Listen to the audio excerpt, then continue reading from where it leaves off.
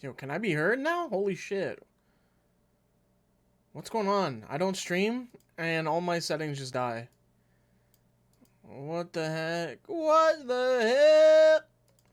Here, will this work? Let's see.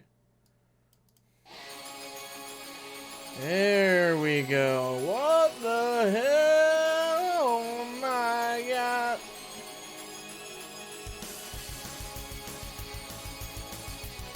Yo. Let me get a haha ball if y'all can hear me. Let's see if there's new 7TV emotes that are trending that I should add. Let's see, what do we got here?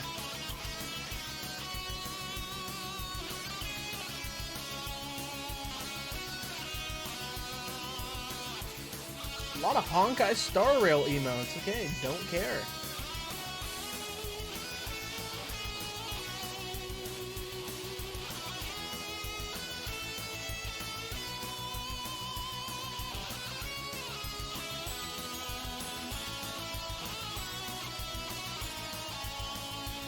There's just so many horny emotes on 7TV now. Holy shit.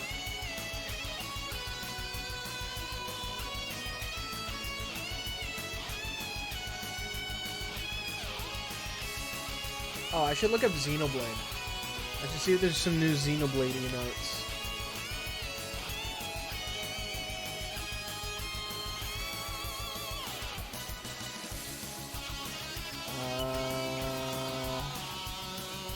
There are not.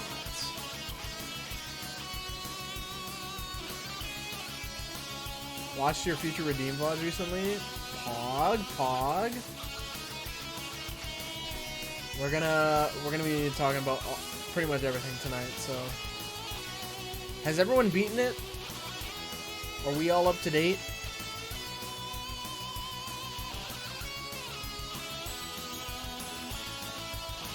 I hope I remember to bring up everything that I want to bring up during the roundtable because it's been a while.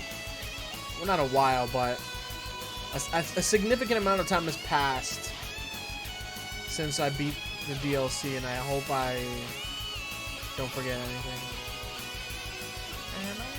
Oh, we gotta add this emote.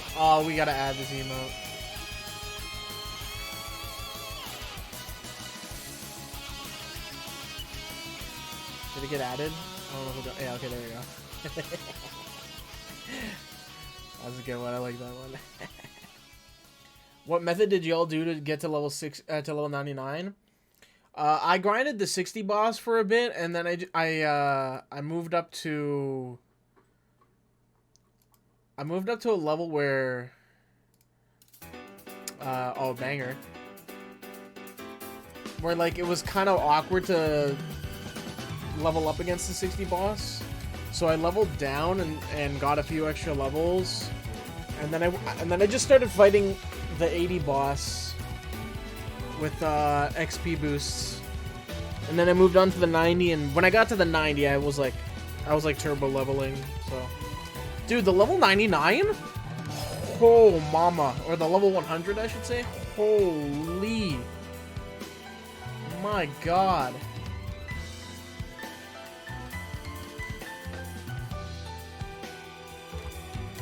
I think we pinged Chris, but I don't know if he's gonna be there.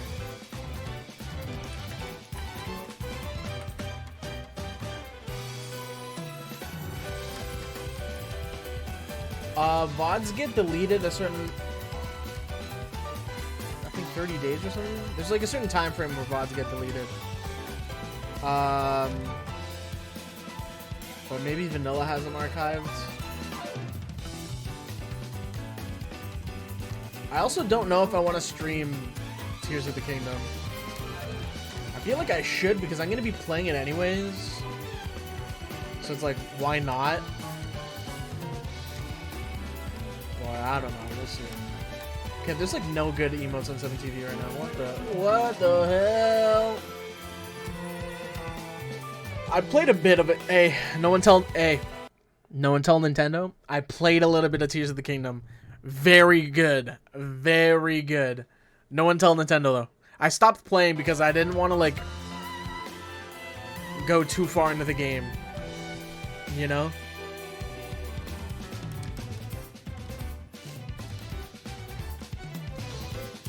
I wouldn't be surprised if people call this the greatest game of all time.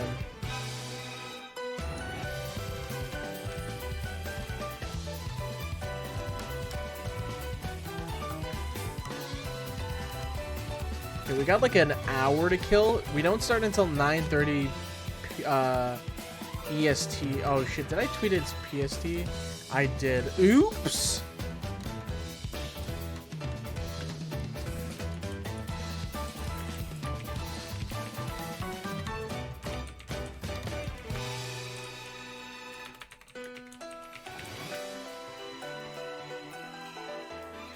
Alright, time to put on the best song from the DLC. Okay, you guys ready?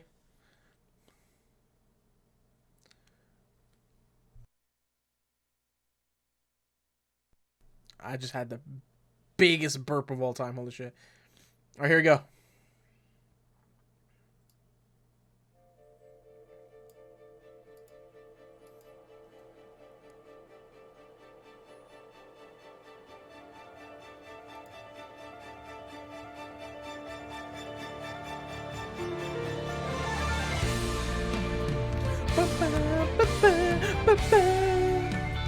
Dude, Reggie Reggie replying to that guy was so funny on Twitter. That dude's a menace.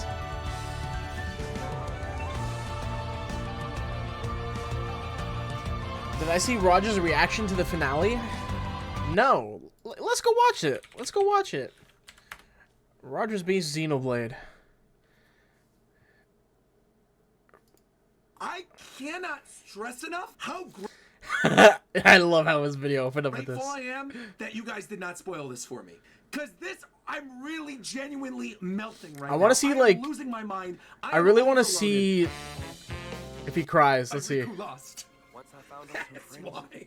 I'll come home again. Dude, by the way, after that stream, when I beat the game and I ended, holy fuck, bro. I was crying like a motherfucker. I'm not gonna lie. I'm not gonna sugarcoat it. This glorious, I cannot think of a single DLC expansion in the history of video games that has done more for the base game than this game has. Okay, I don't know about that. Matthew Van Damme! I don't know about all of that, Roger. Oh. Can't see a video? Yeah, I haven't put it up. I just wanted to see snippets. I'm not gonna watch the entire thing. It's okay. 10 out of 10. New song? Oh, dude, I love this song as well. Front of a door that's been closed for so long. Oh my gosh. He's shitting. He's shitting. Starting with Xenoblade White, Ricky and Melia. He's and shitting. Oh my gosh.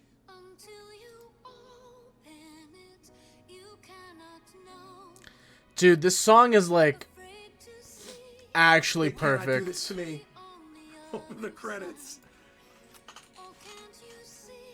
I'm just listening to the song.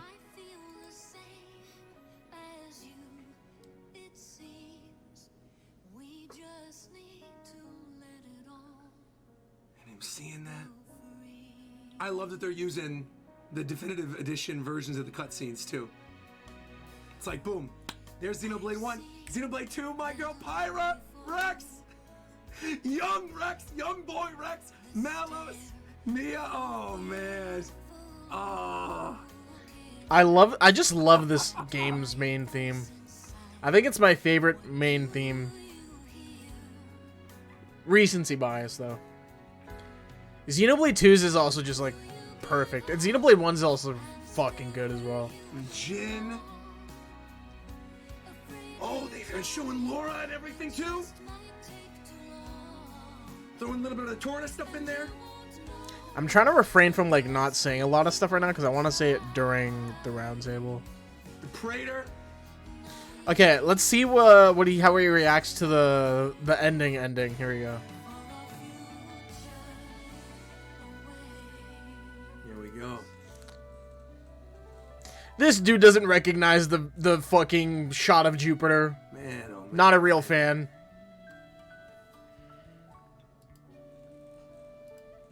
What is this?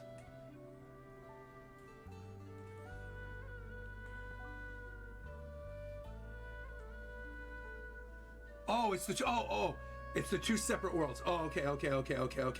I was like, where is this going? Hold on. I was squinting for a second. Okay. Chai, want to know something I learned that's kind of a spoiler, unfortunately, for a future stream, but it'll be okay. That is, when I saw it, I was like, holy shit, mind blast. Spoilers for Xenogears. Dude. One of the final bosses in Xenogears is literally named Ouroboros. I fucking pogged. I Wojak pogged to that shit, dude. I was like, Takahashi's been cooking for 25 years? He's really that guy? Holy shit. Okay. So this is as the worlds are separating again, the end of Xenoblade 3. So we're seeing the continuation of the end of the base game right here. That's what you think, buddy.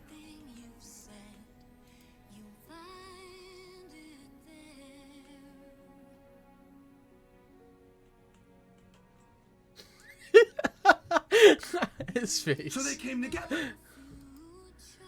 Yes, as the song says. You get the little star up there? What is that supposed to be? What is that supposed to be, Roger?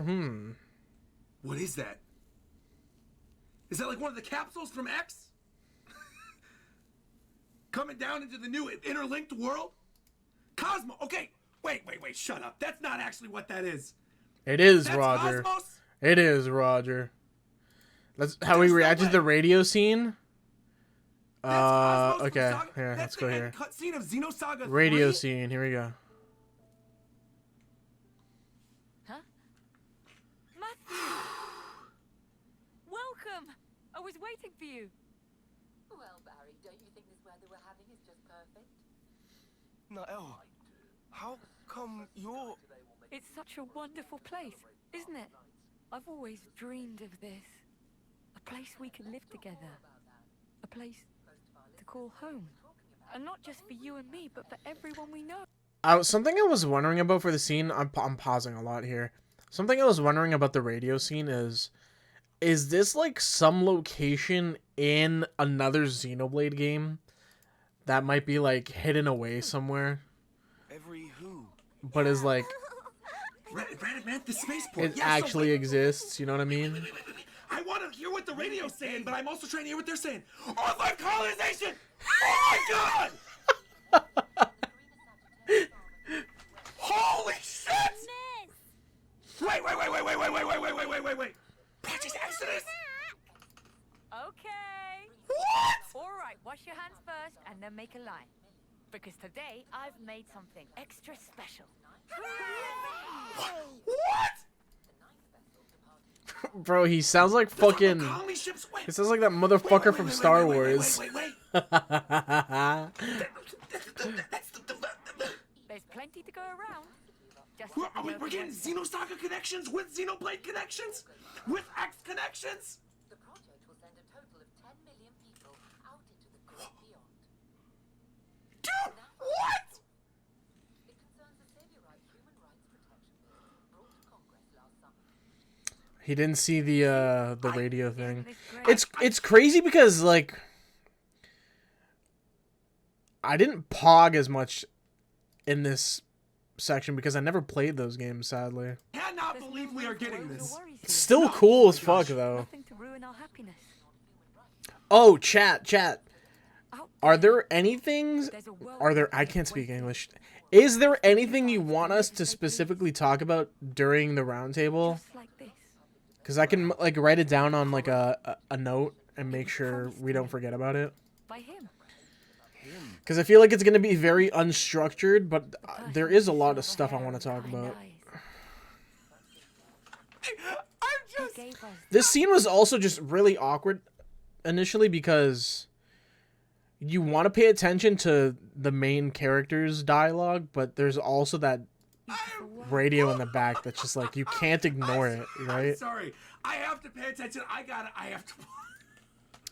One thing I'm gonna bring up, because I made an entire fucking infographic on it, was overload of information, that like character lineages and relations there is way that like expand across the entire series and stuff like that. I am here. People are already talking about Dimitri. There's a lot here. I'm surprised we didn't see more of Z in the DLC. Into the official game. So then I am wondering if maybe, knowing what we know about Xenoblade now and Nintendo owning the rights, if maybe we one day get like a release, remaster, remake of the Xenosaga franchise with all this lore thrown in there. Red alert, Kojima has just watched the Super Mario Bros. Movie in IMAX 3D. Breaking news. The X connection is what's really like making me lose my mind now, though, because I think there are so many people who thought there was no way we're going to see. Well, technically Z got 2 cutscenes, but yeah, I'm surprised he didn't get more. There's an interesting theory that you could bring up, that the blast of Ouroboros energy that Gondor used to split Alpha and A also split N and Noah.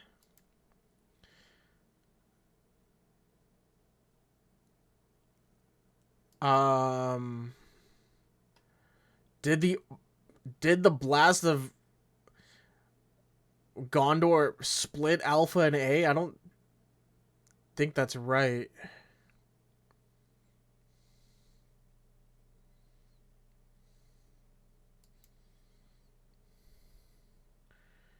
I have an entire theory on the ending where it showed Matthew having Numa in the knuckles and logos for the Sword of the End. I have a whole thing about that we can probably talk about. I should write all of this down, actually. Let me get a little notepad going over here.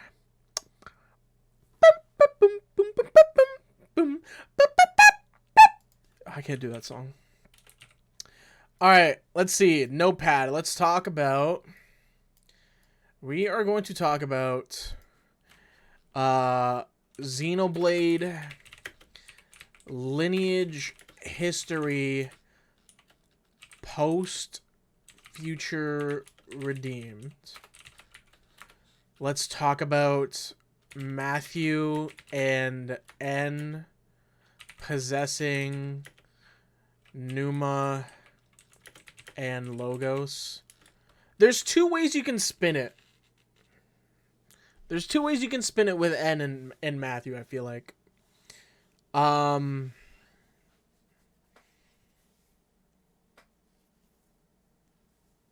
yeah. I'll bring it up when we actually do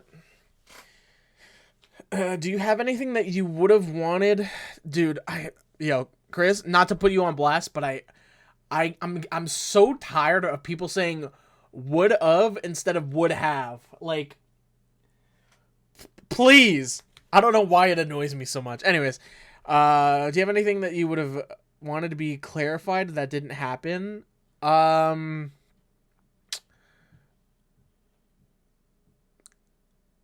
Me personally, no.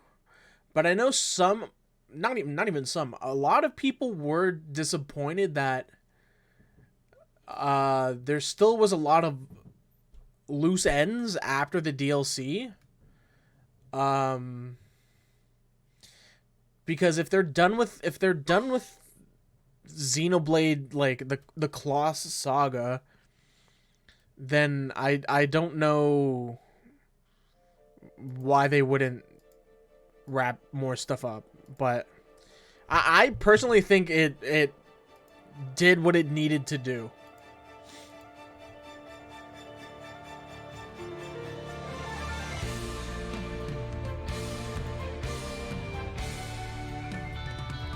Is Dirk Mithra's son? Someone bad at bro. Why? Why are people saying that? People are reaching. People are hella reaching.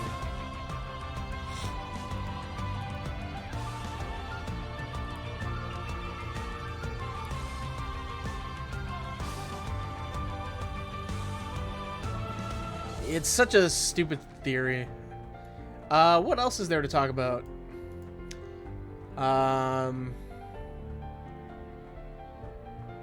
Oh, I guess like Xenoblade X, Gears, and Saga. What would you guys call them? Easter eggs? Tie-ins? Like canonical, like what would you call all that shit? I'll put Easter eggs, because I guess that's kind of what it is. Easter eggs and implications.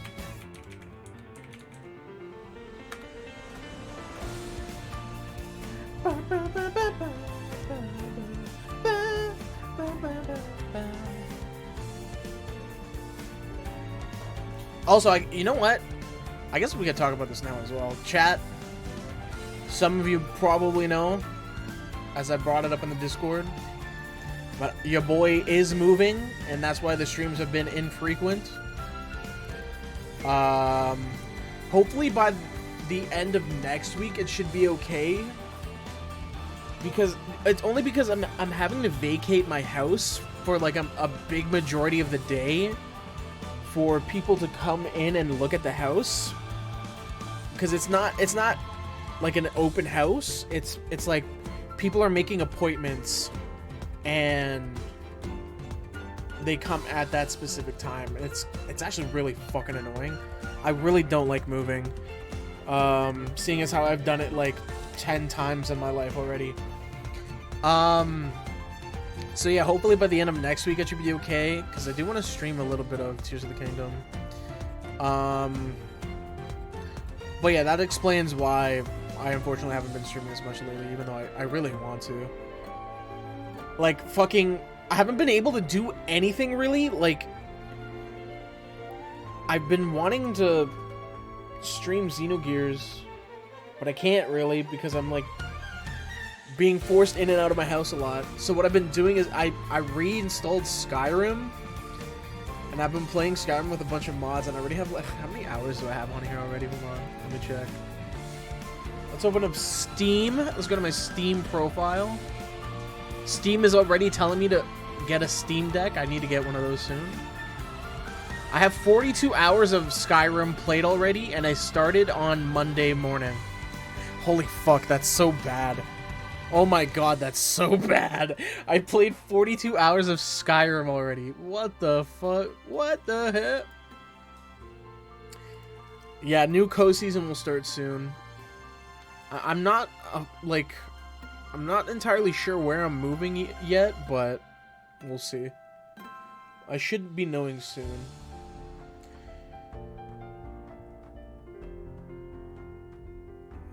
One thing I wanted to see more of...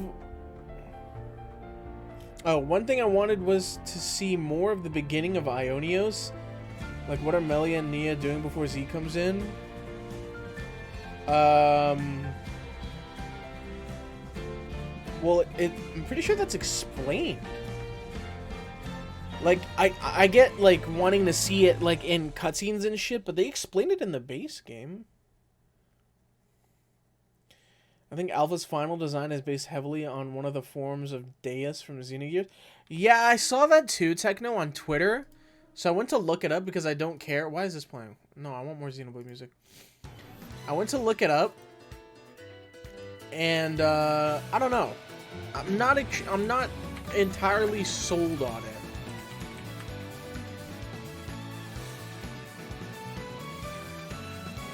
But that would be also really cool as like a reference. Yeah, Ionios only exists because of Z, yes.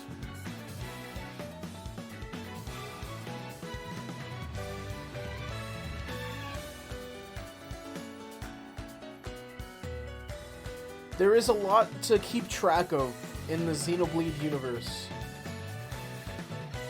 In the Xenoverse. Wait. They can't use that.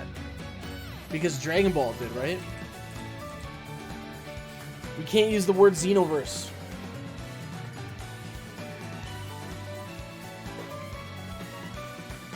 Alright, chat, what do we do for an hour?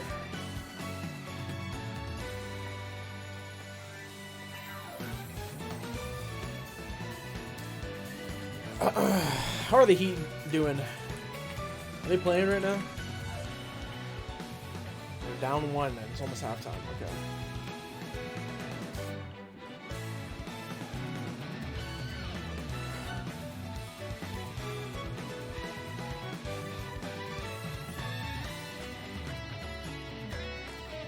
The one thing that made me laugh so much on Twitter that I saw was someone posted a clip of Matthew's animations. My reaction. Hey yo, pee pee poo poo check.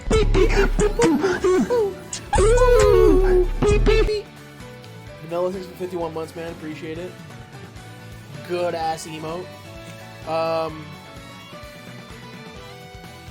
Yeah, I saw a clip on Twitter that was like Matthew's like fighting animation or like an idol animation or something, and someone was like, oh my god, it's the same animation as Faye in Xenogears, and I'm like, bro, it was like a generic like monk type of fighting animation. Like, relax, man. People were like reaching so hard for I'm some doing a things beans on Twitter. check-in. Oh my god. Hamster. I thought there was supposed to be a fart on that alert. Anyways, Virum with the 57 months. Appreciate it, brother. I'm full of beans. I'm full of beans. I'm feeling full of beans. They were really cooking with that one. What is this video? What the fuck? What is this? Leave it to Uncle Rex. I'll show him a thing or three. Is this a Xenoblade fan cam? What is this? You okay? Yeah. Can you stand?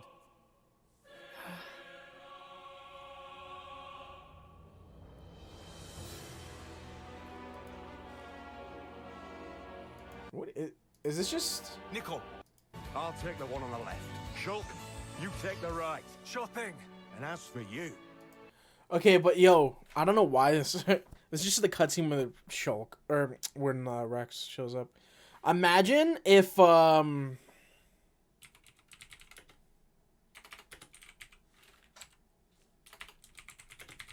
Imagine if this played when Rex showed up. Imagine. Leave it to Uncle Rex. And then Nicole's like... No, wait, wait, hold on. Nicole's voice is like... I want... Why was Nicole's voice so fitting? And then he whips out the Aegis. Impossible, see the invisible. Row, row, fight Full the of power, beans. touch the untouchable, break the unbreakable. Counterattack playing if he... Oh, that would have been so good. That actually would have been great. Why those two were missing in Future Redeemed. What is this video? Massive spoiler warning for Xenoblade Chronicles 3 Future Redeemed, and subsequently just about every other major plot point throughout the entire Xenoblade He's going to be talking about Melia and Nia. Chronicles Watch. series, with the exception of Xenoblade X and the DLC stories for Xenoblade 1 and 2. If you're a massive Xenoblade Chronicles 2 fan like I am, aside from all the obvious Never mind. He's talking about Pyramid, I answers we think. were going to get about Alvis, you likely went into Future Redeemed with one simple question. Where are Pyra and Mithra? Ah, I fucking... why are people so hung up over that? Sound like you're a little horny over there. Trying to get the Uncle Rex build, bro. Well, if you were Honestly, paying attention, same. unlike I was the first time around, you noticed we got our answer. Just not how you might expect. as Nah, it you know turns what the out real Pirate build and I'm Mithra trying to were get? fighting in plain Guernica sight, Van not only Dam. throughout That's what Future I'm trying to Redeemed, look but like, throughout bro. the entire base Xenoblade 3 game. All throughout Future Redeemed, we hear the ultimate Giga Chad Rex and others refer to his former blades and obvious love interest, Pyra and Mithra, without actually naming them. They were usually brought up when talking to or about his daughter Glimmer, since we assume Pyra was her mother. Although she definitely has Mithra's attitude and we know Rex had a kid with her as well, so I'm not really sure anymore. Regardless, at the end of Future Redeemed, when Rex is holding off Alpha, he alludes to Pyra and Mithra for the 15th time by saying, if only those two were here, which is followed by Mobius N, or Evil Noah, telling Matthew he's going to grant him the power of his sword, which then prompts Matthew's Fists of the End, as N refers to them. Fists of the End is so dumb, by the way. Can we all agree on that? Fists of the End is the stupidest thing I've ever fucking heard. So we all agree that End Sword is using Logos' core crystal. Okay. I'm gonna spoil it now for what I think, but I'll reiterate it on the podcast. So there's two things that I personally believe. The main one that I think is because the soul of everyone exists on Ionios, that could potentially mean that the souls of Numa and Logos are also included. Which would mean that because the Sword of the End and the Fists of the End are made from Origin Shard or Origin Metal or whatever the fuck it is. Or wait, did I say I meant Origin? My bad. Not Ionios. But you get what I mean. Because those two things are made from Origin material, they are imbued with the power of Numa and Logos. And that's why that cutscene shit happened. Because initially, what I thought, which I think it could still be a possibility, I don't know, is that Numa and Logos are them together are the first iteration of Ouroboros, but I'm not exactly sure because of the way it's explained with N fully activating Matthew's Ouroboros powers. Like, I don't know. It's weird because a lot of things get lost in translation in the Xenoblade games. Like, not everything is what they're actually saying in the English dubs. So, I don't know. But I personally think that because the Fists of the End and the Sword of the End are made from Origin, that's why we saw Numa and Logos. But I think they also needed a reason to show like the Trinity in the DLC. Like, they were just like, oh fuck it, like we gotta put them all in there. We gotta do it, you know. What was I gonna look up? I was gonna look up a video. There was one video. Oh, it might be in my liked videos.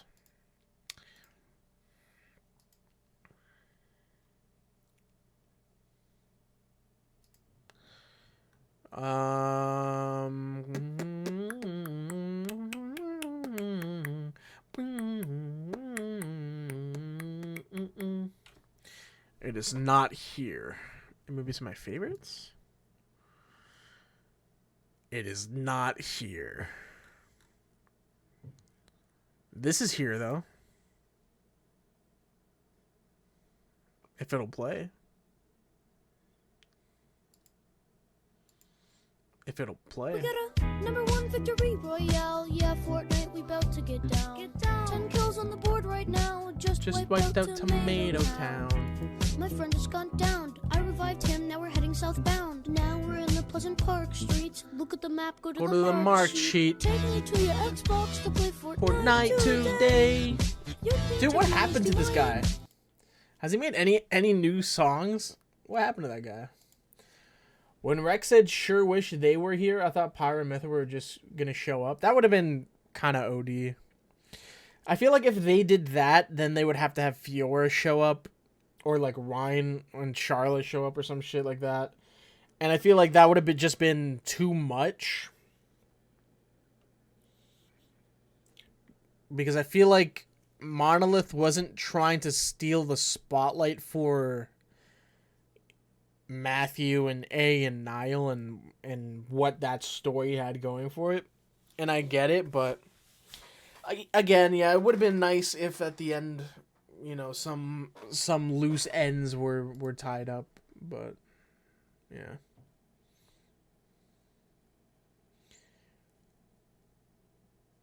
Okay, what do we do, chat? We have like 45 minutes until we start. I can play some Melee for a bit.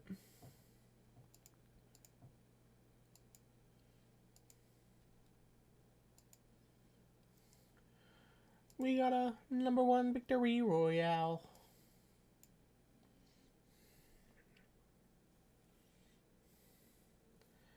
I'm not playing Akinator or P-Cross. I don't even know how to play that. I'm so happy they didn't show Noah and Mio at the end of the DLC. I mean, I like how the DLC ended. I like how they showed, you know, that shot of Saturn and, you know, the reforming of Earth. I thought that was cool. So let's just play some Melee. Let's just play some good old Super Smash Bros. I've been on the starting screen for 30 minutes. Holy shit. Alright, let's play some video games. Oh yeah, chat, you want to know the downside to me moving? I packed up my camera, so you're gonna have frozen camera for like the next couple of months. No.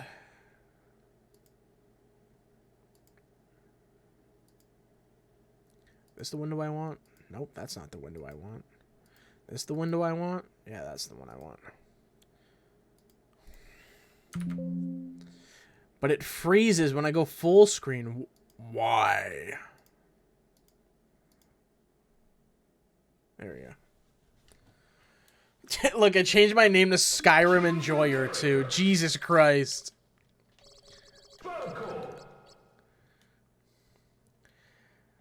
I like how Matthew, Niall, Miley resemble their great-grandparents without it being immediately obvious. I don't know about that. I don't know about that.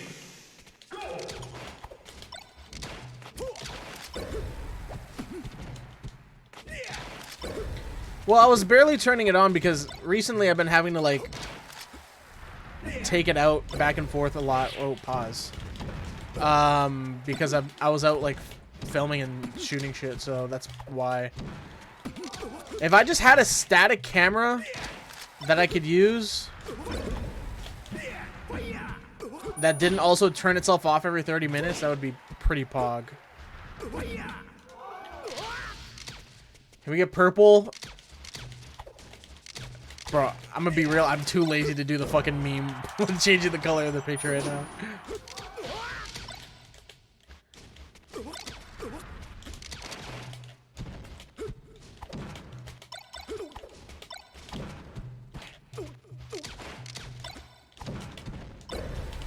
It would have been a little nice to see if, I don't know, maybe Monolith, whoa, what the fuck? Maybe Monolith will do something with it later down the line, but I would love, I can't speak, I would love to see what happened with Matthew after he left the city. Cause I forget what the what's it called? Not the, I guess the statue. The statue says something about Matthew where, like, I don't remember if it says someone returns to the city in his place or if he returns to the city. I forget what it is.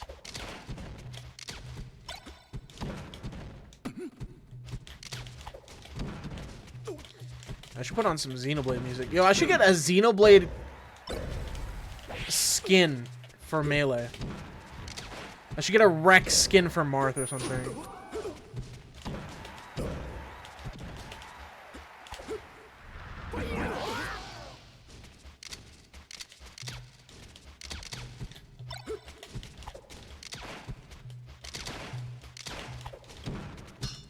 Oh, I've realized, because I'm moving as well, I don't know if my soundtrack, my special edition soundtrack thing that I ordered is gonna come here before I leave, which will be shitty. With the city restored, he left its government in the hands of Doyle. I think Doyle is Nicole? No, he's Reed. Who's Doyle again? I think that's just Niall. And departed on a lonely expedition. No records exist of his fate thereafter. Heirs of Van Damme lineage only returned to the new sea. Okay, yeah. His descendants came back, but he didn't. So, yeah, it's like, there's no closure on what exactly Matthew does, but I don't think it's necessarily needed. You know what we should watch? Is there like a Xenoblade retrospective on YouTube?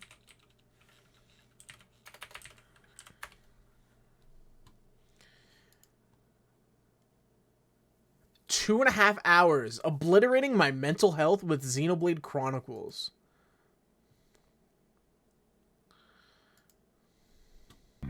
So, what was this game about again?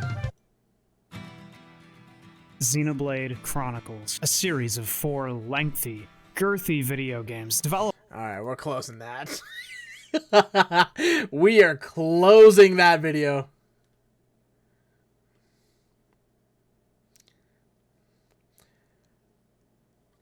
There was that affinity scene where A tells him to walk to the world. Why don't I remember that? A lot of the affinity scenes were cool, though. A lot of cool callbacks that I enjoyed. Let me put on some... Here, Xenoblade music to study to or something. There you go.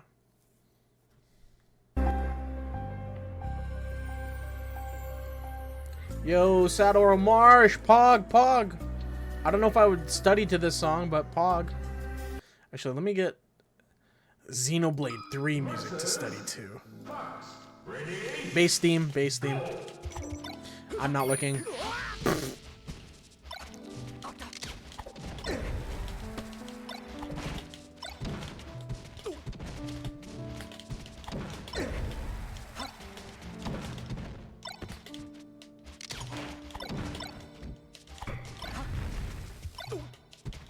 Okay, chat. Now that the Xenoblade Chronicle is over, who was your favorite character out of all of them? I'm here to tell you right now. Okay, we don't care. We don't care. We don't care, guys. Never mind. We don't care. Yo, Melee Kunis with the 54 months. Appreciate it, my dude. Welcome back.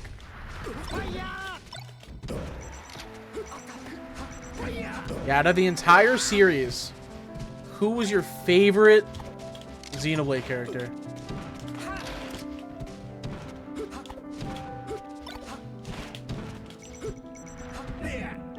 Nah, you're not gonna get me with that.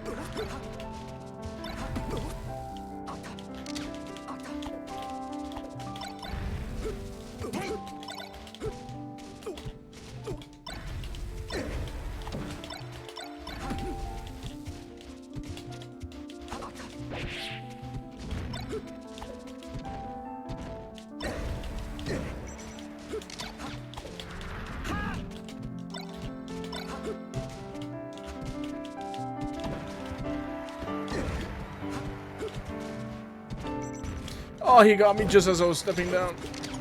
Alright, I'm gonna shield you. Power shield now. Fuck.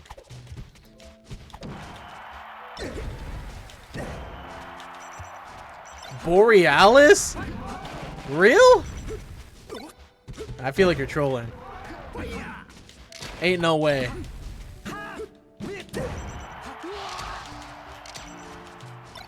I would love, dude, I would love to go back and watch like my entire playthrough of Xenoblade 2 again. I feel like that would be so fun to watch.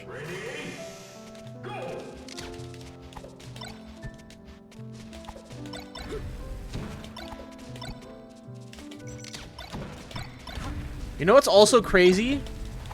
It's crazy to think I would never have gotten into Xenoblade as much as I did if I didn't initially dislike Breath of the Wild. Because I only bought Xenoblade 2 because when I bought my Switch, I wasn't enjoying Breath of the Wild, and I wanted something else to play. And so someone was like, oh, there's this other RPG, Xenoblade Chronicles 2. You probably need to play the first mode, but you don't need to. And I was like, okay, I'll give it a try. Well, fucking why not? And then it turned out to be the greatest fucking game to ever exist.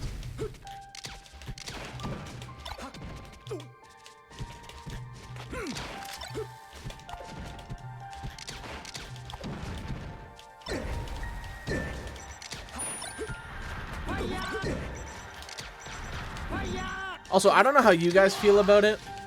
No, I didn't shit on stream. But did you guys feel like the gameplay of Future Redeemed is just better than 3 as well? Like, they just, like, improved on it so much. Like, I went back, after I beat Future Redeemed, I went to go finish Masha's DLC stuff.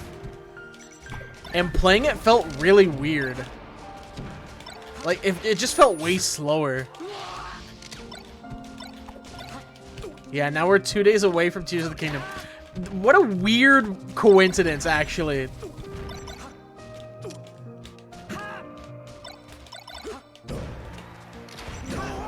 Oh, but I never die. I will never die. Yeah, 2 was just as a blind, like, fresh experience was super fun for me.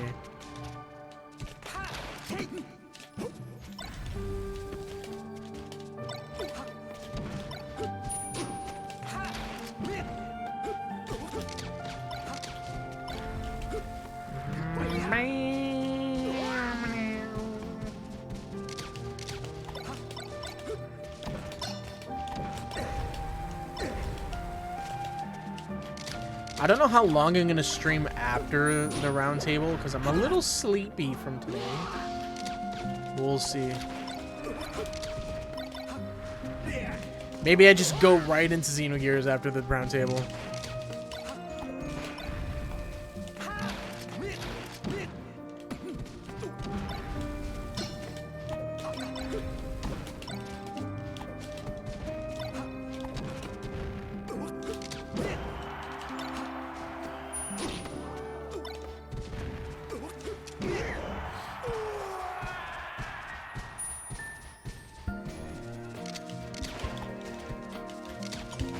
I mean, maybe someday down the line we'll get the entire Xenoblade collection, all on one game.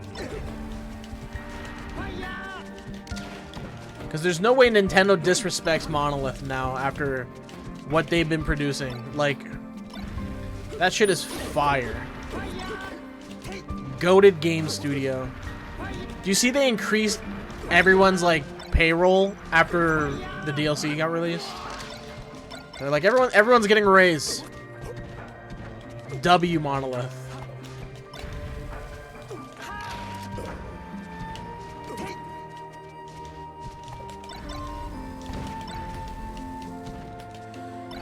Ah, I jumped.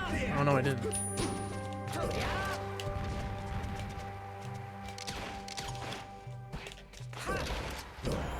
Man, I'm dead.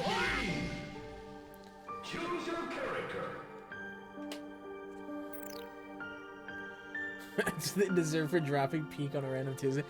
Honestly, real, man. Like, they put a lot of work into those games. Okay, this guy's just walking forward slowly. I'll pass on that. I've been also liking so much art on Twitter. Jesus Christ.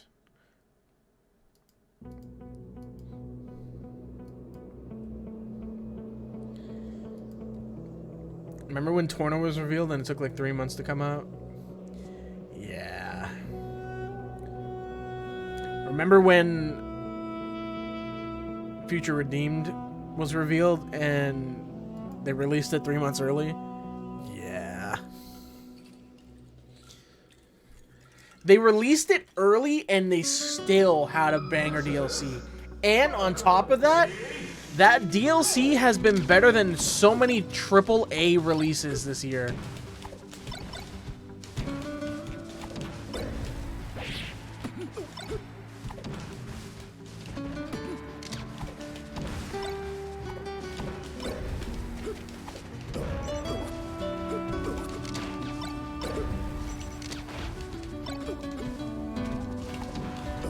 Goated theme as well. Actually, such a good theme too.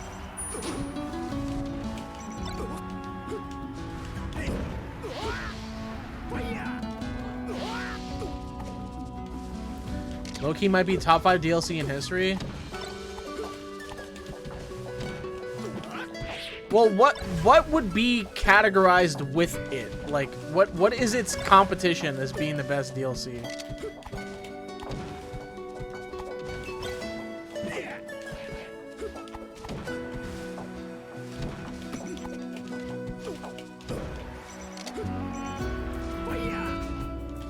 It's honestly, it's weird to categorize the Xenoblade DLCs as DLCs when they just feel like full-on game releases, you know?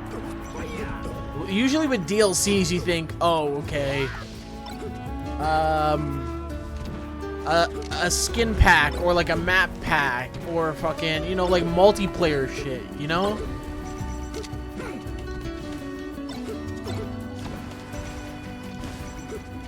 Oops.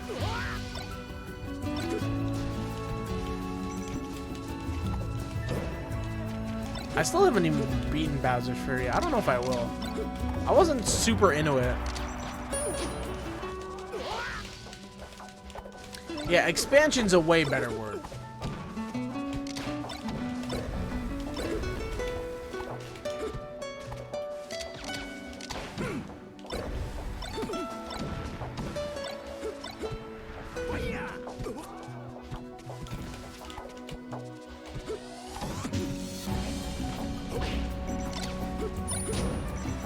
Oh, you got me. Maybe Octo expansion? Those DLCs I don't know much about.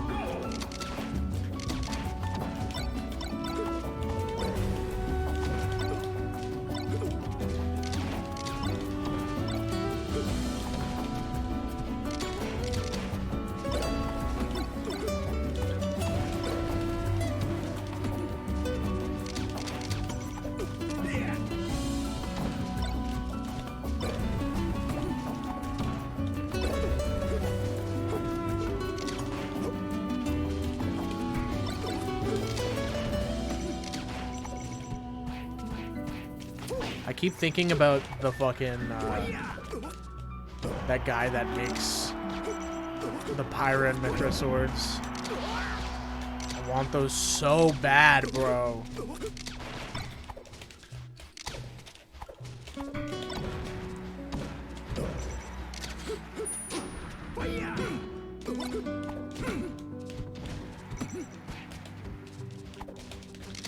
I also think that the Xenoblade series is like top 5 in series soundtracks.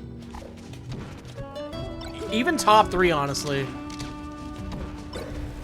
I think it's one of the series that has some of the best music ever.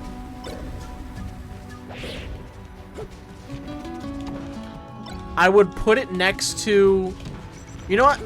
Let's make a Mount Rushmore of video games that have amazing soundtracks. And like, I'm talking about series, not just like one video game.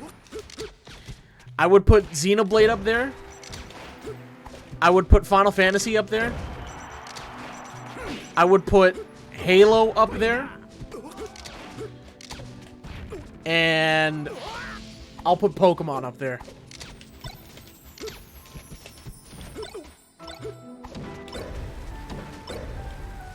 I'm getting cooked right now. Holy shit.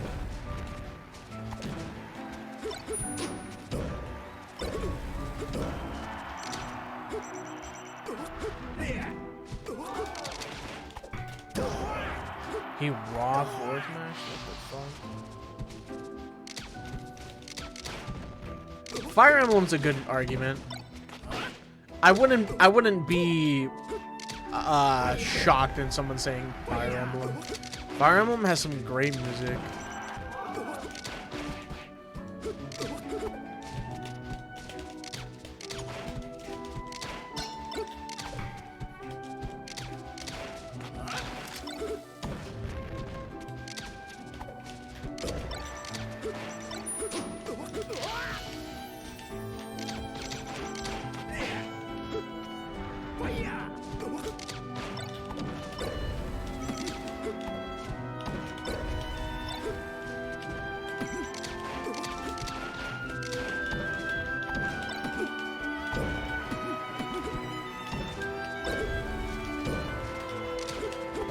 Oh, he's cooking.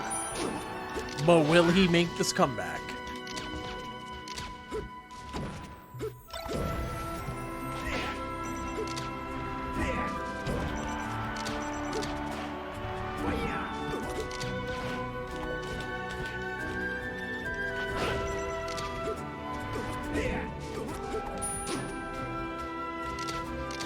Hell no. I already know what you're trying to do. Hell. I might be dead. No! Why does he just buffer it? No! But I will never die. This guy's playing like it's a tournament set, man. Hell no. No, I wasn't far away enough. No!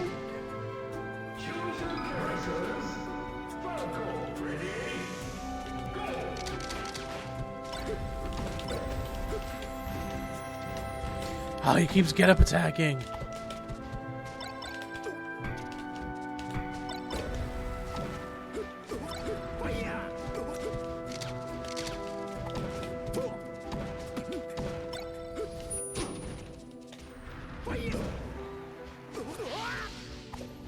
What up, Seabay?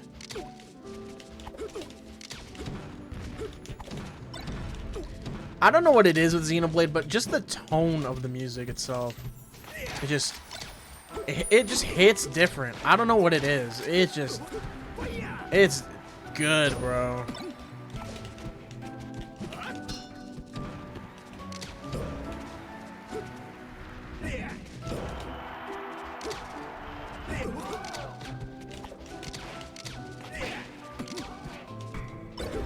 Hell no, I'm not rolling in there. Hello? Oh, I'm dead.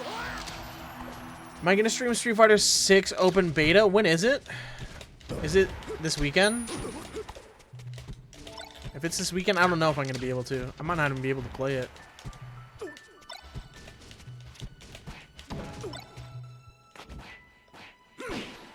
Next weekend? What's up, Mike? Next weekend, maybe. I should have more time next weekend.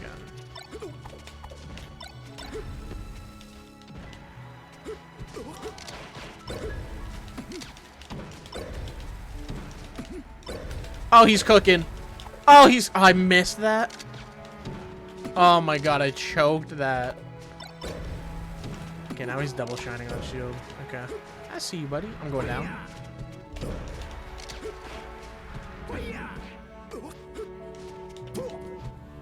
That is gonna get up attack. No, I grabbed first. No.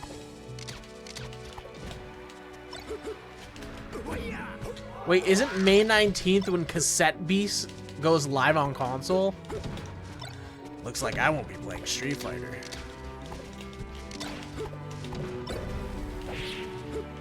How many of y'all have been playing Cassette Beast?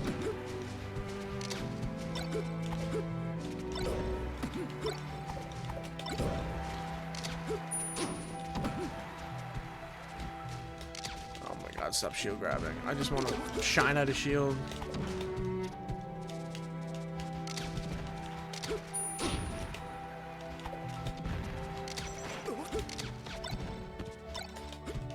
No, I landed. Ah, that's unfortunate. I can't. Oh, I think my jab pushed him off.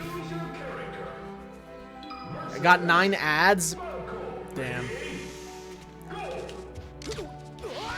games. I've been playing Mario Dude, I'm not gonna lie, I had a thought the other day about streaming Mario Galaxy because Gusty Garden Galaxy popped up in my my autoplay on YouTube. I was like, damn. I forget how good of a game Mario Galaxy was.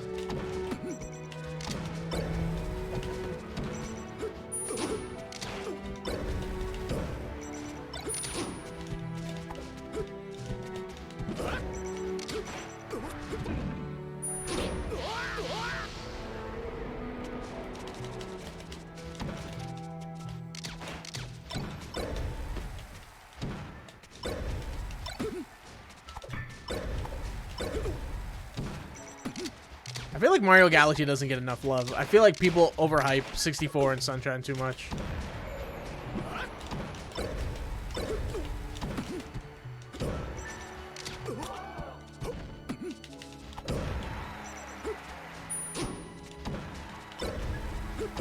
Yo, Mike, when are you streaming the entirety of Xenoblade? When's that happening, bro?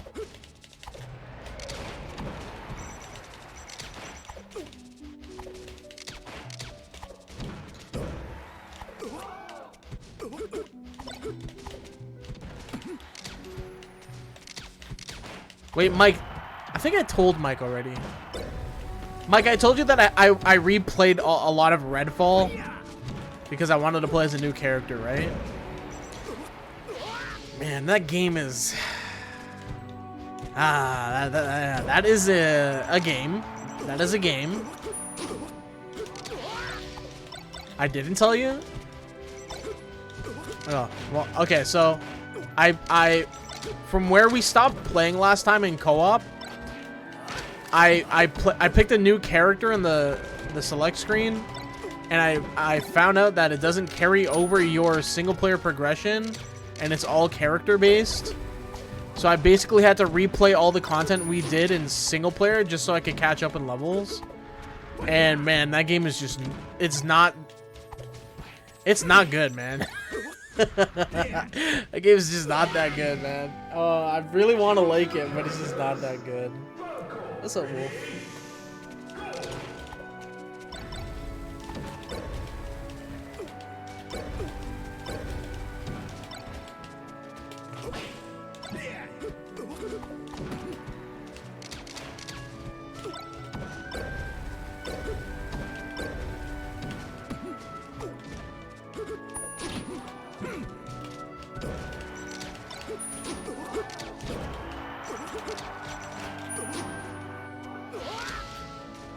Dude, I think I would much rather play Avengers than Redfall.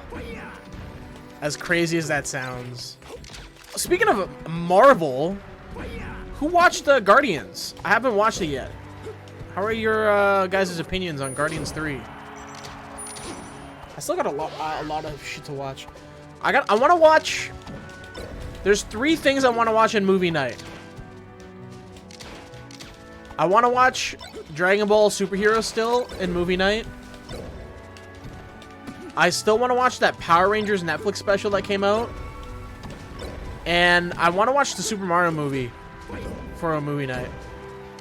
Because I think it comes on video on demand like next week. You're watching it tomorrow? Nice, nice. Good movie? Dude, I heard it's a really good movie.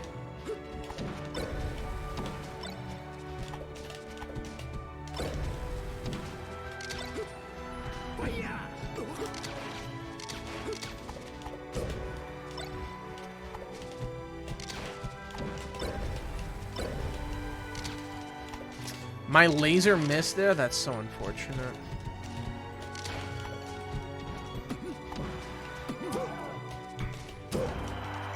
Dude, this guy's forward shielding after he powers? What the fuck? We're doing Megan on Saturday. I'm gonna be real, I don't really want to watch that movie.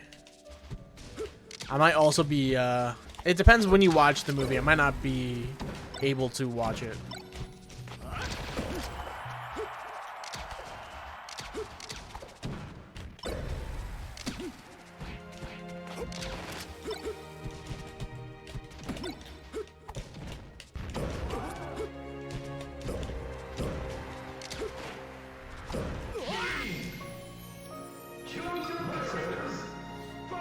What, the Mario movie got delayed for on demand?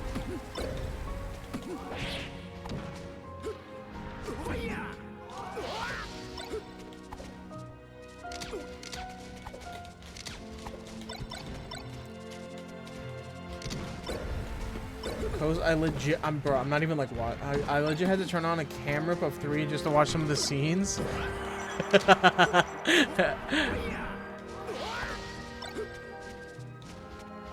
You really liked it that much, eh?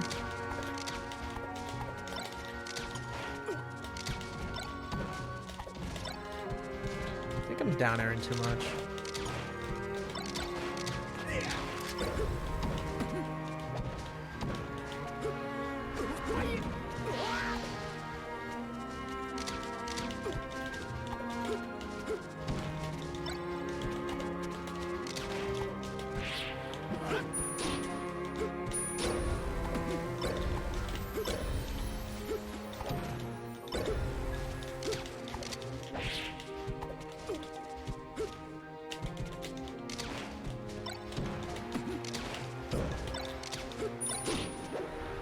Bruh.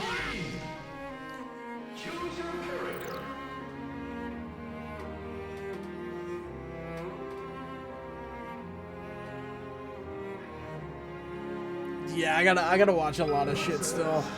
I've been too busy on Skyrim. The only scene I've seen of Guardians is the...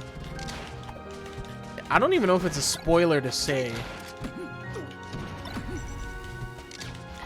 The scene I saw is the scene that caused the movie to get the rating it got. Like the PG-13 rating.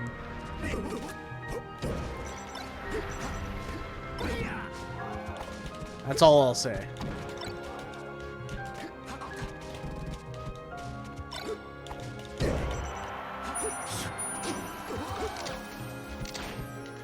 I'm pretty sure it was reported on already, like it's public info, but like the scene isn't actually like used for marketing for the movie or anything like that. Like it was a straight up Chinese camera.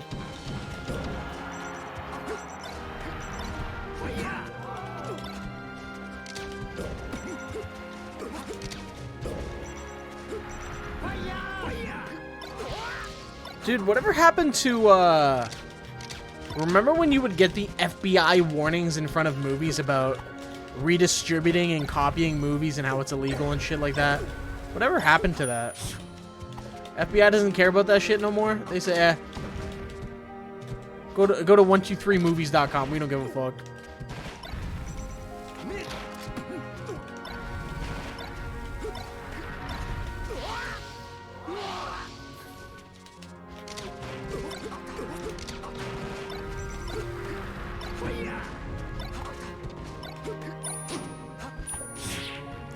Now, you know what probably happened? The head of the FBI probably wanted to watch a movie so bad that he had to Chinese camera it. And he was like, alright, man, we're getting rid of this law, bro. I gotta watch this without being put in jail by my own people.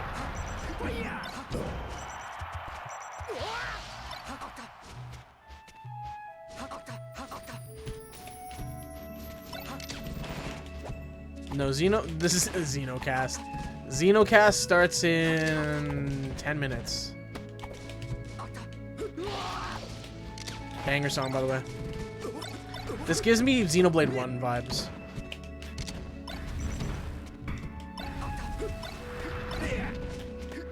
No, don't die! Now he will try.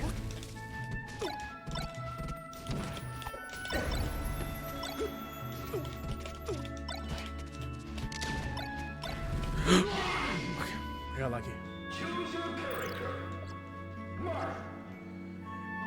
Yeah, piracy has gotten so much easier.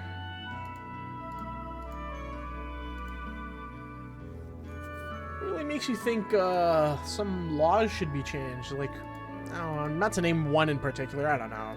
Nothing to do with piracy, but maybe the DMCA laws. That's just me. I don't know. Versus Falco. Ready? Go!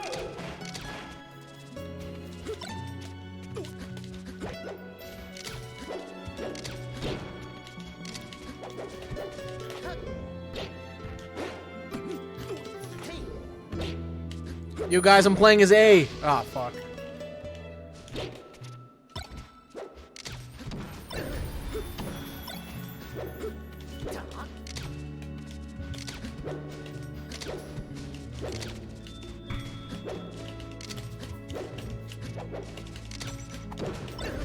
This guy's going for the deepest and like lowest lasers, and he's just not getting any of them.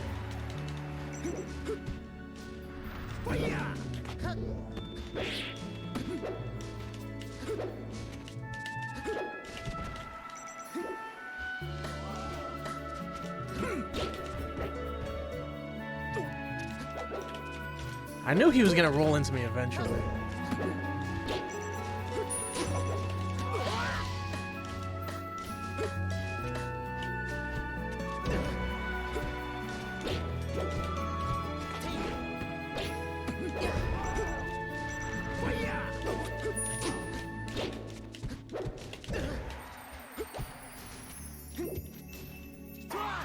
God, this song is so good. Where did I rate this on my Xenoblade soundtrack tier list? We gotta update that with the future Redeem songs, huh?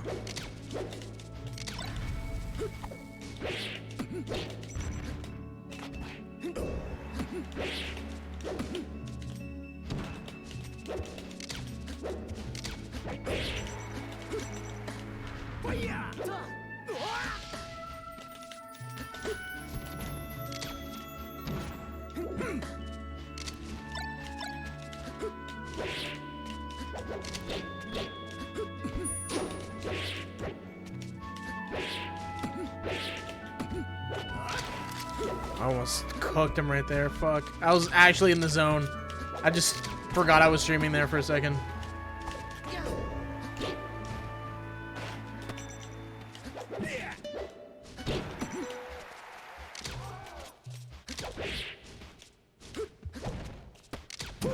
I gotta figure what I put up on the screen during the spoiler cast or the discussion.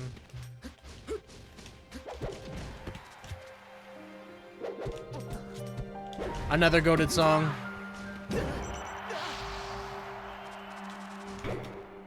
Do I just put a future redeemed gameplay while I'm streaming, I guess?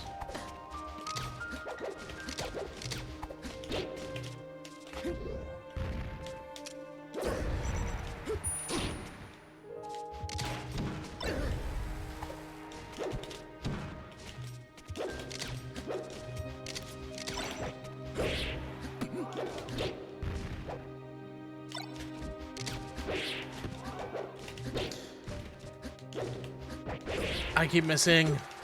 I guess that me.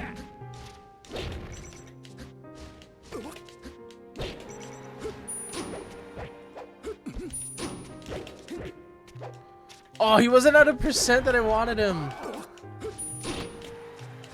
I want to catch him with his like side B and like up air him while he's in midair.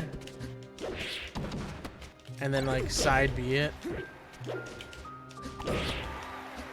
Doing a little trolling here. That was literally it.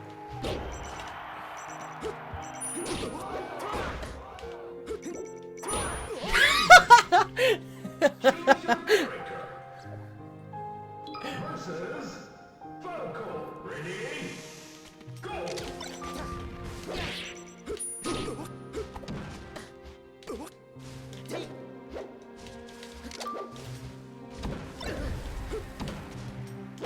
Guys, that was Monolith DMing me personally saying, "You're the best Xenoblade streamer we've ever had."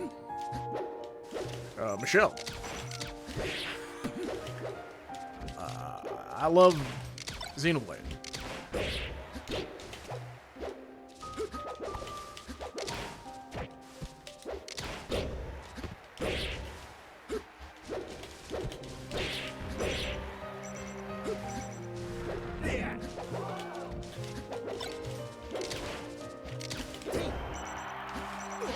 I don't know how people don't like Xenoblade 3's OST as much as the other two.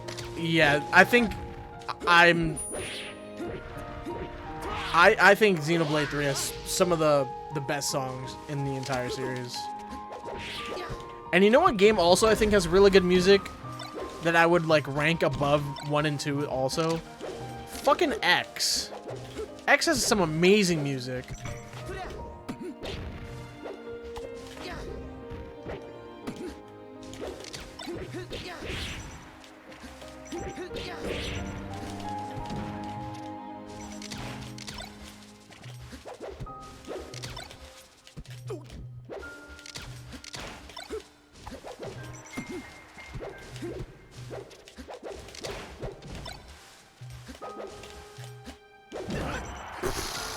Alright.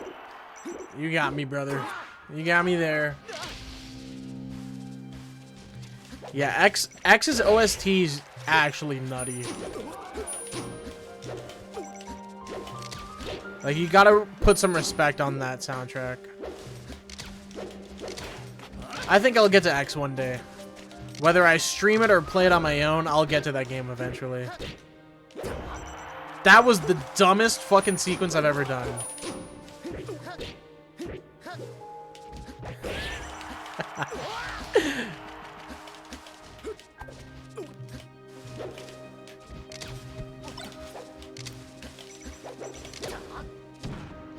Alright, watch the 0 to death right here. Watch. No, that wasn't it. Alright, here it is.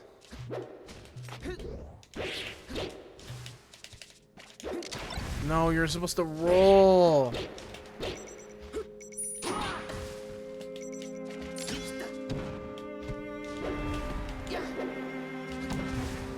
Not this song.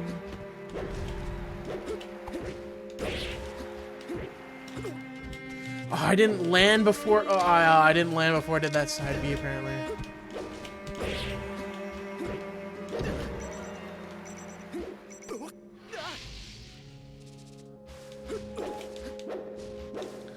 I heard people say X's game. Oh no, X's story isn't good, right?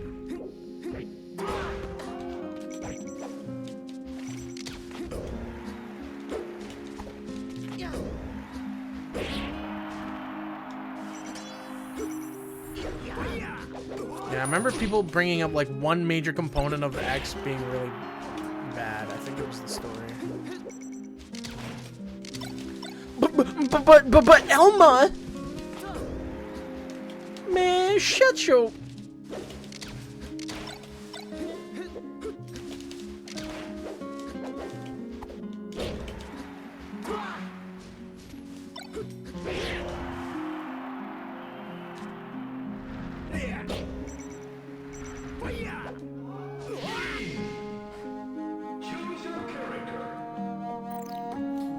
Alright, Skyrim Enjoyer has to leave. There is a podcast bit that needs to be done. Oh, never mind. We are starting 30 minutes late because Roger is stuck in traffic after going to Super Nintendo Land or whatever the fuck it's called. Super Mario World, whatever the fuck. Publisher calls out Metacritic after hit indie JRPG Chained Echoes gets inexplicably review bombed. Whoa, why? Why did Chained Echoes get review bombed?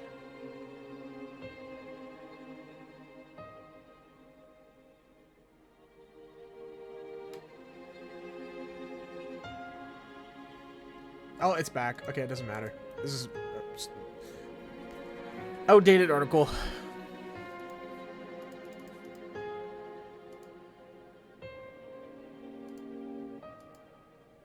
Tell him to hop on Discord on his phone? Fuck that. Hell no.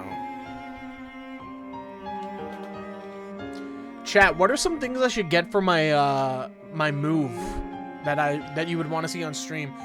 You know what's funny actually? So I mentioned earlier how like, you know, I'm like in and out of the house and shit for you know, people viewing the house and stuff, right? The first person that viewed the house commented on my Saul Goodman cardboard cutout that I forgot to put away. I fucking forgot, dude.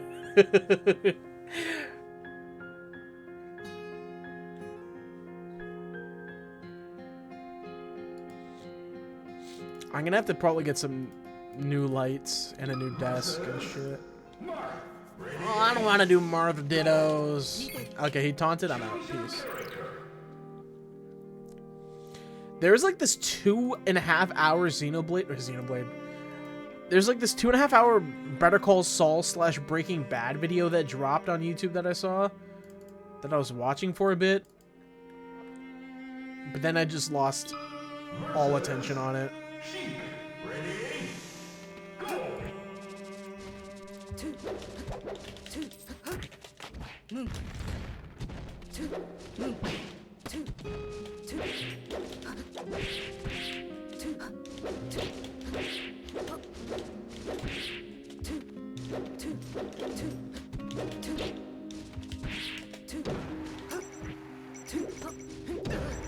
Damn, they went deep. The one that we watched, yeah, the one where they watched Saul before Breaking Bad.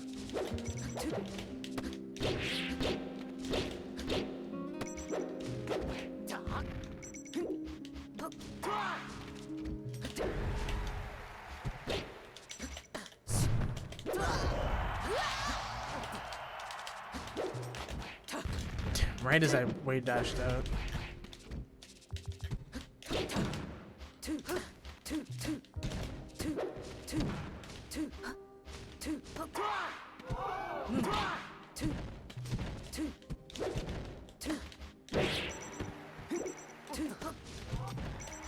That got my little tippy toes.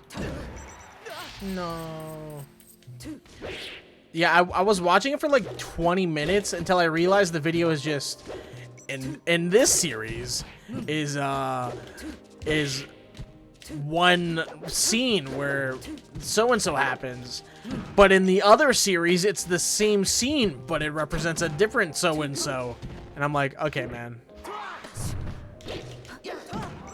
Bro went to film school to make YouTube videos of breaking bad analogies and essays. Like, you get it, man.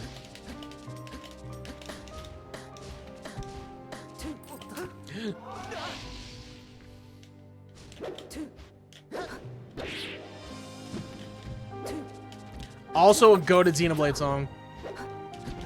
Possibly top 10 Xenoblade songs of all time.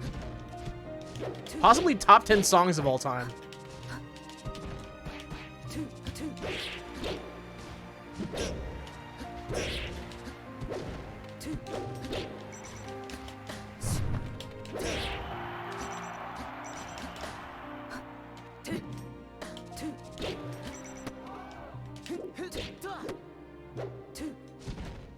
My up tilt didn't come out. Cringe.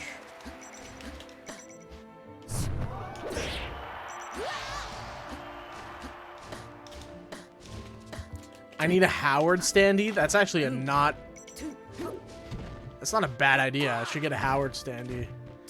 Put it right next to Jimmy. Just collect all of them. Get a fucking Lalo standout too. Dude, the song's too good.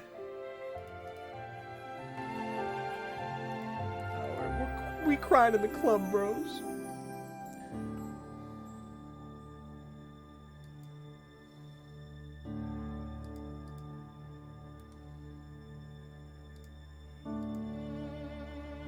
Put Lalo next to Howard? That's fucked up. Fox, ready, go!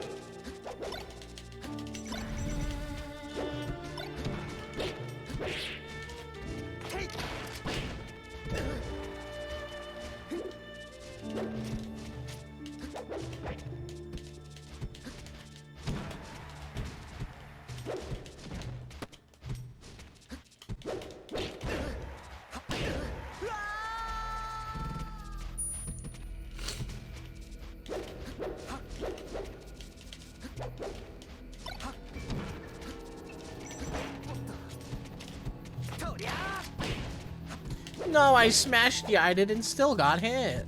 I need to grab this dude more.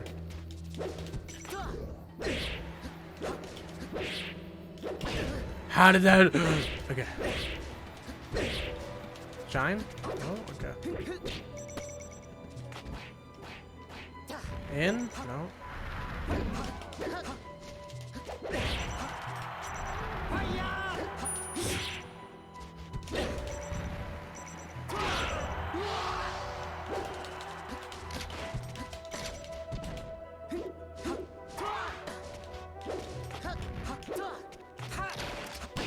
No. Oh, I live? I will never die?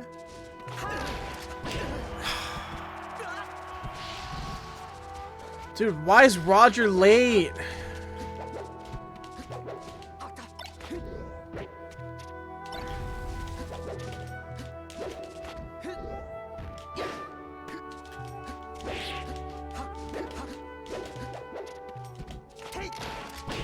This dude just has to flex that he lives so close to Super Nintendo Land, Super Mario World, whatever the fuck it's called.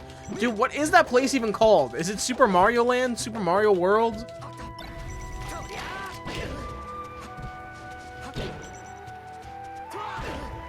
And I'm dead. Oh, it's just Nintendo World. Oh, okay.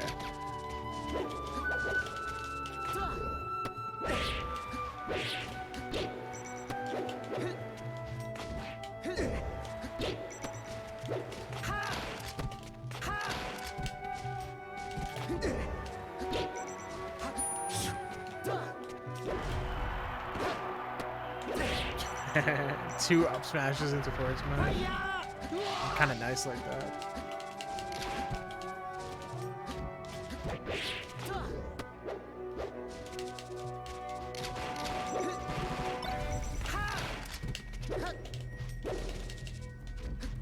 Woo!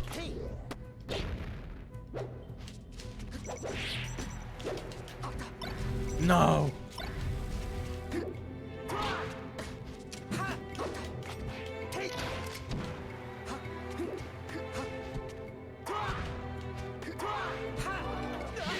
Okay, this is how we start winning games. Like this.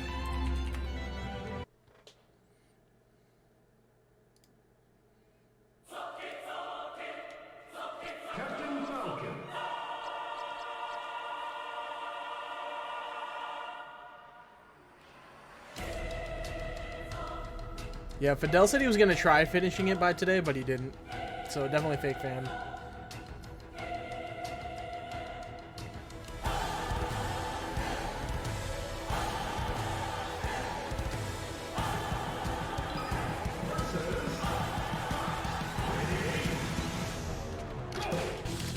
Bro, that timed perfectly with the song. What the fuck? That's actually clean.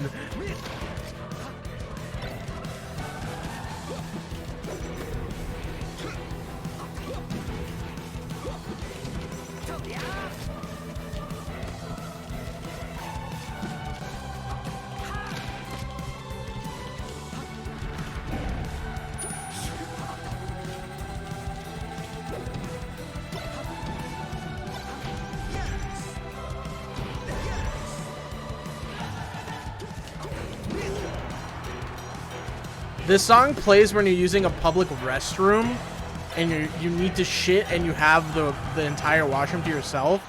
But as you're as you're about to shit, someone opens the door to the washroom. And now you're too embarrassed to actually shit because you're embarrassed about someone else hearing the sound of your shit hitting toilet water. I went way too deep into that.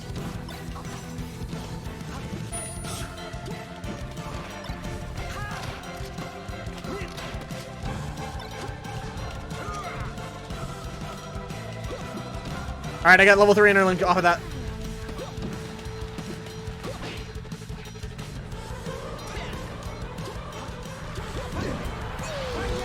Okay, he's resistant to break.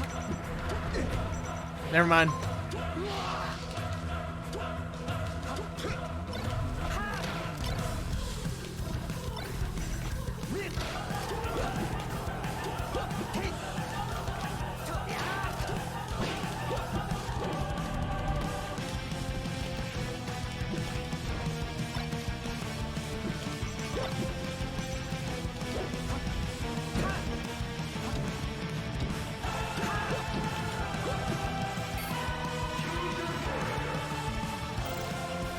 Okay. That's just showing the power of Ouroboros, you know what I'm saying? The power of Mobius.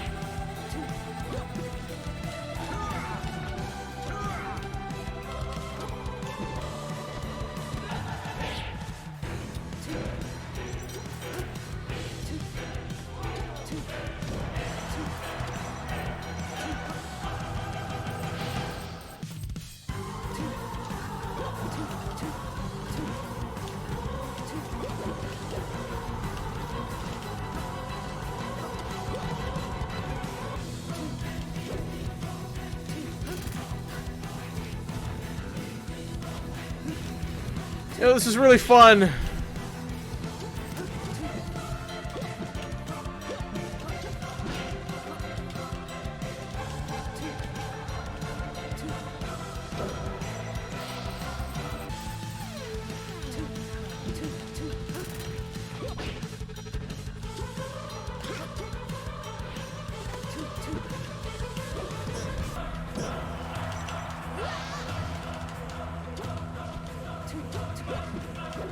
Okay, chat. Any last minute things I need to remember about bringing up during the discussion about Future Redeemed? Oh, he upbeat early, fuck.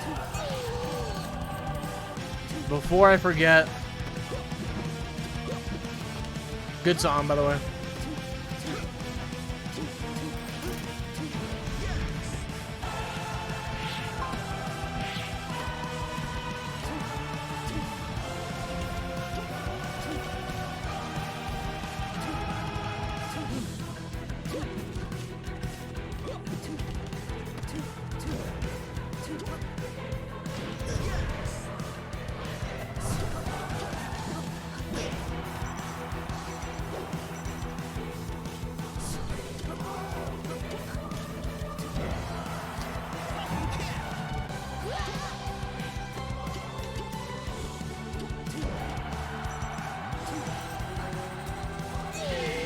Unlucky. Okay, hold on. Let me write this shit down so I don't forget.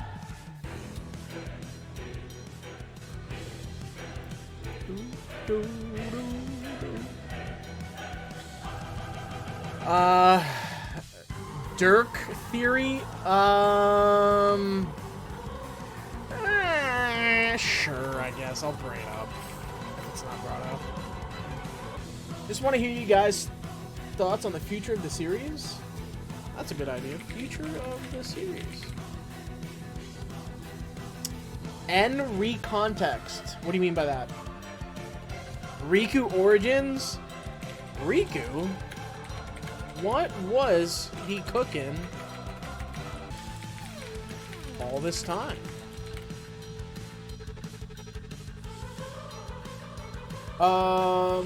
We'll probably go over the music and the DLC, yeah. Prior Xeno connections, yeah, I have that written down. I haven't played it yet. I should probably avoid the discussion, but I'm not going to. Let's go. Yeah, my family tree will bring up as well.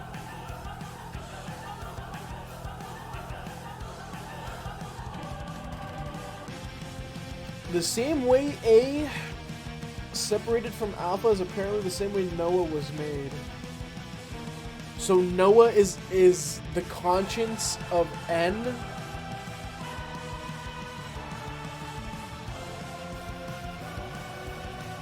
So that means, does that mean A exists still? I don't know what that entails. I also don't follow that fully.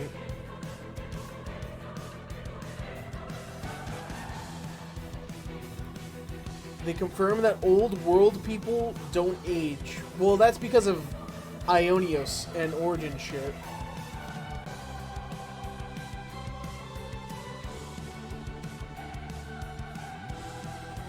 Rex probably being this.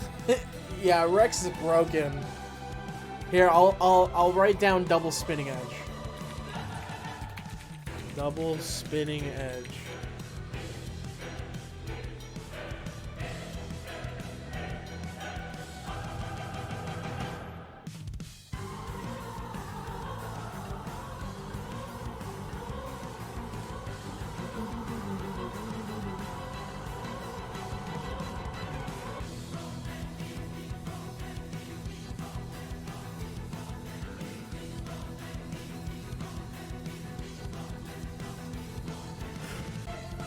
Oh. Yeah, I think out of this discussion, I'm knocking the fuck out. I'm so sleepy. Too much Skyrim. How Juju is related to Shania? That'll be a part of the family tree shit.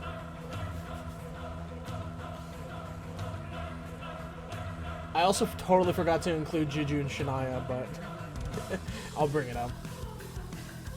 Cause who brings up Juju anyway? Fuck that kid. Riku still being around was a complete question mark? Not really.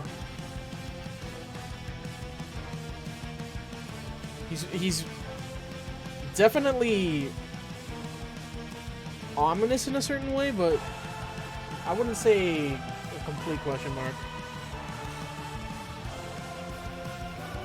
Well, Rex and Shulk aged up to the point of, I'm assuming, origin. And that's why.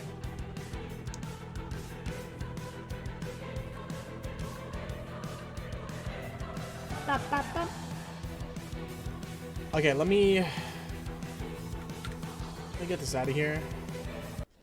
Let me pull up YouTube so I can get a video going in the background of like some Xenoblade shit while we're discussing. Is there like Xenoblade 3 gameplay? New Defunct Land video, guys. It's about the Wiggles. Do we watch it?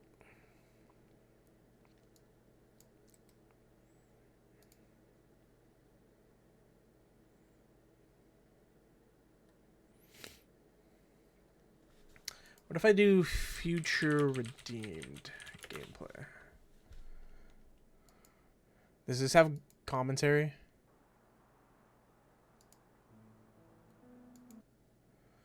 I don't know if this has commentary.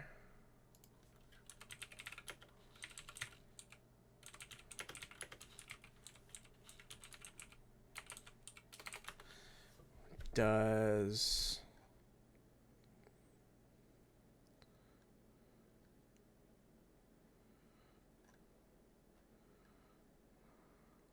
Actually, I think this should be fine. Oh, this is 45 minutes. Here. This? Let's go. Okay, this will work. Doop doop doop doop doop doop doop doop doop doop doop doop doop. Yeah. Wait, so Shulk, Rex, and Z fight Alpha outside of Origin. Yeah, like this is, yes. Right here, yes. Yes.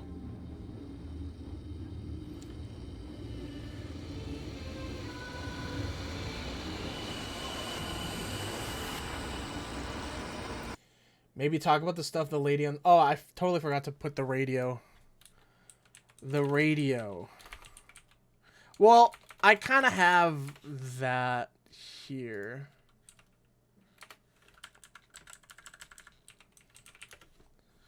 Okay. I assume Shulk and Rex were Force Ghosts to reduce...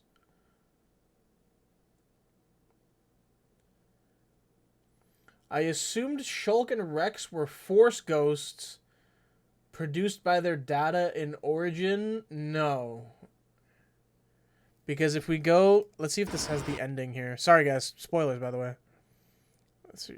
This one's cutscene. So this shot right here when they're glowy and they walk back into Origin. This shot. If I can get it right here.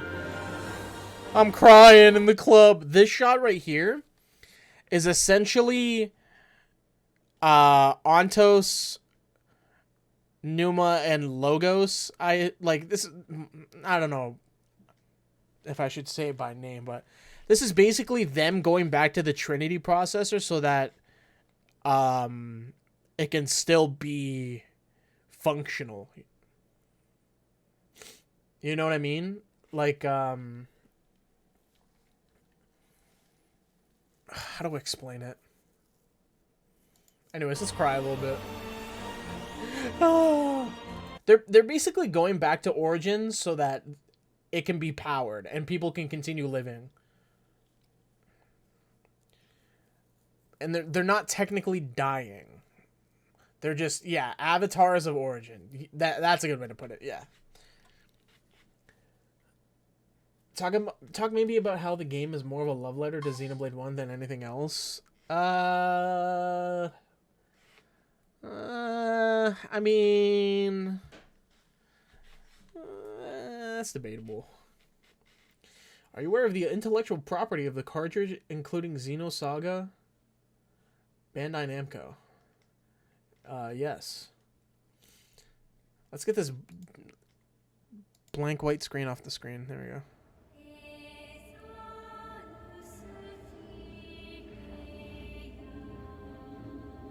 They're basically propping up the world so it doesn't hurt. Yeah. Dude, Teffer Hill. Oh my god. I actually pogged, bro. I actually pogged. Why? Tell me why. It's almost entirely Xenoblade 1 references. That's just not true. That's just actually not true at all. It may feel like it because of Colony 9 being the main place that you're operating out of, but it's just, there's a lot of Xenoblade 2 references still. There's fucking references to X and Xenogears and shit. So I don't know. Oh, you could definitely say there's more. It leans more to Xenoblade 1, but I wouldn't say it's a love letter to 1.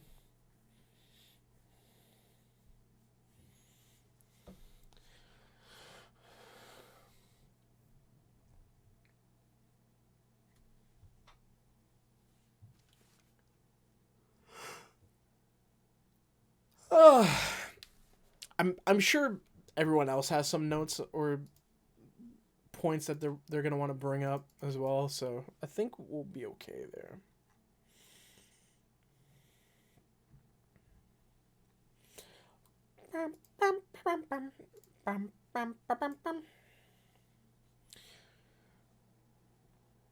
The Xenoblade 2 fanservice was making Rex the most broken character of all time.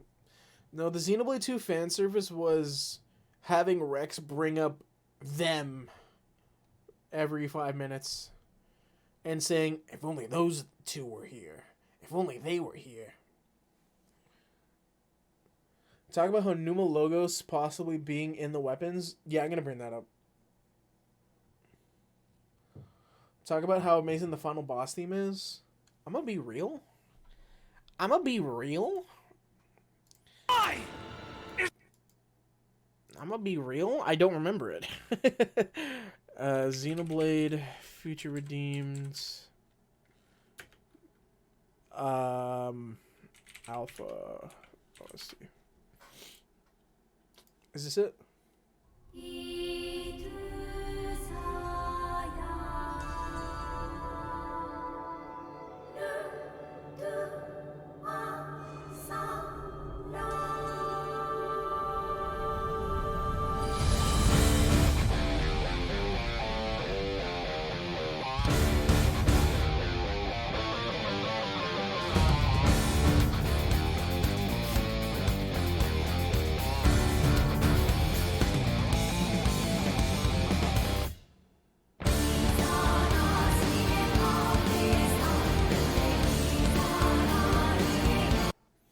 Here's how we make it actually... Hold on.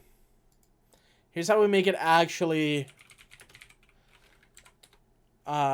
genuine. I like your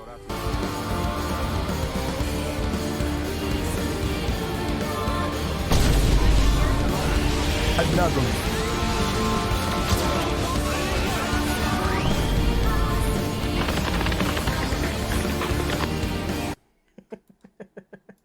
Is this really what you want?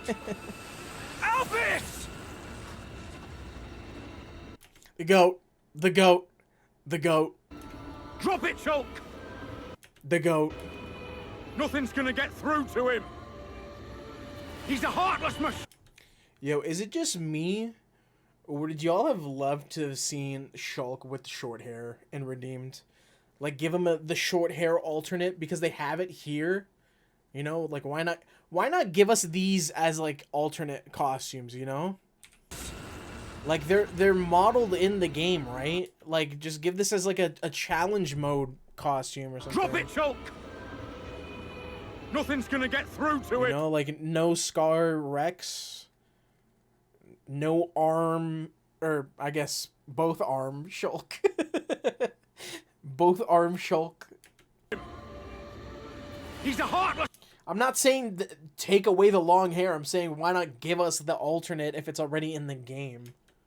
Machine. We have to try. Fascinating. Why was he here? Who invited this dude?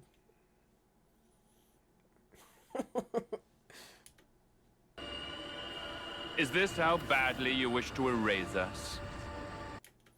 Look at that cast. Look at that cast. Oh, goats. My God.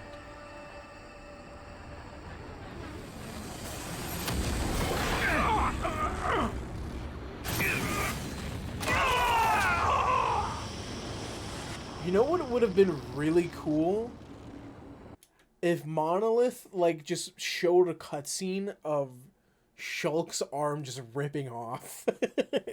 Like, just viscerally getting torn off his body. Like, that would have been fucking sick.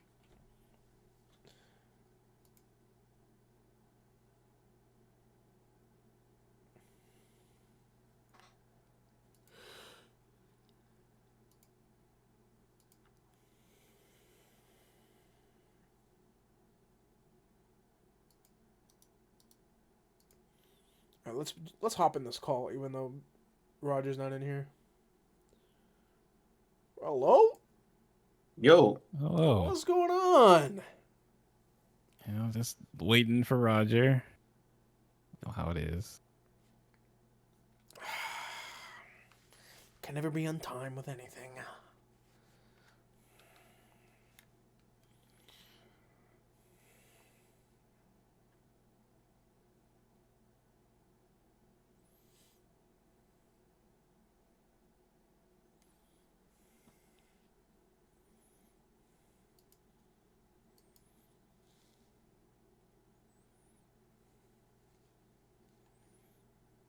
Oh, that's actually a good idea. Yeah, maybe the Noah and Mio amiibos might give us these costumes. Oh, that would be sick. Even though they're like the most minor changes to them.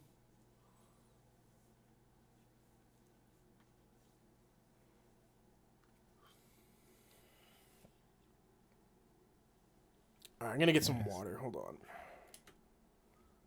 Set all this stuff up earlier. Ready to go on that front at least. Let me put on let me find a good screen here. Alright. I'll leave you guys with this. I'm gonna get some water. I'll be right back. Alright.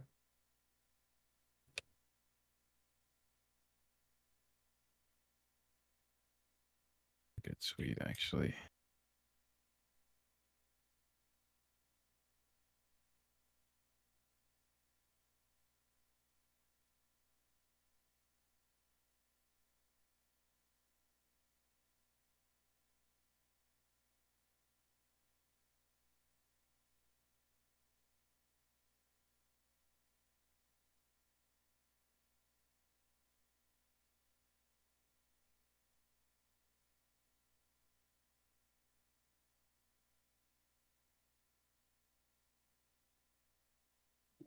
Okay, made it right in time. Here we go. Headphones, beat. Can you guys hear me? Yep. Perfect. All right. Yeah, sorry about that. I was at Nintendo World, and then there was that writer strike going on. And so the traffic was just like nightmarish. But we got back. I am like legitimately so excited to talk about this. I've been dying to talk to anybody about this. So I feel like I'm so glad we decided to do this for the off week. Yeah, it works really nicely. I'm glad we got this before Here's Tears the of the Kingdom. Yeah, Exactly. because then Right, there's no right. way. All hell's breaking loose. No one else is talking about anything else at that point. Exactly. To be fair, there was actually more than one person who came up to me today and said, "Are you guys doing a Japan time for Tears of the Kingdom this week?" And I was like, "Nope, it'll be Monday." This guy said right on time as he's 30 minutes late. That's unforgivable.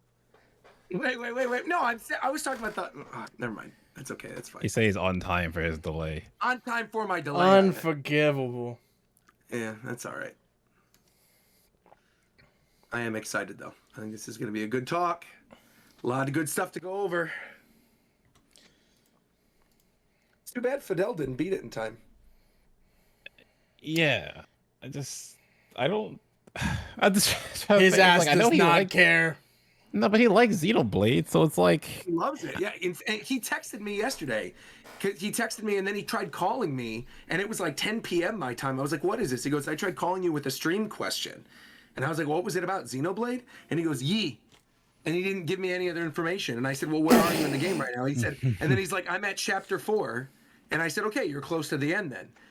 And he told me what it was. I'm not going to say for, anyone in the chat who might not know yet, who, doesn't want to get spoiled. I think everyone in here is ready to be spoiled. If anything. And I was like, "You're close to the end of the game, man." I was like, "If you just keep playing for another 2 hours, you're going to beat it." And he was like, "Okay, we'll see."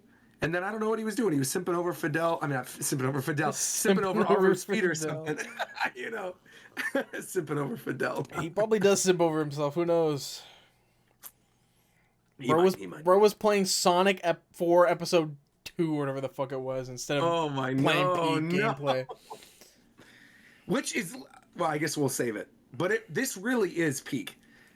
Like, we'll talk about it a bit, but all the issues that I had with base game 1 were resolved. Every single major issue, down to like the last little detail, got fixed in this DLC. This was a masterpiece. One of the best, and literally the best single piece of DLC I have ever played in my life. Incredible. I was talking with my chat. I'm like, we were arguing about if this should be called a DLC or an expansion, because when I think of DLC, I don't think of, the Torna and Future Redeemed DLC. No. Yeah, you can call them like story expansions. Yeah, I think of DLC like map packs, music packs, stuff like that. Like characters. One additional character, yeah. Right. It's weird though, because I feel like, and we'll talk about this, I guess, during the actual recording, but to me, Torna is very much like a standalone thing, I feel like, right? Like you should play Xenoblade 2 first, but you could still enjoy Torna on its own. Whereas I don't think they're going to release this as a physical thing ever. I think this is going to remain DLC for 3. Because you have to play this a lot. You can't play this without having played 1, 2, and 3. Well, you can, but you would be completely lost. At the very least, you have to play 3, right? To understand Noah and Mio and all of that. Like, of any of them, you have, which is why I think, to me, this makes more sense as DLC for 3. But in seeing what they fixed in the DLC, it really makes me wonder if this was ever meant to be part of the actual game. Because there's like a lot of issues in the main game. Hold up. At all. This is podcastable. It is. I guess that's true. Podcastable. I think we all are in agreement, though. This was amazing, right? Like, I feel I like think we're all in agreement. Monolith is a fucking goat company. WWW. Oh yeah, for sure. Without a doubt, yeah, without a shadow of a doubt.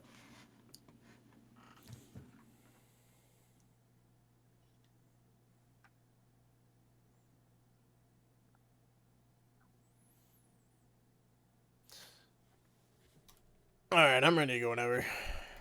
Sweet. Who's streaming this? I'm live right now. I'm recording it. Yeah, perfect. For the recording, you're recording it, Coast is streaming it. You got it.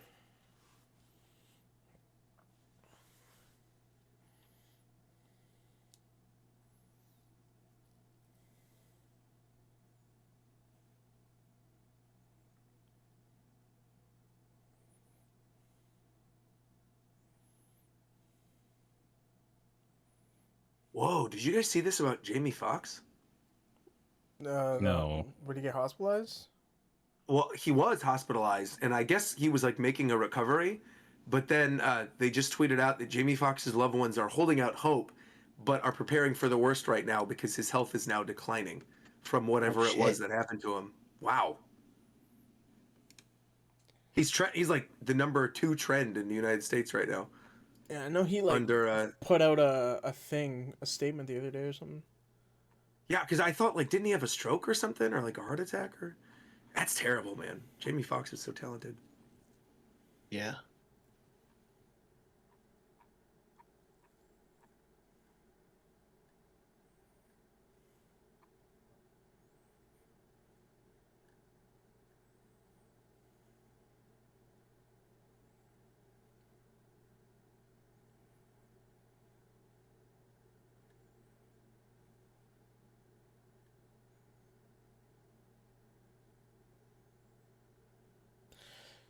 Damn. Is this? What's media? Bro, the Heat lost. Oh my god. Remember what I said on Japan Time last week? I said Knicks could be in the final. People were laughing at me. Oh my god. I said it. I'm just saying. You guys said there was no way. There ain't no way. That team is trash. Nah, man, the momentum's there. There ain't no momentum at all. They have Josh Hart and I guess Jalen Brunson. That's it.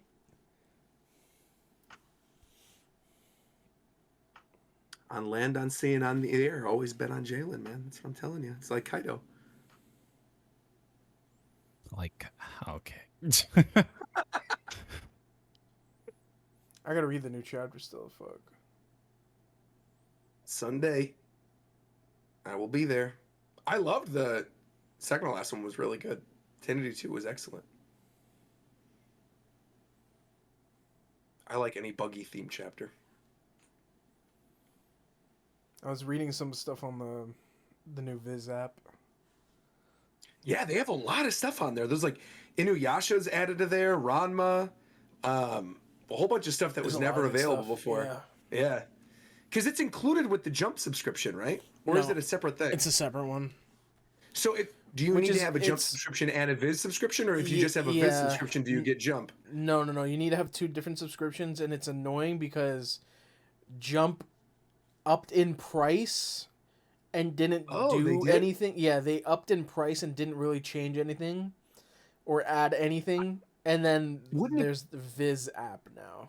Wouldn't it be worth it to then just have the Viz app? Because the new you're reading the new chapters as they come out. So, and the new chapters are free anyway. So it seems like it would be worth it to have Viz, which would then have all the volumes and all the backlog. In all honesty, it doesn't really matter because they're both like $3 a month anyways. It's like that's true. Yeah, they're super cheap. Yeah. If you can't afford both of these subscriptions, you're a bum. Yeah, right. Right. Just cancel a streaming service. Cancel something else if you really can't. Yeah. Don't cancel HBO. HBO's good. They got Barry and Succession right now. HBO's killing it. Cancel a Twitch sub of a content creator you're not watching anymore. There you go. Not mine. In fact, I need more. No one in this call though. Cancel your Viz and Jump subscriptions for a Twitch subscription here. That's right. I need to set up one to host. The Comixology, because I want to read the new Sonic comics from IDW. Oh, I didn't even know those were on there. Yeah. Went through and they have basically all like the compilation. Well, actually, I want to go find. I need to go to a bookstore, so I kind of want to find the compilations and buy those, and then read the new stuff. Was there like a Valorant influencer or something that was going through like a mental break on stream? Yeah, Sick. Oh, wait. Sick. Oh, that's the person's name is Sick? Yeah, so I don't know fully what's going on, but he like went into a Ferrari dealership and got arrested. Oh. For like the person basically told him to leave and he refused and he got arrested over that. So Sentinels had to sit. He was like their sub, so they had to get a different sub, and he just got arrested again. And I see him streaming right now. So don't know what's going on with him. I was asking because one of my friends is like their influencer manager, and she was tweeting out stuff like "be kind to people who are going through stuff," and I was like, "Oh, what is?" And it read like it was a manic episode or something, so I didn't know what it was. Yeah, it probably is. But yeah, that's sick. Terrible. Has Japan time started already? No, mean, Japan time probably we're all won't here. start until next week. You're the host, Roger. Oh, I'm supposed to do the intro? Bro. I thought if you're here, I figured you're doing it. Yeah, whenever you're here, I just figured you're going to host. I'm ready to start now. I was just like shooting the shit. I thought you were gonna do an intro. Yeah, I'm ready. You tell me when. I heard it. Everybody He ready? clicked record. I heard it. He clicked record. Okay, yeah, record. Perfect. I'm ready. Perfect. Let's go. What is going on, everybody? Rogers Base here, and welcome to a very special spoiler roundtable discussion for Xenoblade Chronicles 3 Future Redeemed. This is the new story expansion for Xenoblade Chronicles 3. If you have not already played it, go play it right now. It's very quick to get through. It is, and I think all of us agree, an excellent conclusion to the Xenoblade franchise. And so we certainly don't want to be the ones to spoil you on all the stuff that happens. And believe me, there is a lot that happens in this DLC. So joining me for this roundtable discussion, we have McDareth. What's up, everyone? Super excited and very happy with how this all played out. It was better than I could have imagined. We have Coast.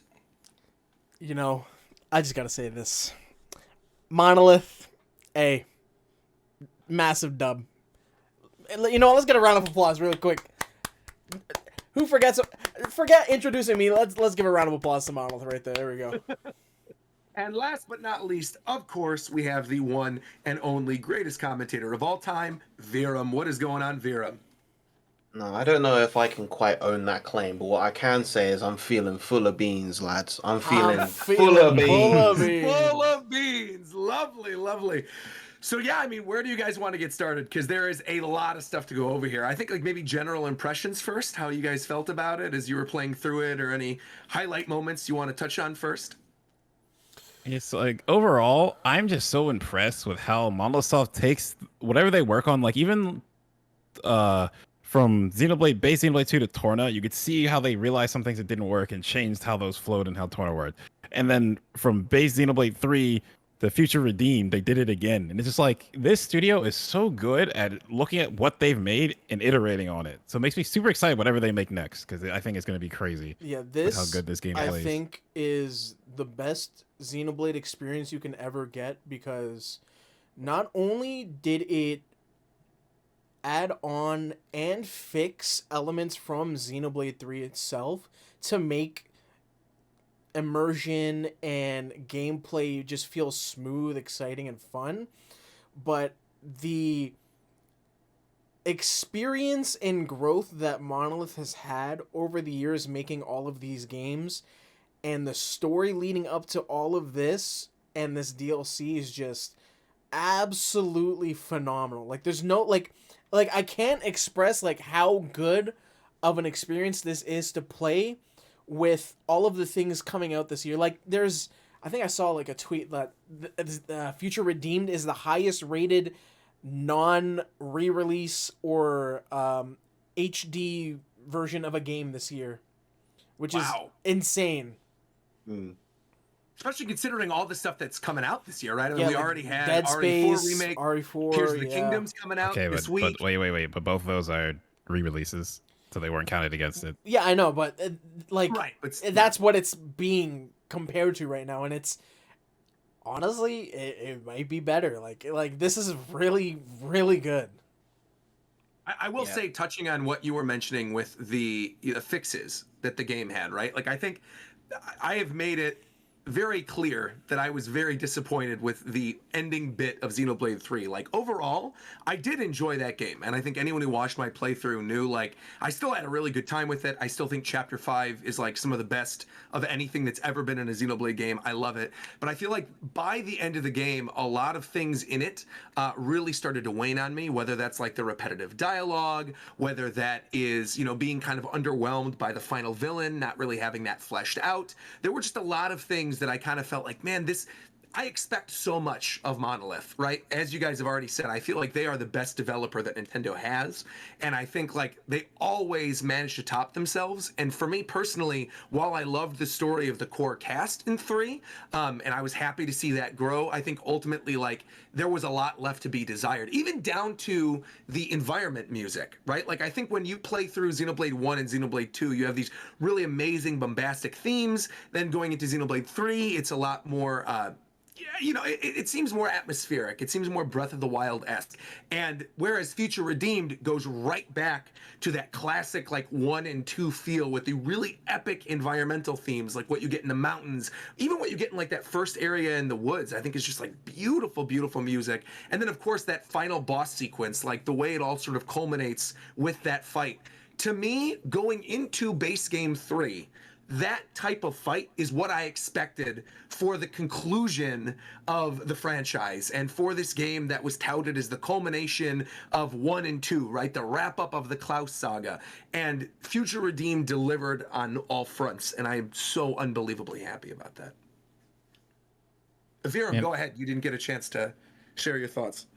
Well, the main thing that I was just gonna kind of talk a little bit about the gameplay and what they did really well in terms of like the exploration loop in terms of this game, because one of the things that I think they handled really well, and this is an improvement not only on like Xenoblade Chronicles 3 but also on stuff like Torna as well, is they made it so that the rewards for doing all of these little things and engaging in the world in a lot of different ways felt very meaningful. You know, building up the Enemypedia and the Collectopedia, having both of those in this game at all, just going around and finding all of the little affinity kits and art kits, defeating uniques, it all kind of, especially if you're playing on harder difficulties, it all really felt like meaningful content to engage with, not just for the sake of completion's sake, but in terms of just being able to make your party stronger. And I really like that. I think it's a difficult line to draw because, you know, if you go a little bit too heavy on that, it feels like that becomes mandatory, even if it's technically not. But I think they managed to do a really, really good job having that whole affinity goal system in the game. Yeah. The affinity goal system really is like what keeps me going back to it. I mean, I think I'm gonna 100% this. I don't know when I'm going to do it. I think I'm probably pretty close right now. Like I did a lot of the side quests and a lot of the side content as I was just playing through the game for the first time. But yeah, it just the gameplay loop, like you mentioned, is just so satisfying in this. And I think it's also made better because I really love the core cast of this. I think as much as I love the core cast of the base game as well, right? Is, I think, one of the best MCs ever, because not only is he lovable in his personality and being fun to play as well, but his values come out so profoundly in this. Like, he's so well versed in how he represents himself compared to a lot of the other characters, and it might be a little unfair to compare with the shorter amount of time you have with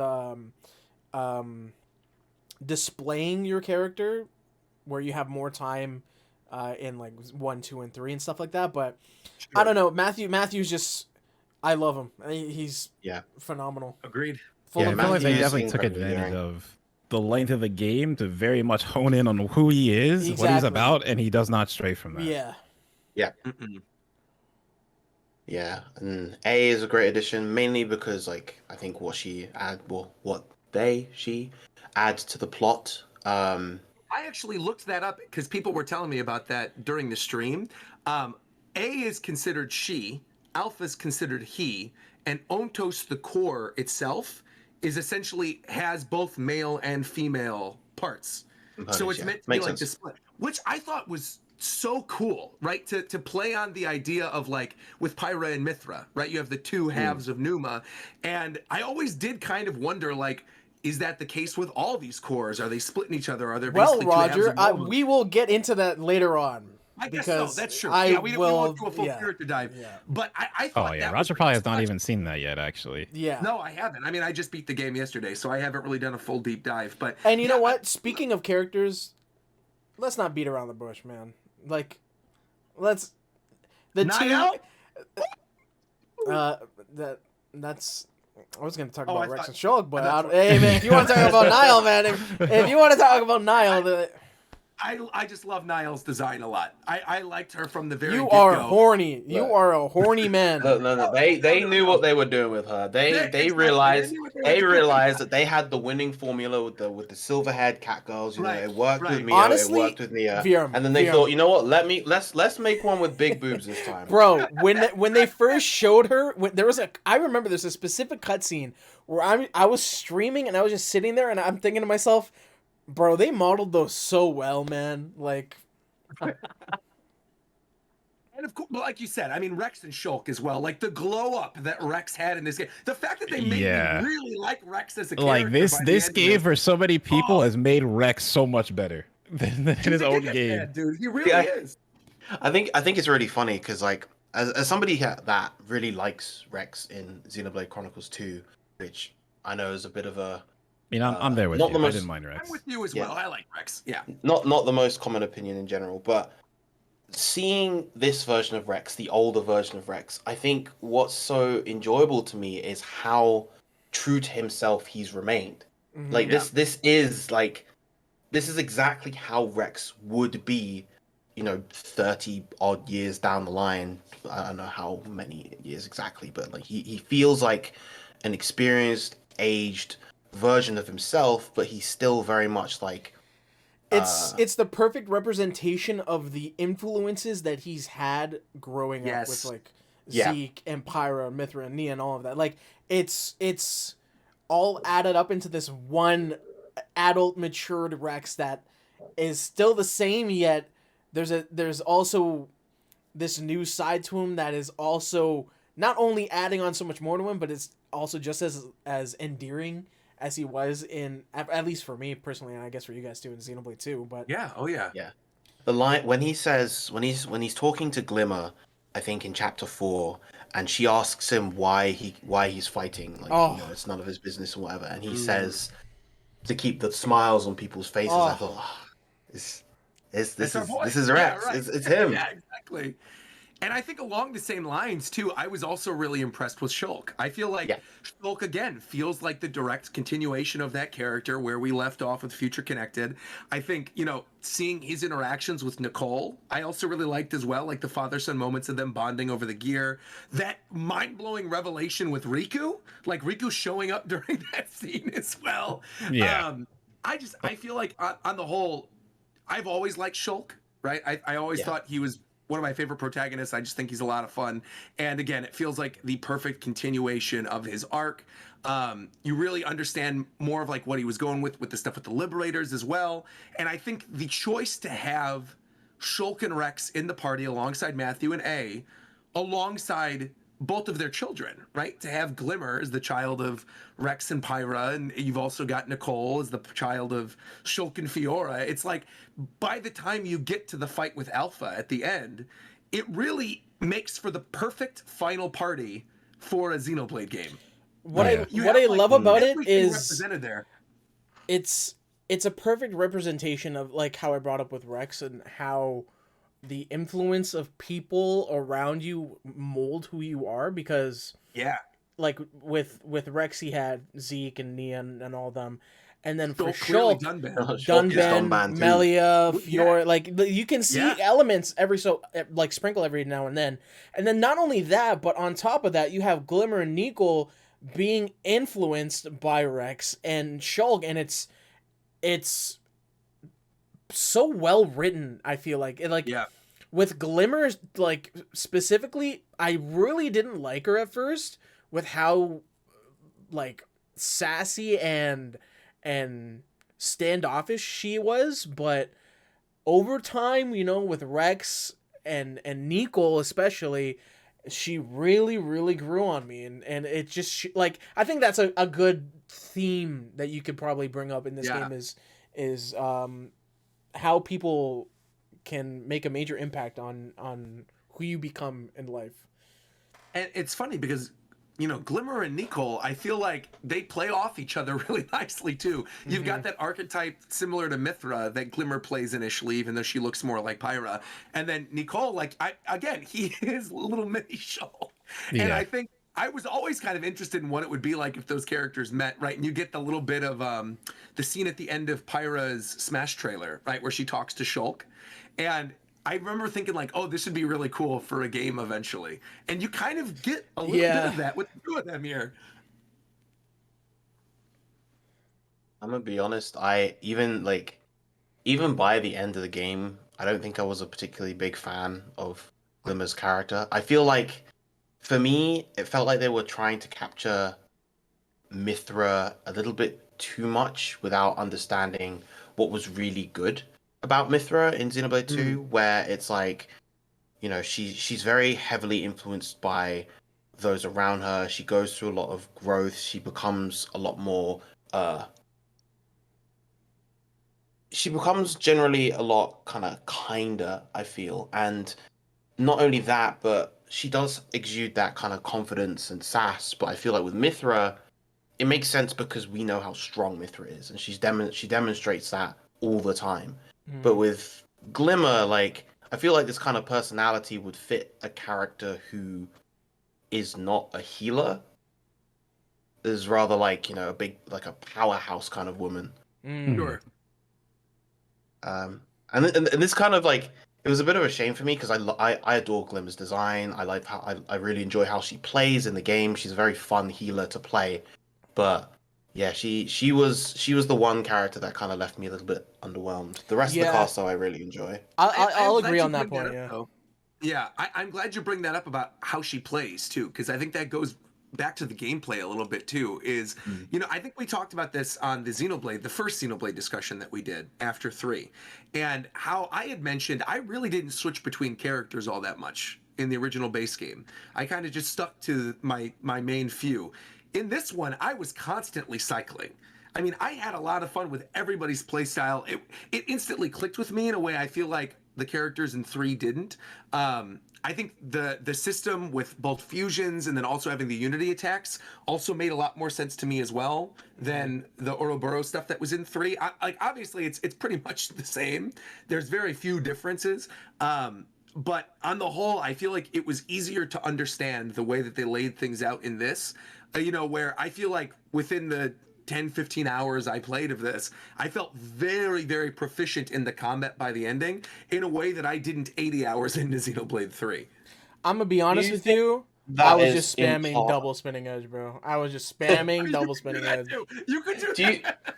But do you also think that is in part due to the fact that this game obviously uses the foundation of Xenoblade Chronicles 3 and you had that prior experience? Definitely. I think having played through 3 certainly helped me, but I think it's streamlined, just as everything else is in this DLC. I think everything is like perfected and streamlined. And on one hand, I'm kind of upset, right? Because like this is the end of the Klaus saga, so I worry that like this all kind of gets thrown out the window for whatever Monolith chooses to do next. But I hope it doesn't, because I would play 100 games with the exact play style that Future Redeemed had. This is where like I'm kind of conflicted because I enjoyed 3's gameplay mechanics a lot in combat.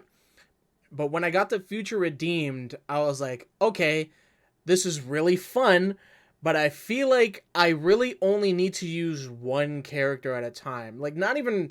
You can just ignore, like, Rex crit being incredibly busted in this, but it just felt like you didn't really have to switch between characters in this because of the Unity system and how streamlined it was, where...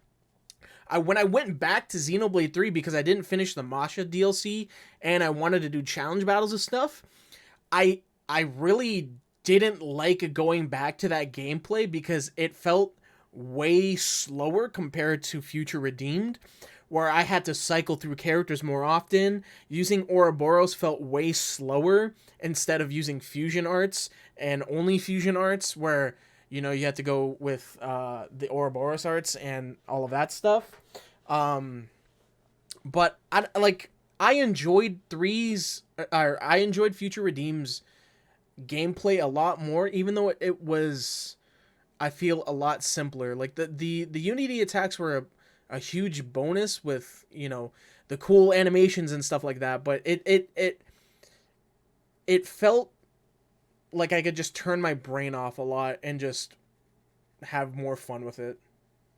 Yeah, I feel like that's kind of a common, not really an issue, but almost like a, I'm trying to think the right thing, almost like a curse of Monolith Salt, is because whatever they make next makes what they made before feel much worse to go back to. Like after playing Xenoblade 2, I definitely cannot go back to Xenoblade 1. After playing through 3, can't really go back to 2, and now this compared to 3, it's like they improve so much, but the formula is so similar, it's hard to go back and not have the improvements they put in. So it might be better to just like scrap it all and then start from something new with whatever comes next, right? I don't know, Spear, I don't know. I think I'm pretty sure they're sticking with Xenoblade just because in Japan it's just called Xenoblade.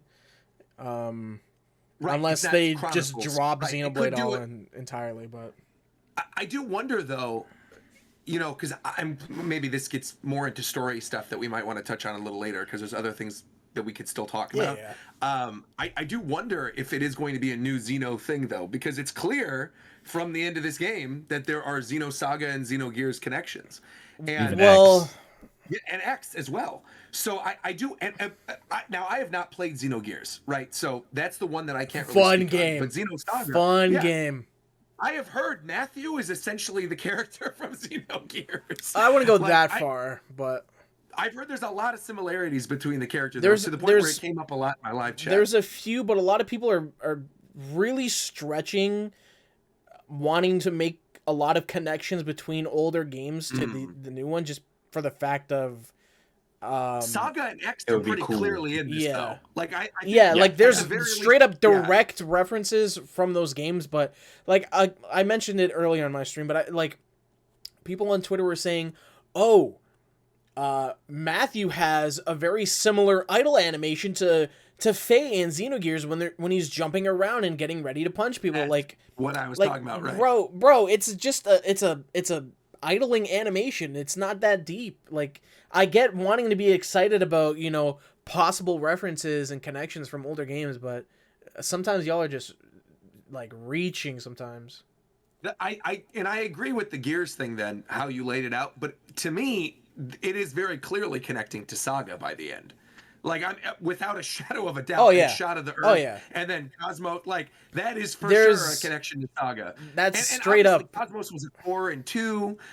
This and Bandai Namco is in the copyright information for the game. So if you click like the start button on the main menu and it pulls up stuff, it directly says like Xenosaga and Xenosaga characters property of Bandai Namco. You even saw them in the credits. There. Like at the end of 3, there's like a dialogue that says Cosmos will be like a blue shining something in space. Like it's like there's a thing in Xenosaga 3 that specifically explains what you see at the very end of Future Redeemed. Right. With the interconnected Earth. Yeah. Right. Which is fucking hype. Which is, dude. Dude, I went back. I watched your video of oh my god, chapter 5. Man, you were going crazy. I was melting. Like the Vector Industries logo was there, right? You get what appears to look like Los Angeles, right? Or like it's similar to New LA, what you see in X, but it's the Earth that was there in Klaus's world. Then you get the name drop of Dimitri. They talk about the Philadelphia class ship. Like there's so they talk about much Project here. Exodus. Right. So if you played any of those prior games, you're going to recognize a lot of this. Now, again, I didn't hit on everything because it's been years since I watched my buddy play through the Saga games, and I've never played Gears myself. So again, there's stuff that like went above me. But when you really like deep dive into that radio sequence at the beginning of 5, if you're like a hardcore fan of the series, there is so much there for you. And again, like tying it all together, getting to actually walk through that version of Earth is something I never thought we were going to do in the Xenoblade saga. So to throw it in the final chapter of the final bit of the saga, just before a fight with Elvis, like, dude, it was just, it was amazing. It was the best thing I could have possibly wanted. Like at the very tail end of wrapping up this saga, they give the fans what they've been asking for years, and it's just like the smallest bit too. I was like chilling, camera off, just chilling the stream. Got to that point, and then went to like normal Earth. It's like, okay, wait, I need to go turn my camera on. What is this? The only annoying part for me for that cutscene was I was genuinely trying to pay attention to what Niall and Matthew were talking about. And the kids were saying too. And then there's just the radio, and it's like, damn, like chat saying there's some stuff I gotta listen to on the radio. I gotta pay attention to 2 different dialogues now. But yeah, see, because I haven't played Saga or Gears. I haven't played any of those games.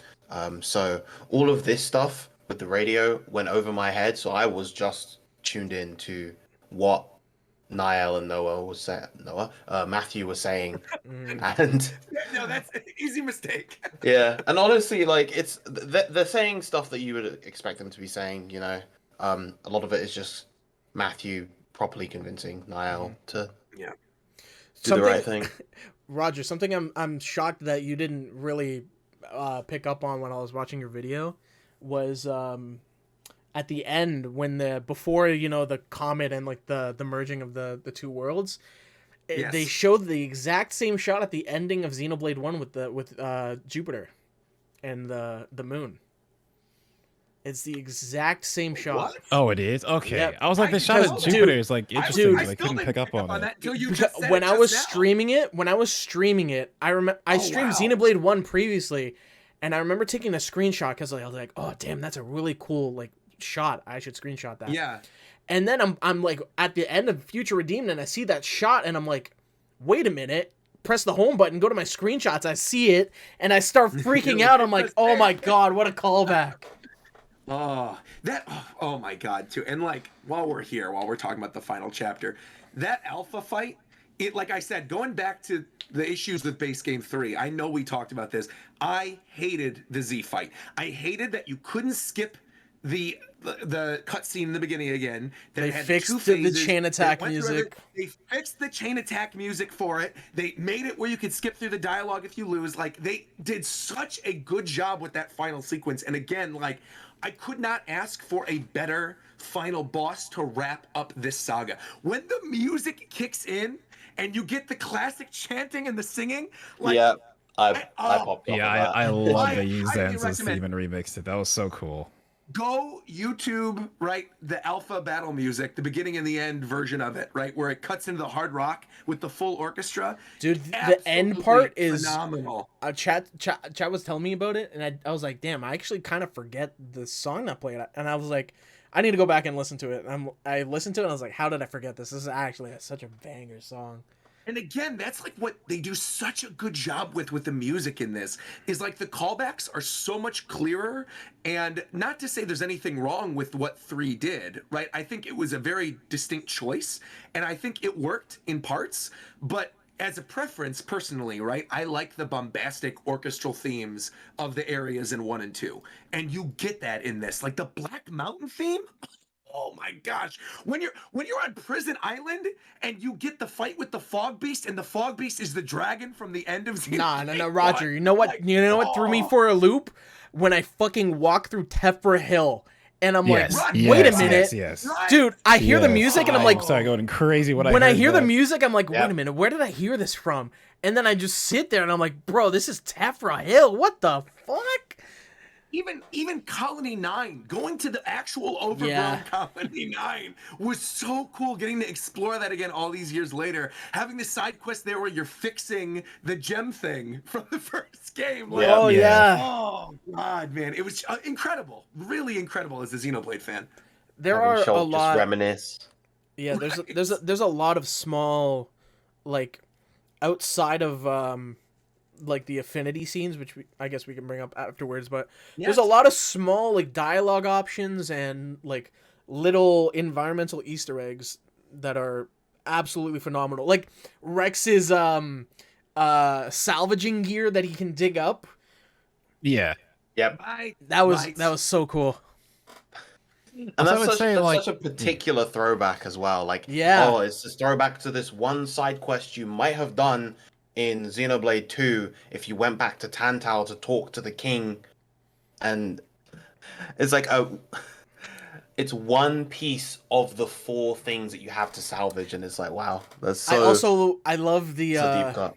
I love the I'm really feeling it Easter egg. I'm not really feeling it. I'm not really feeling it. There's an did he say affinity that? scene. There's an affinity scene where Shulk is viewing the waterlogged what was it? There's like some waterlogged area, and he's like I don't think I unlocked that one then. yeah, he's like reminiscing, and then Rex is just like, I'm not really feeling it.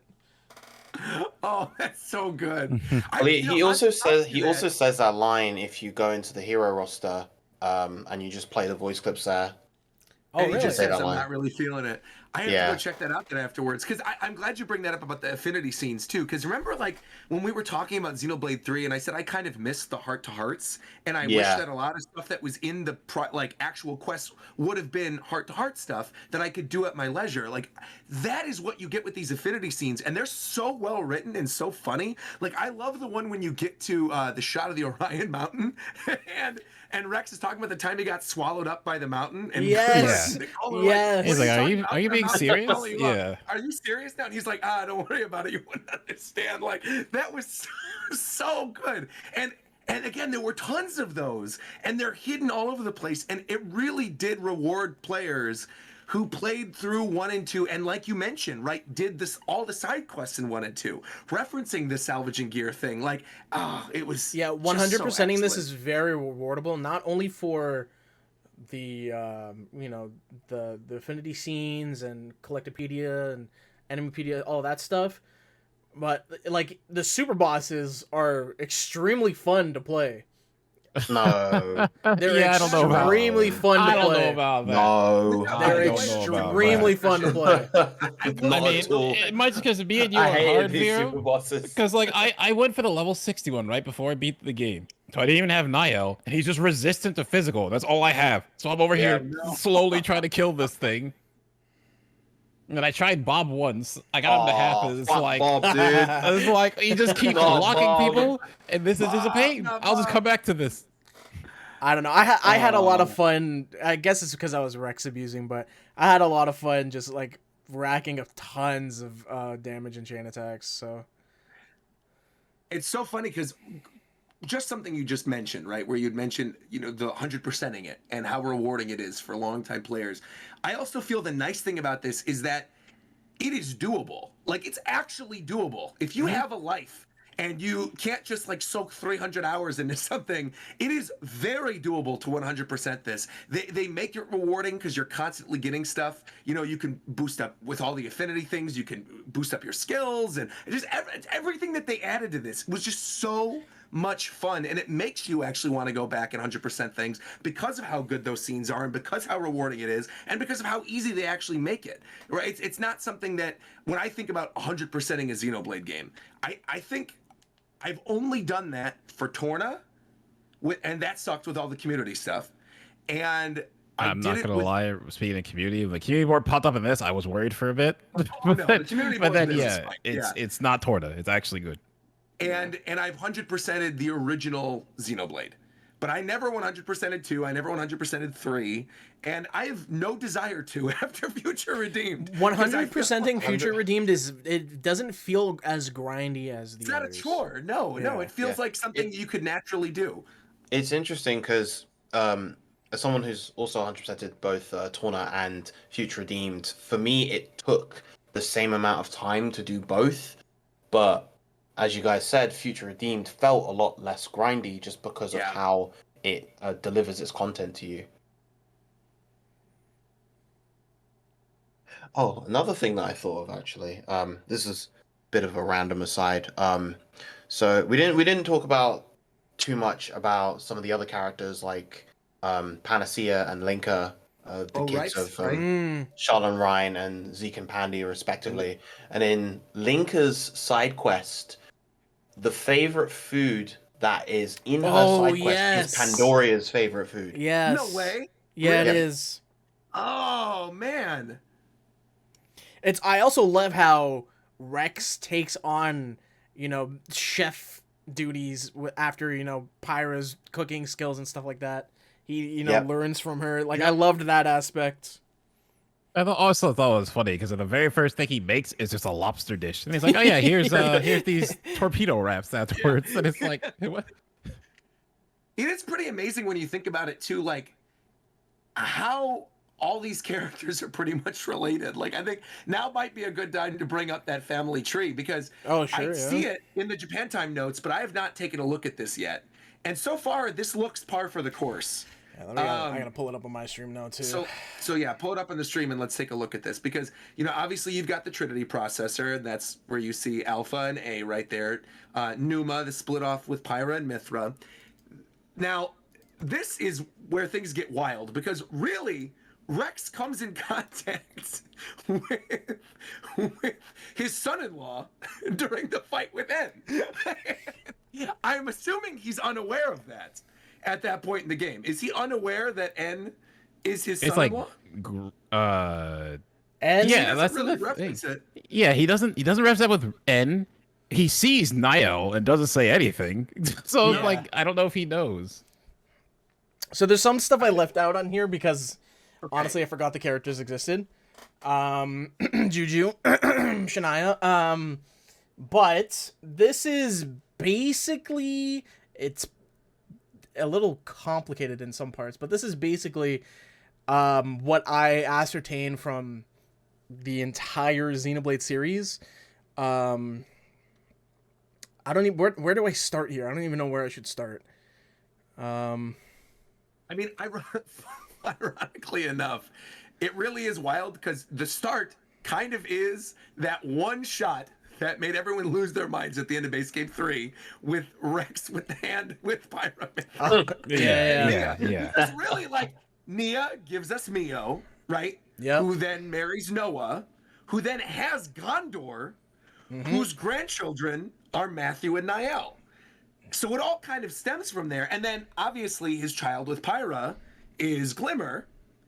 And I mean, that's kind of what gives us the main cast. Well, there's some interesting things that I guess this is partly where some Xenoblade fans have been disappointed with Monolith not, giving us full closure because we don't know who Noah's parents are or where he comes from. He just kind of exists, We don't know anything that precedes him. And then not only I don't that, think we need to though. As Yeah, a I think protagonist of 3, I there feel like I kind of like that. We don't necessarily need that. There is a situation where if Monolith decides, they want to expand somewhere, or maybe this is where the continuation of Xenoblade goes. It's another 6-game series where the end of it ties into the entire Claw Saga. So I don't know, they might do something there.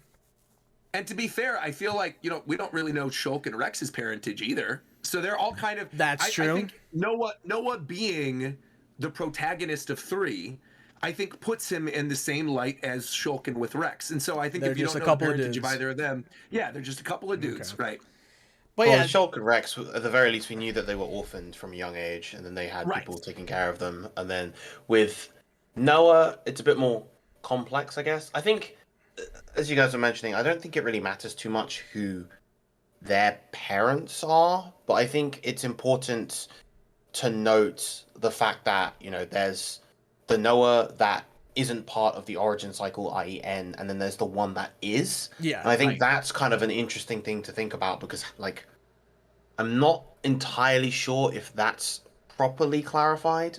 I've seen a couple of theories suggesting that, similar to how when N killed Gondor and those two kind of collided, you had that point where Alpha and A were separated. In that moment, that's also kind of where N and Noah separated, where Noah becomes a part of the origin system while N still exists. Okay. Yeah, because I was thinking about that too, because they didn't really touch on that like directly at all. I was trying to think about it, but I feel like Z, because they mentioned Z's there in the fight with Alpha, right? But they don't really expand. That's the thing with the DLC. Z shows up for the beginning of the DLC and one cutscene where he's in the theater, and that's it. Yeah, and they just mentioned they struck a bargain with him for like a piece. Yeah. To be fair, it's kind of par for the course for the base game though as well, because Z was never like the best villain, and I feel like, again, I was so soured by that final fight with the I hate it, and just being the personification of regret and all this other stuff that people were coming up with. I was not a fan of that character in the slightest, and quite frankly, a lot of the consoles as well. I feel like they felt like generic Organization 13 Akatsuki type characters for the most part, right? Like the stop gaps in between chapters. And I think my opinion of them hasn't changed in this DLC, but because of what we got fleshed out here, I am more forgiving of it, and I'm more understanding of like, okay, they are just kind of this like shadow organization there, and I don't necessarily need to know everything about them because everything else was so well written and so nicely tied up, One thing I was kind of hoping they would expand a bit on, it's with Noah again, so I get why they didn't. I see it in chat. It's like, how did N originally get lucky sevens? Because that's not explained. He just has it, and like in the flashbacks, right? N because in the flashbacks, N already has it. Like the whole time, N has lucky sevens, and all those flashbacks you see of him, and then he leaves it with Gondor, and then Riku eventually gets the sort of it from Gondor, and I'm guessing the gauntlets that Matthew has are what becomes the sheath of it later. Is that not a time loop thing though, because of Noah and Mio? Like I had assumed that. I guess Noah summons it during that scene in chapter 5 in the base game, right? So I do wonder that now. Oh, but it's even shown to us in flashbacks that Riku gave it to him. But I mean, with the timing of it, how does N have it? Yeah, but like N just has it. That's what that's the weird part. They don't really. That's never touched on. Well, N has. That's a good question. N's sword is purple. But like in the flashbacks, he has lucky sevens. When he becomes N, he gets the other one that has like Malos's core crystal in it. Yeah, but during the flashbacks, so I can explain this because this is a theory of that it's two different swords, because there's the sword of the end, and then there's lucky seven. Like sword of the end is the one with Malos. Yeah. I know they're two different swords. I'm just like, how does Noah get lucky sevens? Because that's like the thing that's confusing. It's like, N, while he's Noah, has lucky sevens and all those flashbacks you go through. How does he get it? Chat saying there's a patch for the cutscene that changed. The other thing is, do we ever know who Mithra and Rex's kid is? Well, before that, I want to go down this rabbit hole of Nia and Rex because sure. After Grandpa Gondor, great Grandpa Gondor, there's this whole lineage of people we don't know about. I don't know if we ever will know about them, but then we get to Matthew and Niall, and as we know now, they create two of the 6 houses or 2 of the 7 houses, I guess, or no, right? I think it's just 2. I think it's just 6, but 2 of the 6 houses. We get Vandam and Doyle.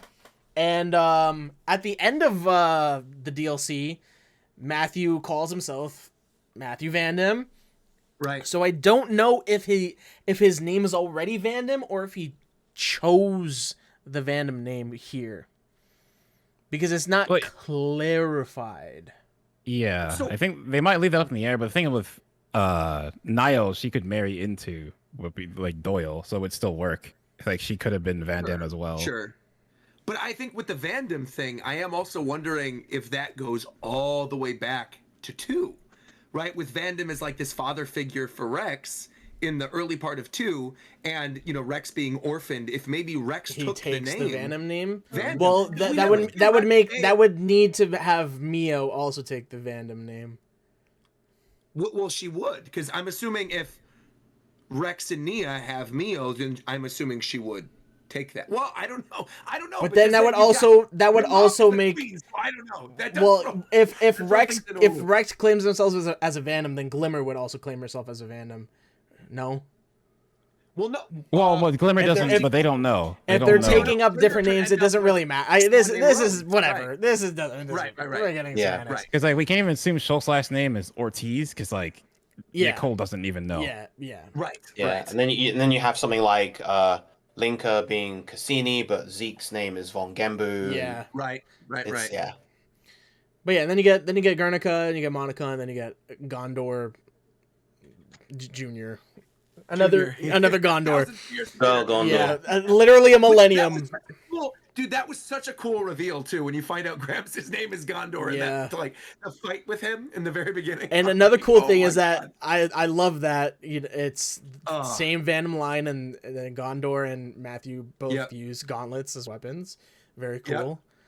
But yeah, then you have Rex and Mithra, and we don't know if they have a revealed character that we just don't know about, or if they have yet to reveal anything about it, but people are claiming that it could be possibly Consul D, aka Dirk, which I absolutely hate. I don't know why people are reaching for that. To clarify, just so I remember, Dirk is like the serial killer dude, right? Yes. Yeah. Dirk is the guy with the fat kid. I forget his name. Right. I don't want that at all. People were like, "Oh, Dirk's blonde and he's angry like Mithra, and one of his attacks has spikes like Mithra." It's like, bro, no, stop. Please no. This is, I think, just another case where it doesn't need to be explained because there's no story impact on it whatsoever. But yeah, then you have Rex and Pyra here, who make Glimmer that then makes up House Rhodes. A very, very quick pivot back to Gondor real quick. And this so throughout the main game, of course, Gondor kind of expresses disdain for her name. For her name, right.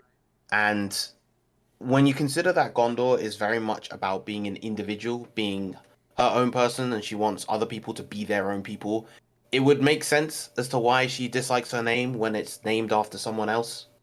Yeah. Right.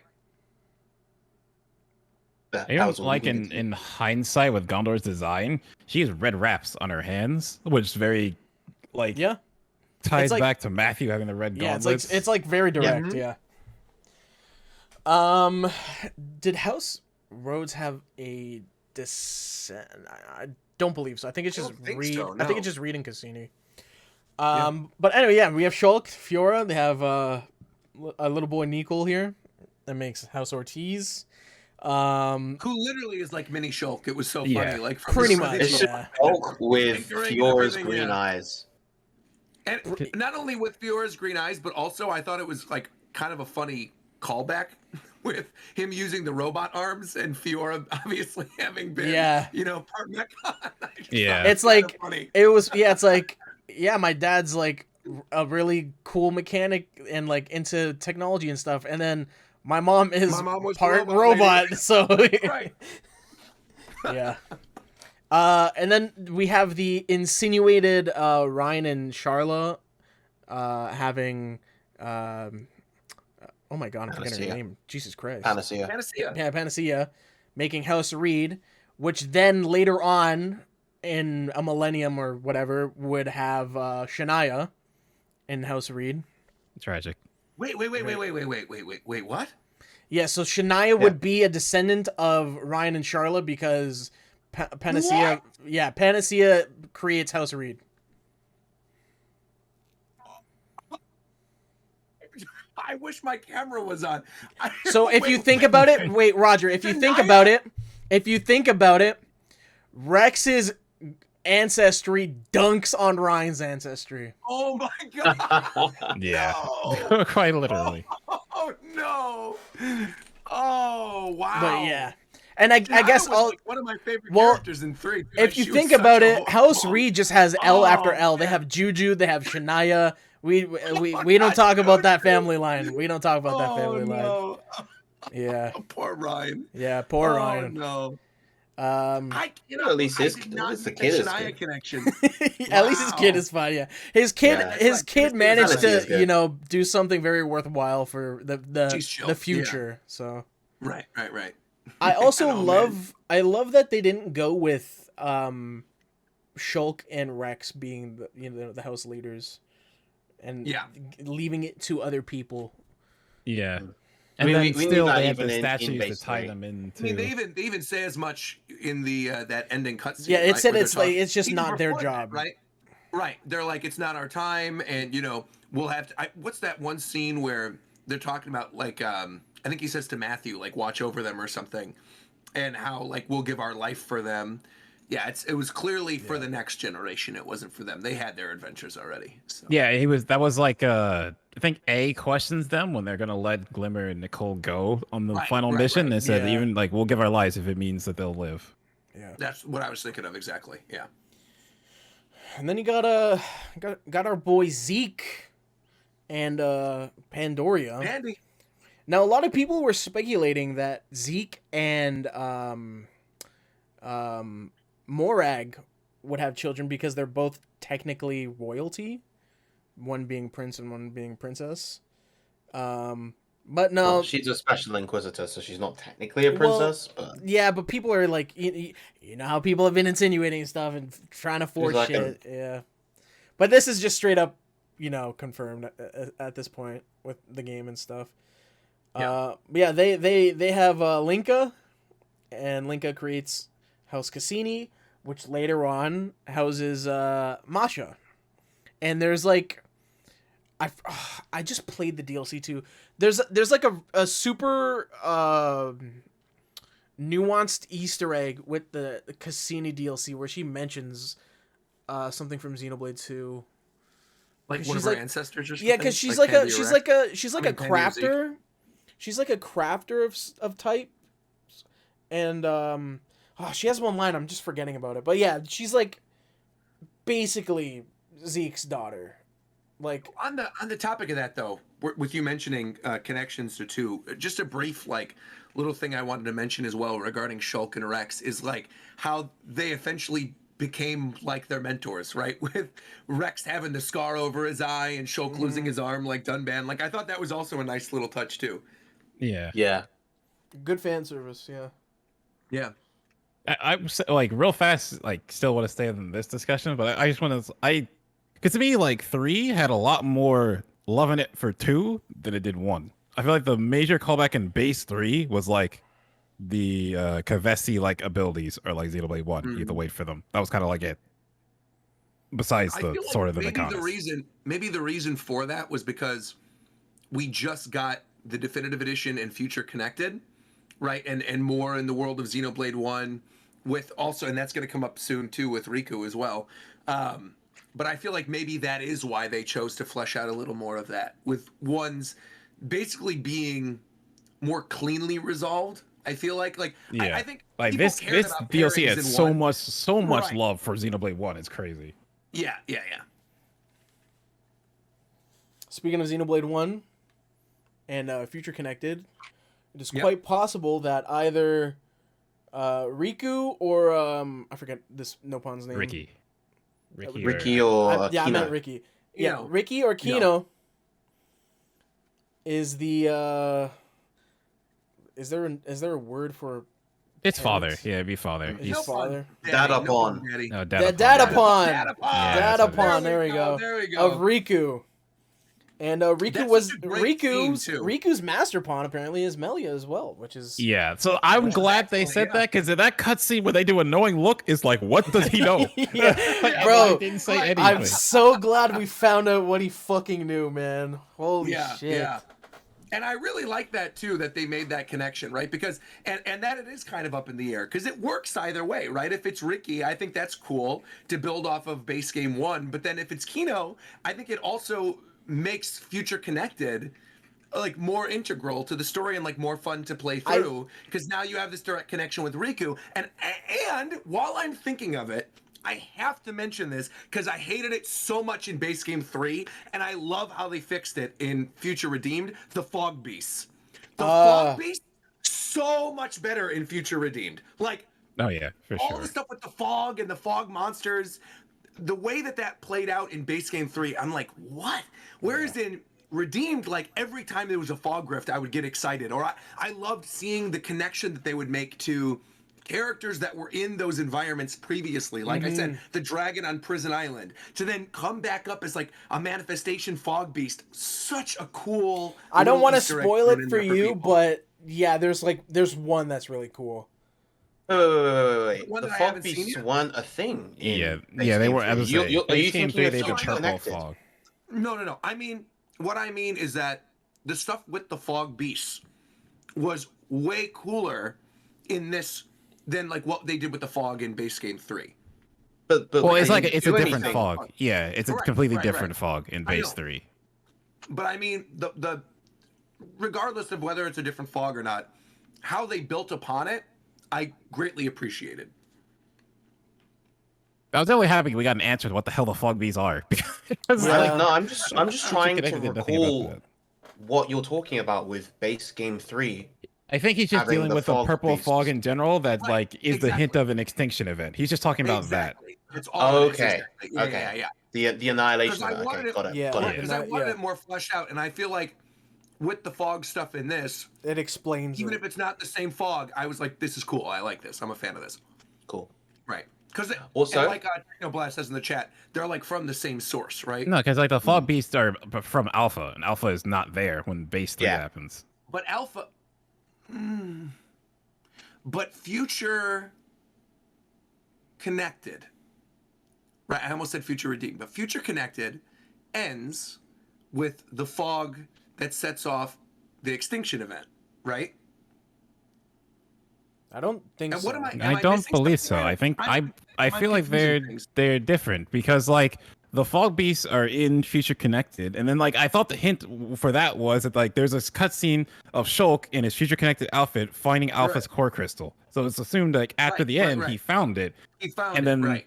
that was why the fog is there, and that's why he's dealing with all this fog stuff because he But I like thought that that's was why- there. Okay. I understand. I mean, I could be wrong, but that's what I thought, and then I'm pretty sure they said that the fog beasts are something with Alpha because I remember that. You're right.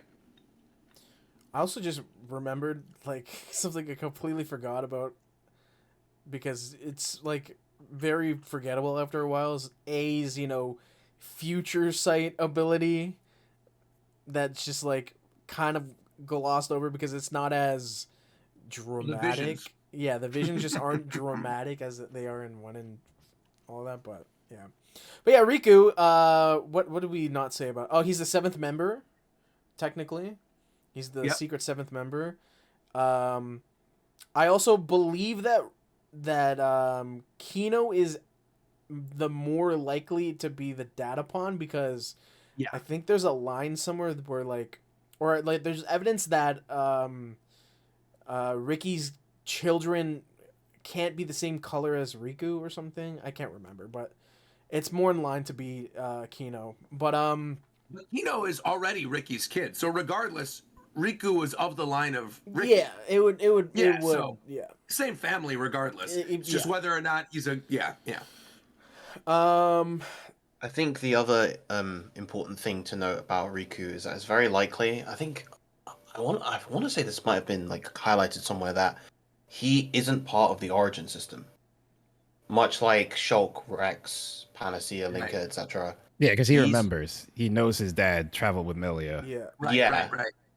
And so this kind of brings up the point of, well, if he's not part of the system, how old is he? How does he age? Or does he even age at all? That's the thing. Is like I don't think they ever address how the life expectancy of a Nopon. Like we don't know because there's also the other. There's the I can't remember his name, but the one that becomes the person that could put all the coins everywhere in base 3. He's in this too. Yeah. Right. Because he's the one that did the cave thing, right? Yeah, the dungeons that you have to go through. He's the like in dungeon this, you guy. basically help him He set just those lived up. for a long time, I assume, though, because like I remember the first time you see Ricky in base game Xenoblade 1, they're shocked that he's like 40 something, and So I think they just age differently, and I am very curious what Riku's age at the end of base game 3 would be. He's very, very old. Yeah, he could potentially be a Nopon sage in disguise. There you go. True. He likes to, You know, He's hiding all that shit under his hair. He made it very clear that he likes to remain very low key. So Yeah, he's just funny. It's like, wait, but you're really just, special. I'm like, no, I don't really like the limelight.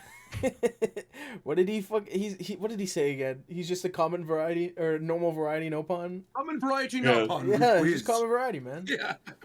So then, what's going on this family tree with well, Senna? The last little bit on the bottom here before we get to the Trinity up there is it's implied, and this is also me kind of reaching, but Bridget and Morag could potentially have fostered the lineage for Senna, and the reason I believe so is because Bridget could have potentially been a flesh eater, and with her and Morag together, it could be connected in a way to Senna. But that's me stretching. I mean, like, again, they're very similar in design with the hair and the core crystal with the fire, sure, and all of that. I always thought Aegeon, because the marks on her body are kind of similar to the marks he has. Again, so I thought it was. Well, I don't know about Aegeon because Xenoblade 2, you mean? Yeah. Yeah. Just because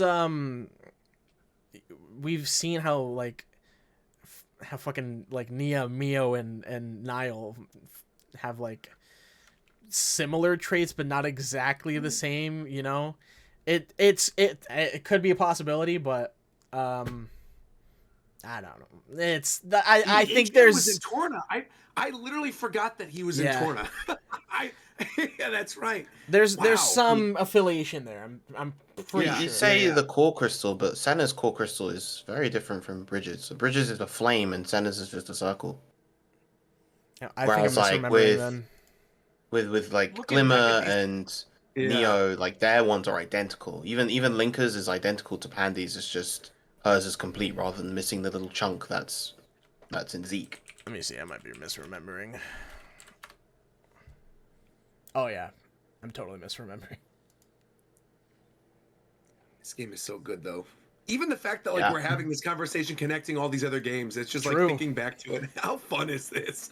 I just love it so much. But now there's the Trinity processor trio with Ontos, Numa, and Logos. With it being confirmed, Alvis is Ontos, and then we have, of course, the Malus being Logos and just Numa.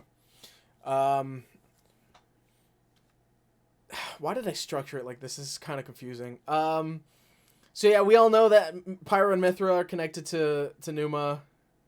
And A is the, how did they explain it? The conscience of Alpha? Yeah.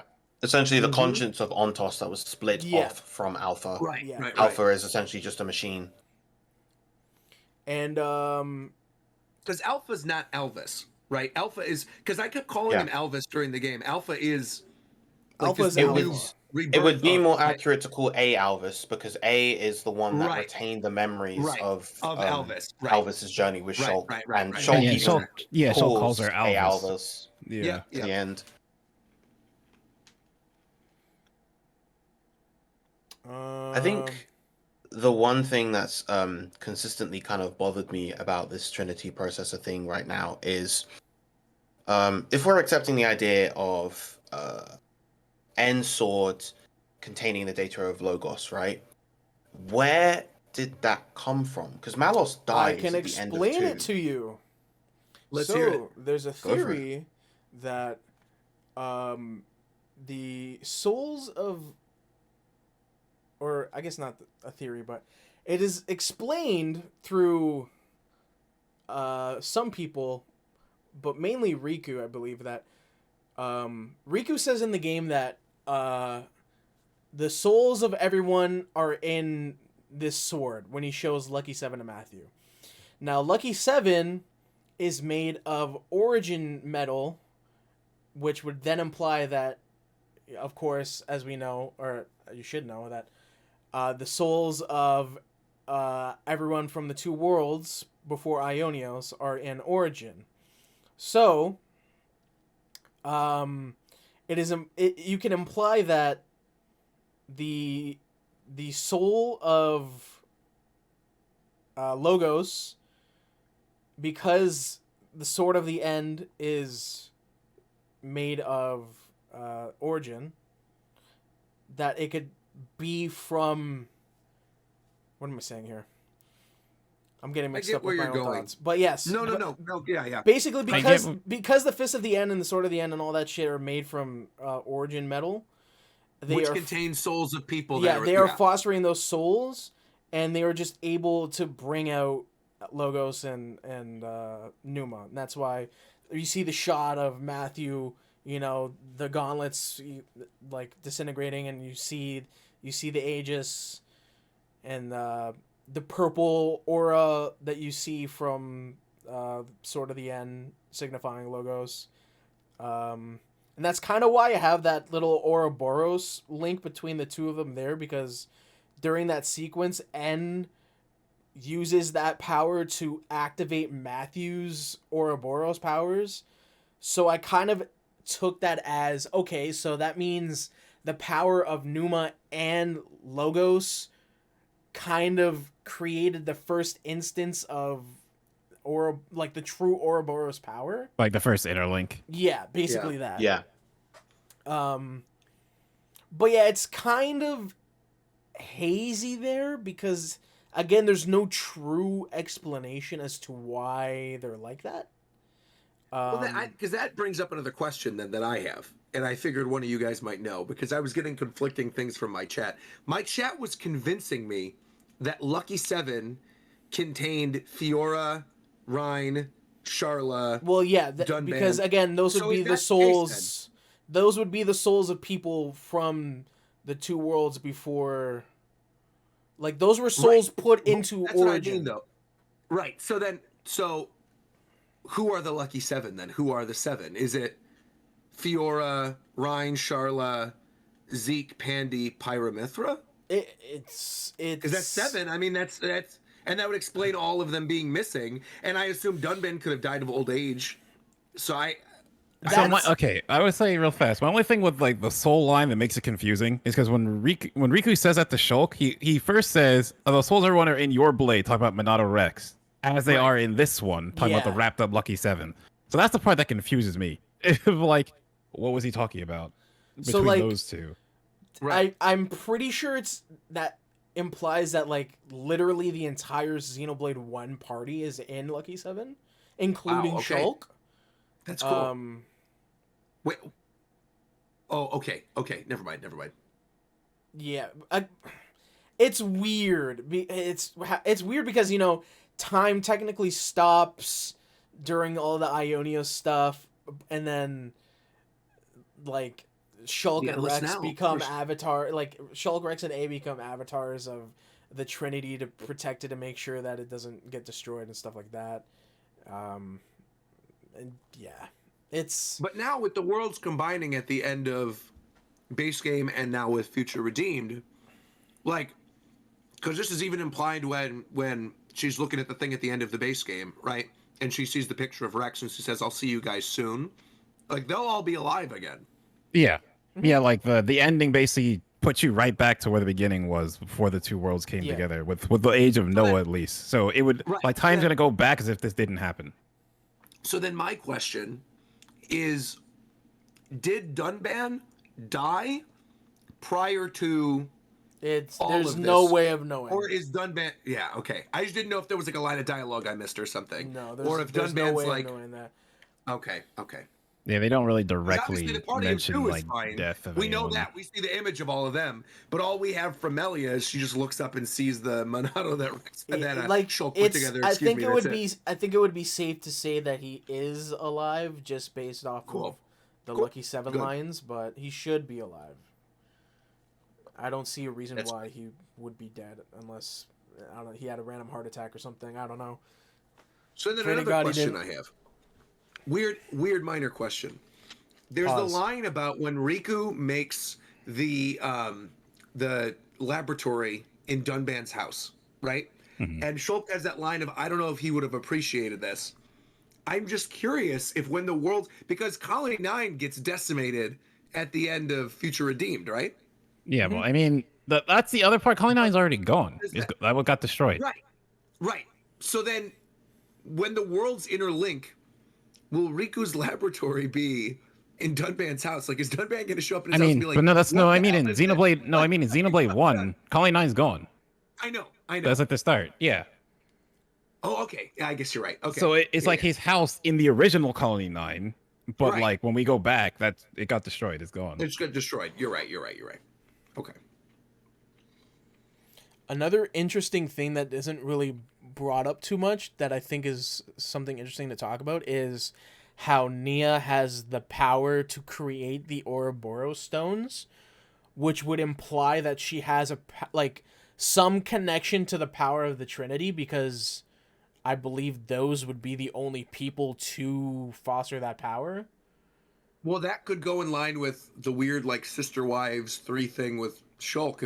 If there was a relationship there with Nia and Pyra and Mithra, right? If there was something there where maybe like, because I don't know how, it doesn't matter. It's a fantasy game, but like Pyra and Mithra come from the Trinity processor, and Nia, like, I guess it's implied that she also has relationships with them, right? Or Well, loves them I too. remember there being like 2 ages for Numa. Like, I'm pretty sure there's 2 like cores, but I'm not exactly sure. I thought it was just one. I thought that was the whole thing, is that they're like the 2 personalities. Well, the only way that it makes sense that there's 2 is when they're both separate people at the end of Right, 2, when they split but at they the both end, still right. have their cores. They So share that's the like the way crystal, that right. could work. I just assumed the core split in half, and then they just became. That's what I mean. each other. That Like they the actual split, core not that split. there's Yeah. 2. Yeah. Yeah, my bad. Right. Because Like like it's an the alpha way A she has situation. her swords in the game, how she has like kind of like Rex's double sword thing. I'm like I feel like she has a connection to Numa in some way, but I'm curious as how the Ouroboros stone develops with, how Riku is trying to get it all done and stuff. So the one thing I could think of is because Nia can see everything that's happening, like while she's in stasis, and like you kind of see that Riku is helping Glimmer and Nicole use it to get more powerful. Then after that, you see Nicole and Riku still working to try and perfect it. Right. So maybe right, she right. just knows the technique from seeing them do it, kind of thing. Because like a lot of stuff was implied Maybe. that Yeah. Colony 9 is the reason a lot of stuff happens. Like the automatons that the new city has, That's right. they're being Good built side quest, there. Yeah. Yep. And then you fight the beta version of it. Yeah. yeah. Right. And then even like Yeah. the torpedo wraps, Rex makes those, and they become Yep. people like them, and then that's a big thing in the city. True. Okay. So good, man. Yeah, so I mean, good. like, where does the IP go from here? Like, See, I really don't know. do they continue in some way with Xenoblade, or are they like gonna completely ditch it and just start a whole new thing? Because there's that art that they showed that was that like of the new game they're fantasy. developing. Yeah. Right. I don't think that's a Xenoblade game though. I think that's like a totally different IP. I think someone mentioned it was used for like Recruiting. recruiting. Yeah, right. But I don't know. What would I you really guys don't want? know. I'll tell you something. I know people aren't gonna like this. I don't know if I care for X2. Won't lie to you. Like, Well, I mean, I I don't would think it would be either. X2. Yeah. No. I feel If like I would anything, trust I Monolith think- Soft to fix the issues with X, but like, Endgame of X kind of made it. I think it would be Xenosaga, if Unfortunate to anything, me. instead of X. Honestly, yeah. whatever they make is gonna bang. So Oh yeah. Facts. I'm not concerned.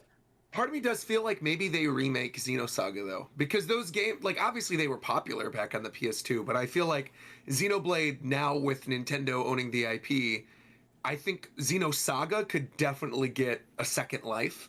It really just depends on, you know, if Bandai Namco gives the rights to Nintendo fully or what happens there. Because the original some Xenosaga partnership games, deal or something. yeah, something like that. Because the original Xenosaga games were not successful, really. And I wonder if maybe they give it another go and somehow like remake, and I'm saying remake in the terms of like FF7 remake, right? I'm gonna be Where real. it is a totally different game. I'm gonna be real. I don't want that at all. Yeah, I'm not saying that's what I want. I'm saying that's I think a direction they could go in with this ending shot of Redeemed. I honestly though feel like what you said earlier is probably right. I think Blade itself is potentially too big of a name, and like you had mentioned in Japan, it's always just been Xenoblade. It's not been Xenoblade Chronicles. Yeah. And so they could very easily do Xenoblade subtitle whatever. Yeah. And make a continuation of it there and have that be the new story of the Blade. Whereas here, They can it would also make sense to just give a new subtitle and just be Xenoblade whatever. We had the Chronicles saga, now we'll have a different saga, right? Yeah, I think they just keep the prefix and just name it like Xeno Shield. You Sure. know? Yeah, Xeno Shield, Xeno Spears, Xeno whatever. Xeno Gun. Xeno Gun sounds fire. Xeno Gun. Hey, Xeno. Maybe they bring back Xenogears, huh? You never know. They could do that too. Yeah. Yeah. Xenocogs. Speaking of which, I found out the other day that there's this cool Easter egg. It's probably intentional, but spoilers for Xenogears, I guess. The final, or at least one of the final bosses, I don't remember, of Xenogears is literally a giant snake thing named Ouroboros. No way. Look it up. Google it. I did not know that. Whoa, cool. Very cool. That's just showing the power of Takahashi. That guy's he's a genius. Truly goated. I mean, like, I think even despite the gripes I had with 3, that game was still excellent. And I feel like the Xenoblade as a whole, in terms of a trilogy, is quite possibly the best trilogy ever made in terms of video games. Like, and I'm not saying that lightly. Like, I really mean that. Yeah. I feel like it's so solid beginning to end. The story is so excellent. The characters are great. The gameplay only gets better. I love it. And to really actually take a Xenoblade trilogy continue. and give it a conclusion that Like this, fans are exactly. satisfied with is Yeah. hard, because look at Mass Effect. Like, people Right. hate the end of Mass Effect Right. 3, myself included. Yeah, I don't know where we go from here. I mean, I also would not hate seeing more of these characters in the world where they're together. That's the thing. We've been fed these characters for so long. It would just feel it would feel weird at first to not play a Xeno game from Takahashi and be like, no Shulk, no Rex, no Noah. No Rex. Right. Especially because I feel like, on one hand, right, they kind of try to be like Final Fantasy and have the games just completely stand on their own. But now it's gotten to a point where they obviously connect in such a way that I feel like if they were to continue it, you would have to at least have some through lines with some of the characters. You know, you would have some type of reference with Shulk or Rex or whatever. The inevitable next Smash Brothers, I'm sure we'll have Noah and Mio. I'm sure. I have no doubt. And I feel like you just got to continue that. I feel like maybe we move on. We're not in the endless now anymore. We need to have new characters. You start from the beginning. Keep me in the endless now, man. I don't think I'll be like, bro. The ending to the DLC. It was perfect. After no. Like literally after I beat it, I sat there, I watched the credits, I listened to that beautiful song while watching this montage of all the Xenoblade games, and I'm just sitting there reflecting, so cool. I'm relishing in the joy that I've experienced playing all of these games, and then it takes me to the title screen, and dude, you can ask my chat, I was sitting there for like 10 minutes not saying a single word because I was just so overwhelmed that the series has, at least for the Claws saga, has come to Concluded, a yeah. finality. And I was so upset about it. I ended stream and I cried. I was so pissed off. It is wild too, because I mean, not that this is, you know, completely similar, but I think the thing I said on my stream with the end of it was, you know, that final fight with Alpha. I was sitting there going, man, this is really Xenoblade Infinity War, right? This is like Xenoblade Endgame, excuse me. Like everything coming together. You get the culmination of this giant saga of stuff, and like, where do we go from here? And then, you know, I've liked some MCU projects since then, but like, it's really not been the same. And I think, based on how things are going with the current phases or the multiverse saga or whatever, it's one of those things where it's like, I'm coming out of the endless now. Like the first 3 phases of the MCU were a thing, and they're done, and they're doing something else with this. And I'm kind of, I could care less, honestly, is where I am kind of now. That's kind of what I'm hoping here for. and there. Yeah, and that's kind of the thing, right? Like I hope Xenoblade, or at least Monolith Soft, understand that they know their market, they know what their consumers want, and not only the type of game, but the design of the game, like these mechs that you had in Xenoblade 1, and you know, all of like the thematics of Xenoblade. I hope they understand that's why people enjoy the series, and they don't do something like a Final Fantasy and they switch it up every other iteration. 3 games or something. Sure, yeah, sure. like I don't want them to alienate anyone that's a fan for how long they've been playing it. Like, you know, and given how like the series is very popular now, you know, they're selling millions of copies, all of them now, and I feel like it's enough of a household name where I think they don't necessarily need to go the Final Fantasy route, but I don't think it would hurt them, really. I think they're not in a position where it's so big of a franchise that if they were to, you know, do something completely different for the next bit, that I think it would really hurt the series in the same way. Do you know what I mean? Like, I feel like show them a thing or 3. Yeah. Right. Like, they could do something else different for the next couple games. They could always go back and do another Xenoblade if they want to, you know. They could continue that story. They could, you know, show us the world that's linked together and see more of these characters or their descendants or whatever. Or they could just, again, they could do something completely different. But I don't see a world in which they throw out Shulk and Rex and these characters, you know, for the future. I think there will always be references to them in some way, shape, or form. And I think there'll be other ways that they use these characters. Like, I think, to me, a lot of people are asking, like, what do you think is going to be the next Xenoblade game? And I mean this truly. I think the next Xenoblade is Xenoblade Warriors. That's what I think we're getting. I think there's going to be, like, a Xenoblade Warriors potentially in the world of the end of Future Redeemed, in the interconnected world where then all the characters can be together, and there's some type of conflict there, and I think that's maybe what we get. Because look at how successful that's been for Nintendo. Like, these Warriors games do, and I know some people don't want that, but I think if they have the direct input of Monolith Soft, and Roger, they need I'm not gonna lie, between what's new, I wouldn't mind that if it was a DLC expansion that they put on with this expansion pass.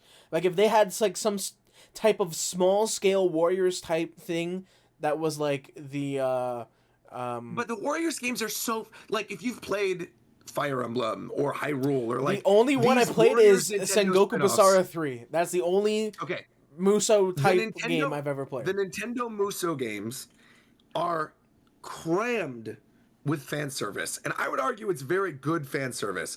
And I think they have built a world at the end of Future Redeemed where if they want a non-canon, balls to the wall fan service game where you could play as all of these characters that would make sense, it would be the interlinked world of 1 and 2 put together at the end of 3, where then you could have everybody together. And again, it doesn't need to build upon, I don't mean it needs to be like a big canon game, but I think as a fan service title, which is what the Warriors games are, I don't think it would hurt to have it. Especially because, again, it's not like I'm saying this is Monolith's next big project or whatever. I'm saying this would be like the side thing while Monolith cooks up whatever they're going to cook up for Switch 2. True. Switch 2. Yeah.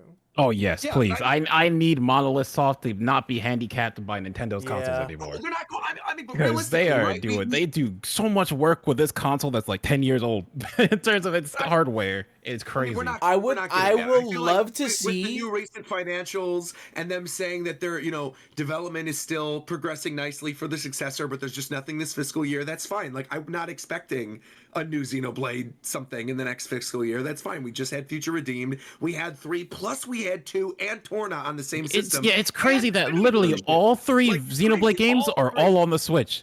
Like the fact that this company can do that and put big DLC for all 3 of them, it's wild.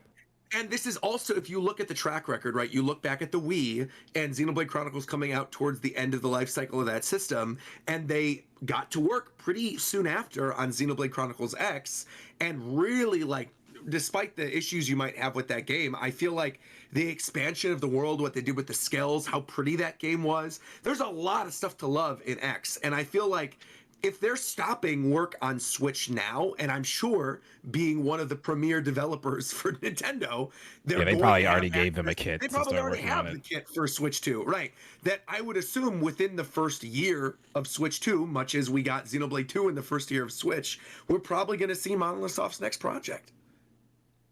True. I mean, I agree. Like, it's tough to say. It's not this fiscal year, right? Yeah, it's tough to say because there's so many rumors going on with that console over these last years. Like, I don't genuinely know. Like, Nintendo said they're not going to be presenting anything this summer. Like, there's no direct this summer, apparently. So, No. we probably won't get an announcement until maybe the end of this year, if not next year. And who knows if we'll get it even next year. I still think the way it was worded, I think we're going to get the announcement of it like pretty soon after the holiday season. At earliest, I could see them actually doing it in September at Nintendo Live. But You know I what's don't crazy? I don't see them doing that because they would cut into their holiday sales, but they have not done a price drop for the Switch yet. They could easily drop the price Hey, of man, the Switch Lite's right there. I know, but I mean like actual price drop for the base system. Like I think if they announce Switch's successor in like the fall of this year, similar to what they did with Switch, they price drop the Switch and they have like a big holiday Mario game to close out the system. Plus we still have Metroid Prime 4 that could be like the crossover game between the 2 generations, like how Breath of the Wild was. Dude, like they could release at the end of next year and we're good. I was gonna say we got Breath of the Wild and Tears of the Kingdom, and we still only have Odyssey. Right. So I think, and you know, we've talked about this on Japan Time before as well. I think like a Mario game is imminent, especially with like the Mario movie and Nintendo World. But I really think like the launch Mario game for whatever the Switch successor is when we get it is probably Mario Kart. It's probably not a platformer Mario. And if that's the case, right, and the Switch successor will most definitely be backwards compatible, whatever. If you release a Mario game this holiday season for the Switch as like the swan song for the system, you release the Switch successor maybe summer of next year, which is out of the fiscal year, probably a good time. Kids are out of school. They could play video games all day. You maybe release it in summer, a la like the GBA. You maybe do a cross launch for Metroid Prime 4, similar to Breath of the Wild, Wii U, and Switch, and you have the big new game for the Switch successor or whatever be Mario Kart, and then that holiday season for the hardcore, you've got whatever Monolith Soft's working on, and there you go. Like, that's your lineup. And that's a relatively believable lineup. And if you look at everything and all the plans that Nintendo has said for the Switch this year, they want to sell another 15 million consoles. Like, they're not going to do that without a price drop and a new Mario game. So, and again, that bodes well for Monolith, because I certainly don't think Monolith Soft is going to be working on their next big game on Switch. I think that game is for sure for Switch's successor, and I think it's going to be a nice way to, or whatever, yeah. And it's gonna round out the launch lineup or the launch year window lineup for that system, I think. Yeah, I agree. Monolith does no wrong though, and obviously you've got a team at Monolith working on Tears of the Kingdom right now too. Yeah, Like, I when said you they have a think whole about- second studio that helps with almost every single Nintendo game. Like Monolith is so big for them, it's wild. And they W help to with them Animal Crossing. for increasing everyone's pay after the Yes. release of 3. They did. Absolute They did. massive W. I know, working on their own good IP, working on the back end for Zelda, for Splatoon, for Animal Crossing, for, you know, all the big Nintendo franchises, the key players, and Xenoblade. They're goated. They are the best single developer that Nintendo has right now, bar none. I agree. The best. Mhm. Period. Yep. I think that's a good place to stop it. I think that's. I was gonna I have something that we can end it on if you guys want, just because. Let's go. Yeah, So cook it up. it's the end of the Colossus saga. It's the end of Xenoblade. The future has been redeemed. It's been connected.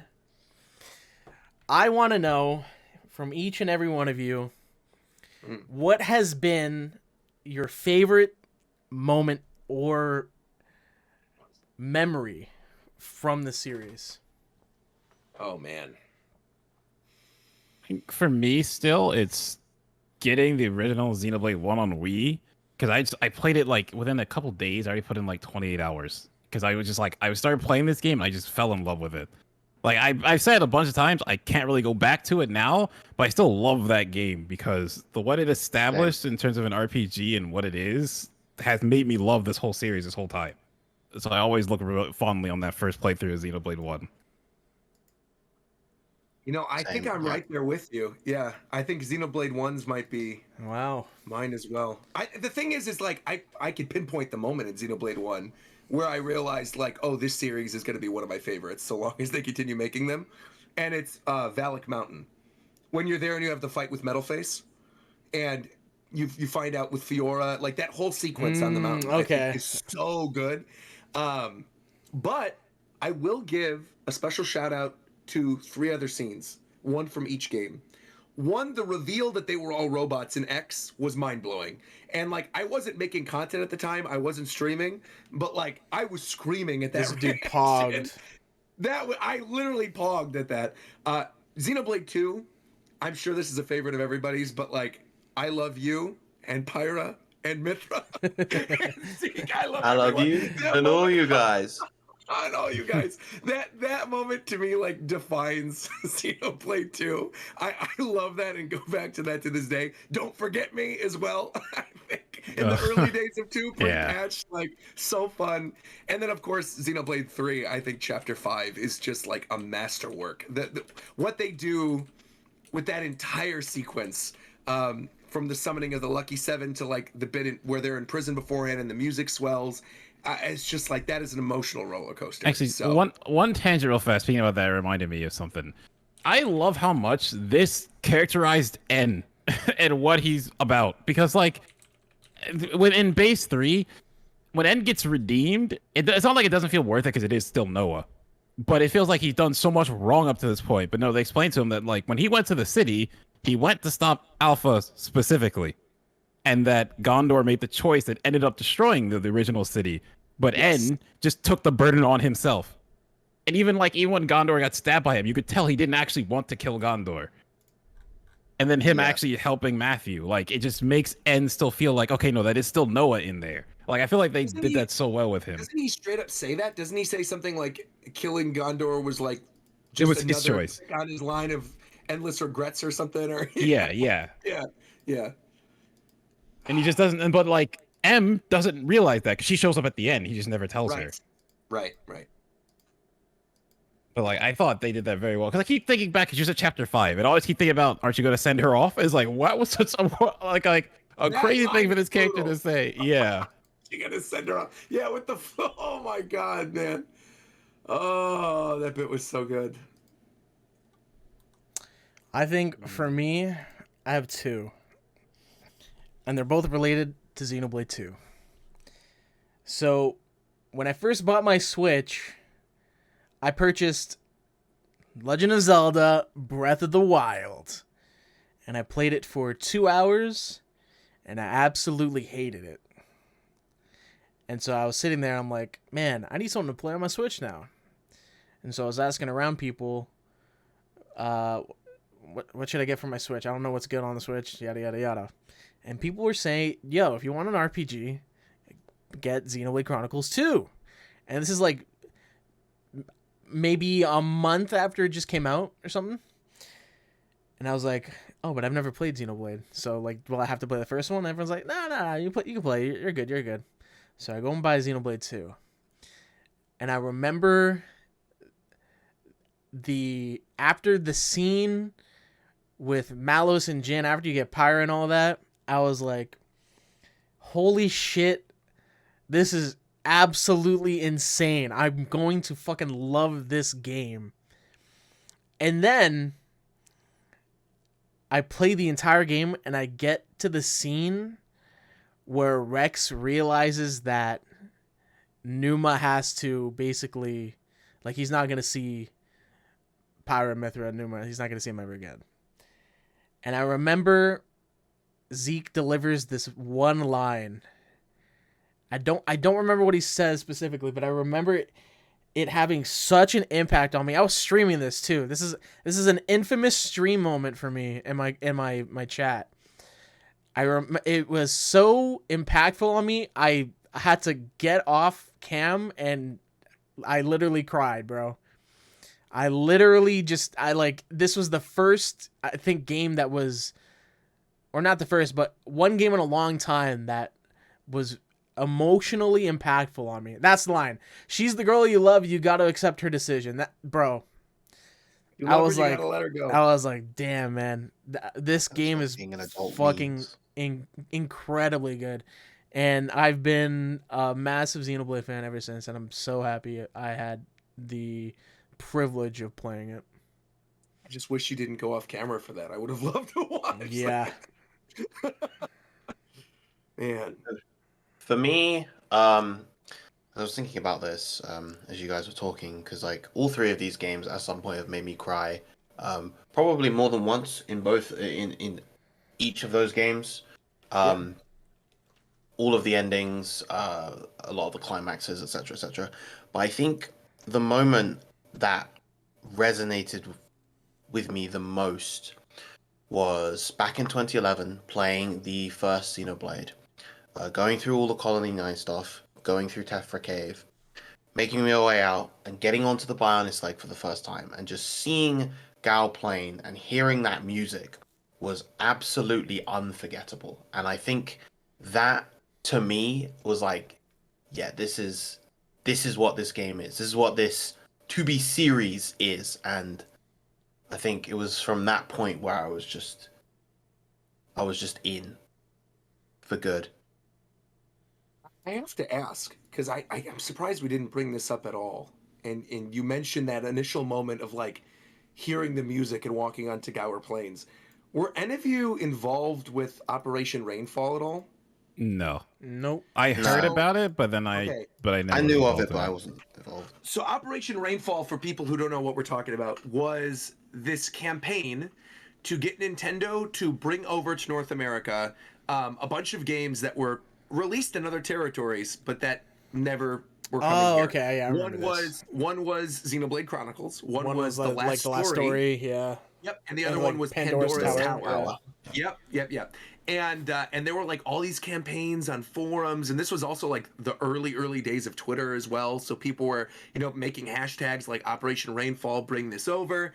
And, eventually all three of those games did make their way to North America. But Xenoblade, I remember like looking into the Rainfall stuff and tweeting about it and watching the trailer for Xenoblade from E3. I want to say this was 2000 and... Probably would have been like 8 or 9. I think it would have been like no, because the Wii was 2006, right? Yes. Yeah. So I think it was like maybe 9. It might have been 9, but it was back when Xenoblade was still called Monado, the Blade of the End or something. It wasn't Beginning of the called World. Xenoblade. Monado, Beginning of the World. Thank you, Monado, Beginning of the World. Right. And I remember that initial trailer, seeing the first shots of Shulk and Gower Plains and hearing some of the music and being like, man, this is something really special. I want to see this game come out. And then finding out that the game was dubbed in English and that we weren't going to get it, and then it was a first-party Nintendo title, and I remember losing it, being like, why on earth are they not bringing this over? And then finally the game coming over, it being such a big deal, you could only get the physical version like at GameStop. It was the only place that you could buy it, or you could order it online, and it was so expensive to get. And then eventually, GameStop held like half the Yeah, stock because they knew exactly. they could hold it and get more money later. Exactly. And then, eventually seeing what this series became upon, not only them making 2, but then like re-releasing the original Xenoblade Chronicles on 3DS, re-releasing it on Virtual Console for Wii U, so then everyone had access to it, and then made those, original prices for the Xenoblade plummet that were on Wii because people would just get it on their Wii U. And it's really just amazing to see like where this series that North America almost didn't even get, to see it become what it has now, being such a staple for Nintendo. Really, like, if you're talking about in terms of sales, it's on the level of Metroid. Like, Xenoblade is on that tier alongside Metroid and some of those other, like, really big name first-party Nintendo series now. And it's got its diehard fans, but also little by little with each new game, as we saw like with the sales of 3, like there are more people getting into it. And I think the rise of streaming and, people having their favorite content creators play through the game and seeing the love and support that's there for it, I only think the series is going to get bigger from here on out. And I think it is a testament to not only like the fans of this franchise, but also the love and care that Monolith Soft puts into each of these games. It's really unlike anything else, and Nintendo is so lucky to have them. Yeah. Like Bandai Namco letting them go and all that stuff. Like this company has been doing so much. Like I can't imagine being the companies that like Square Enix had them originally. Not all of them, but they had part of it originally. And they all just let them go, and now they're out here doing all of this work for Nintendo, and it's crazy. Literally, I know, the blood, sweat, and tears of Nintendo right now. Yeah, and like you said, they not only all of that, but they also gave the salary raise for their employees after the success of 3. It's just they can do no wrong, man. I love them. And the music, like, oh man, I'm gonna cry again. God damn. Their taste in music is truly superb. Dude, I said this earlier today. I think Xenoblade, the Xenoblade series is a top 3 soundtrack out of every game series to ever exist. It is. There are very small amounts of songs that just absolutely are not good, but there's too many bangers from the series that like you can't deny the impact and the genius of the series music. Like ranging from 3 to 1 to X, like it's yeah, I was gonna say with X and Sawano and it's too good, you can't deny it. Even like X, like I have my gripes with X, but like Black Tar, I think is such a sick song. Such a good song, man.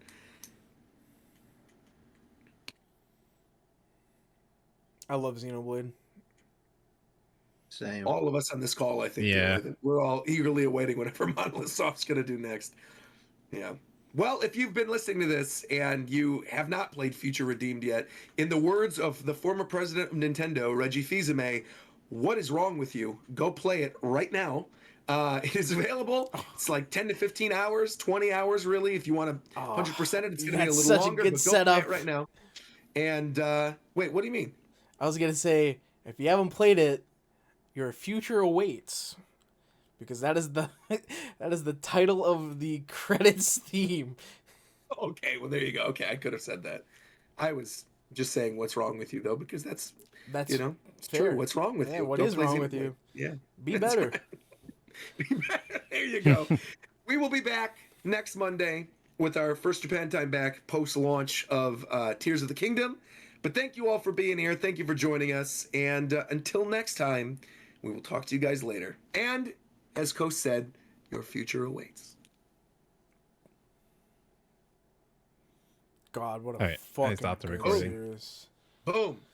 That was what great. Great fucking discussion, gentlemen. Good. Yeah, I gotta play that song now. Actually, really good shit. Really good. Yeah. I was almost tearing up a little bit saying that too.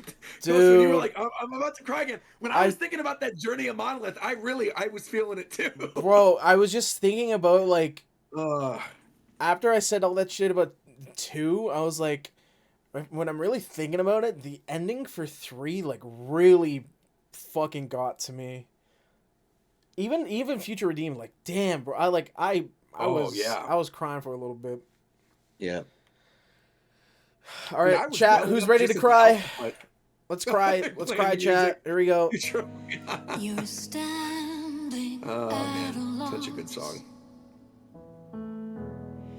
in As front an off-topic of a aside, door I that's been finished Shadowbringers for MSQ. so long. Hell yeah, dude. You're foreseeing We should do a Shadowbringers. what do Oh, I maybe wait till through Endwalker and do like all of. Do you want to just do Shadowbringers, or do you want to do like Endwalker? We need to do Endwalker, so I have an Mira and I excuse beat to Endwalker. beat Endwalker as well. Yes, yeah. Because I think I'm on the, I'm at the end of the 2 first split quests of Endwalker. How like there's the 2 that go off the 2 different quest lines. I don't even know if I beat with post the elephants and Shadowbringers. stuff. So I'm there. So that's actually a great idea. We should all make a vow to beat Endwalker by the end of this year, and then do like a spoiler discussion of the whole thing. Because that'd be perfect timing, because the next major expansion is probably going to get announced at FanFest and then come out early next year. So that's perfect. Yeah, I'll be caught up by then. There's that. I think one fun thing for people who like 7, I think before Remake 2 comes out, doing like a theory crafting session. So people who like want to play that, and then one after it's done. I think that'd be another good one. I'd love that. It'd be great. Tears of the Kingdom is like, I feel like we're probably just could be Japan time. All right. Yeah, I mean, what is there to spoil beyond like Ganondorf's a bad guy and Zelda's gonna get saved? Yeah, so I feel like probably main Japan time. We'll just talk about that a bunch. Yeah. And we're all gonna be playing it for weeks anyway. I feel like we'll probably exhaust the discussion there. Anyway, Yeah, I I'm need to trying get to to think. bed. Oh, Yeah, I'm I actually need to gonna head out too. I had a long day at Nintendo World. Pleasure talking to you, gentlemen. It was fun. Yeah, we'll just put this up tonight, and I'll get the thumbnail for you. that'll be that. Okay. Perfection. All right. Good night, you guys. Peace. Have a good night. All right, chat. Here we go. Let's cry together. Afraid your time, it just might take too long. And you won't know unless we keep on trying. Now we need the strength to carry on.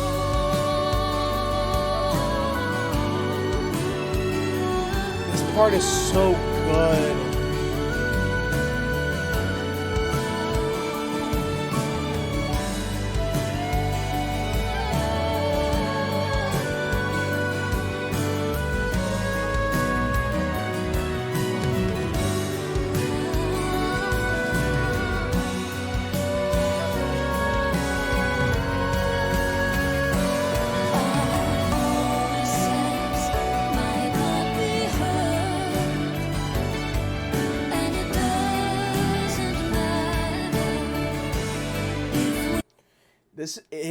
This is another case where not only do I feel like this song perfectly encapsulates,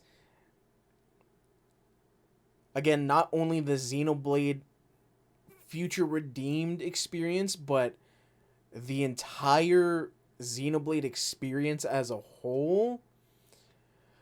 But this makes me wish I had the ability to fucking forget I've ever played these games and have the ability to experience it again for the first time. Like, god damn, man. I will never, ever, ever experience something like this ever again. And it makes me so sad. Bro, I'm gonna cry. I'm gonna fucking...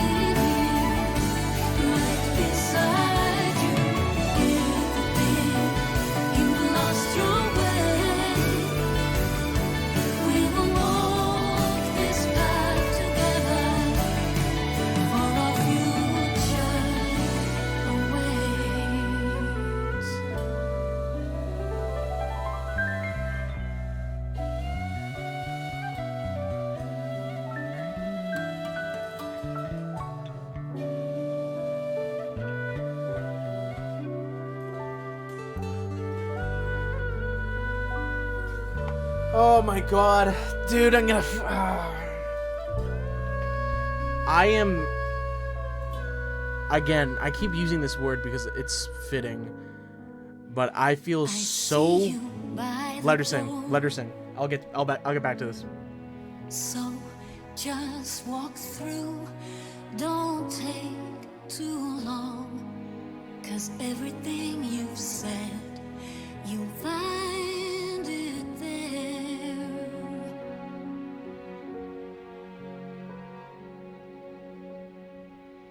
In our future. Oh my god, man. I'm gonna fucking lose it. What was I even saying? What was I saying, guys? Oh.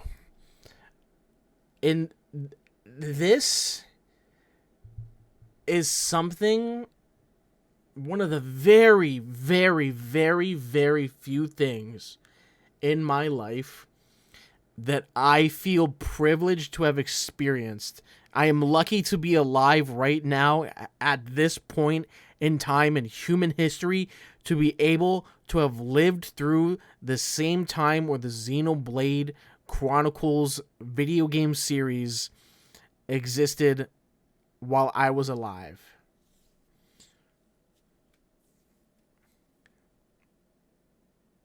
And I'm not even like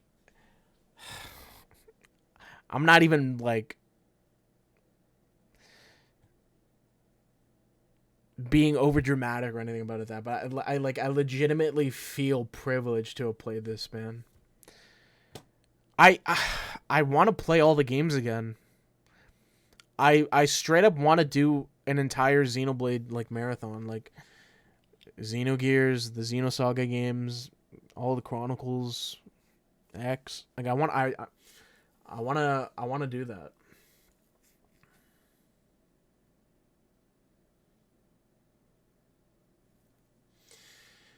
Man.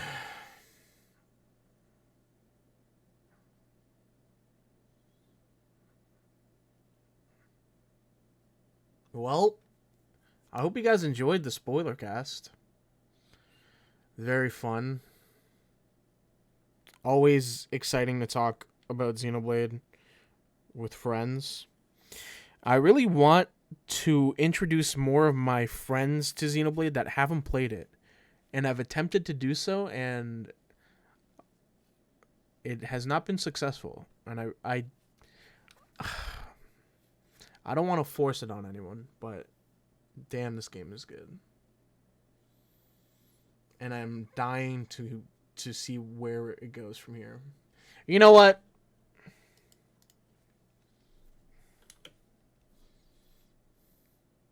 Play the goddamn song. You're standing at a loss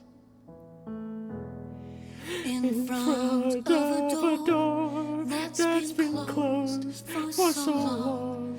With your foreseeing eye. No, I'm actually gonna cry. Here. This is what we gotta do. This is how we counteract it.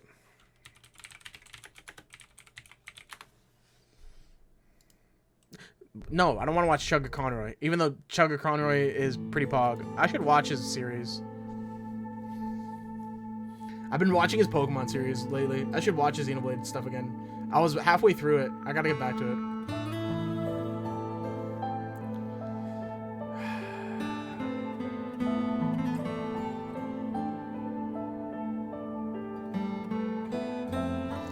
The leitmotifs in Xenoblade 2 are just pure ecstasy.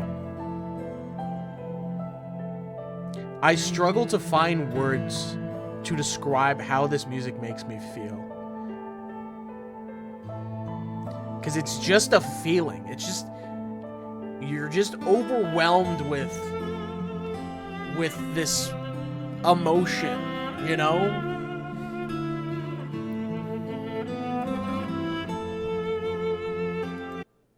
Alright, guys. I think I'm going to play every Xenoblade game in a row. Let's play every Xenoblade game.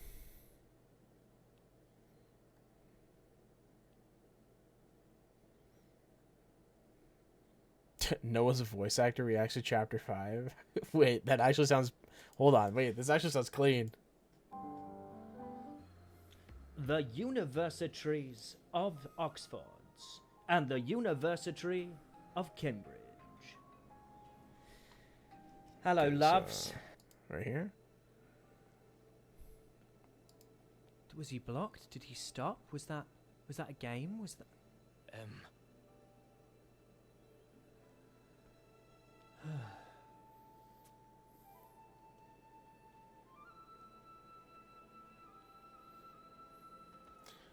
Honestly, fuck it, man. I'm gonna play the Xenoblade games again. I need to. I'll beat Tears of the Kingdom and then I'm going back to Xenoblade. Fuck it. We live in a Xeno world. There's me bowing down to Xenoblade.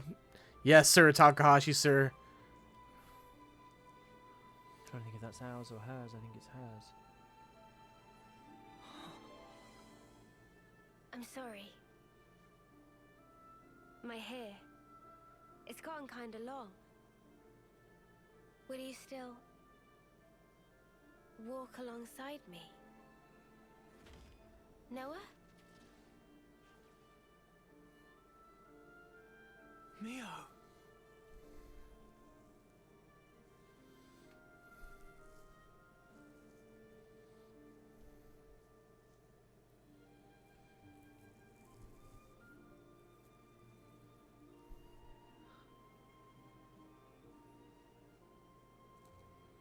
Bro, he's just smiling. I love this.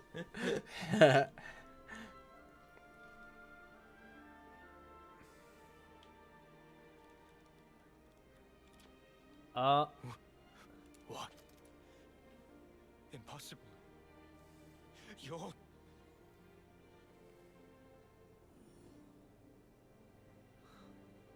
Ouroboros. Tennessee switcheroo, mate.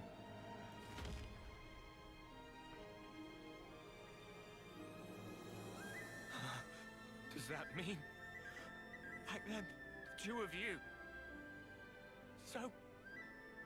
The one who died is... No. No. Peak performance right here, though.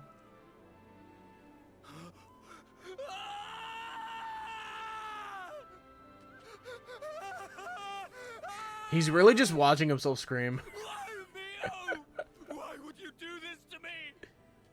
You said you'd be by my side. Mio! All I did for you. You must have known. The other me. She couldn't follow you anymore. She couldn't go on. God, I need to play through 3 again.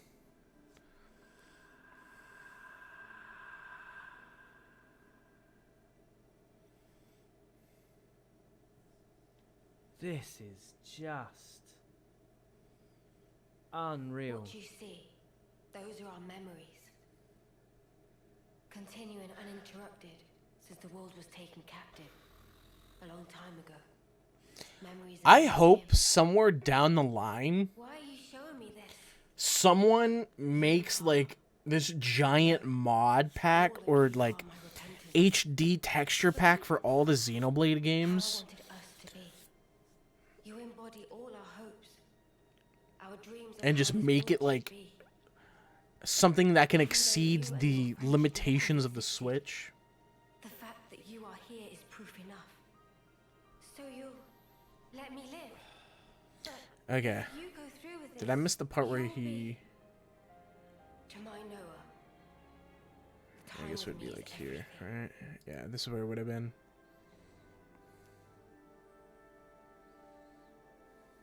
Yo, Tears of the Kingdom!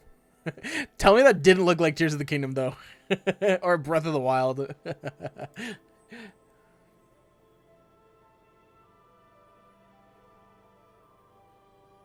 Alright, now look at him. He's like, oh no. Noah. Mio. But he's gonna smile again, watch.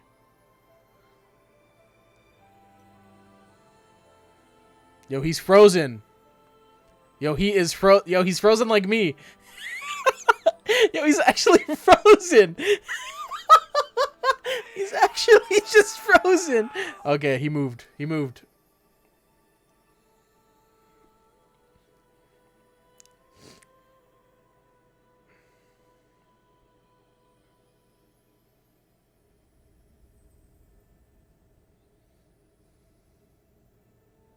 It's a big old shout, wasn't it?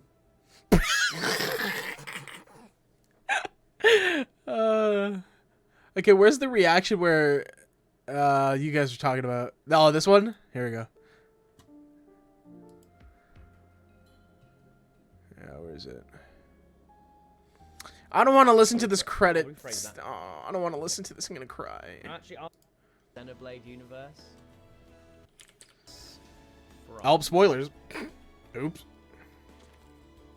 Oh, this is where we get into deep lore that I don't understand, but everyone is very excited about. Let's go! Fuck you, donkey. I did that break the internet? Was that the Kim Kardashian's balm of the Zen? Oh wait, is that not the initial point where they smack tongues? Amen. There we go. Wherever we are. Yeah. Wherever we are. Gaming. Gaming. The ultimate Our worlds in their gaming. current states are still young. If in part Gaming. themselves harm, I suppose even then they All right, Chad. I'm sorry. We gotta listen to this. I have faith. Even if now we become This one's gonna make me cry for sure. No, that's not it. Here it is.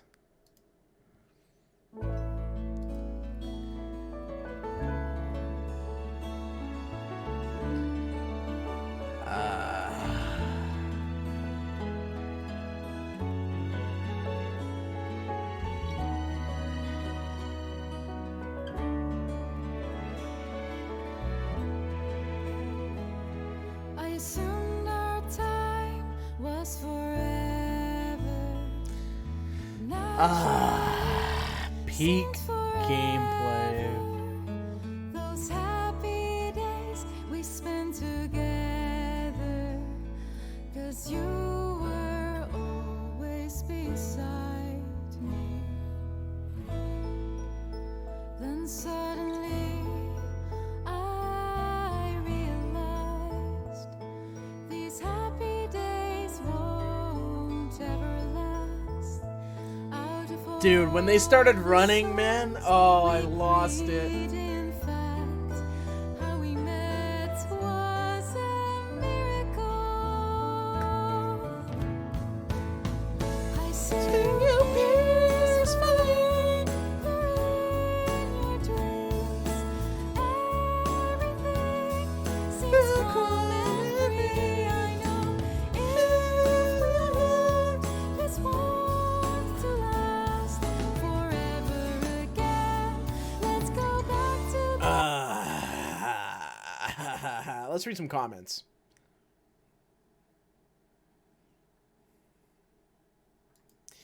One word description of that whole sequence: bittersweet.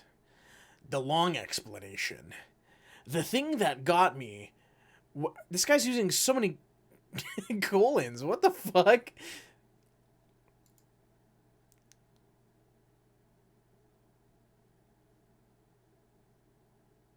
Oh yeah, when Riku screamed "Manana." Oh no. Let's see if there's like a giant comment. No, that's just lyrics.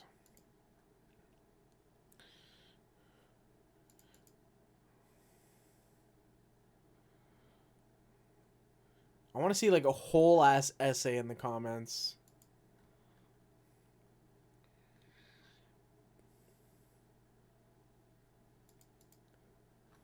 Or is there a character limit for YouTube comments? I don't remember.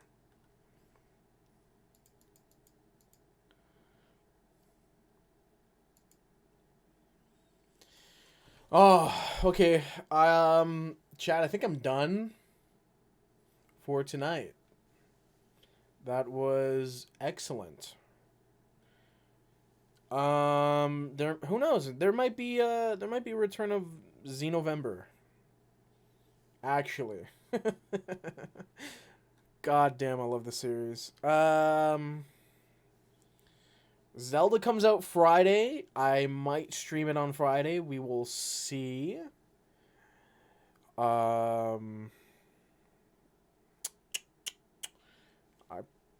hope I'm able to stream it. We'll see. We'll see. We'll play it by ear.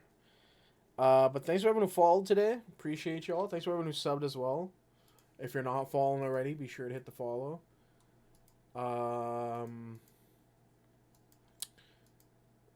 Yeah, I guess the next stream will be either Tears of the Kingdom or Xenogears. We will see. But thanks for tuning in. Here, we have to go back. Hold on.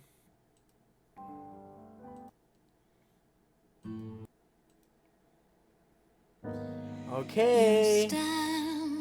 Bye-bye, guys.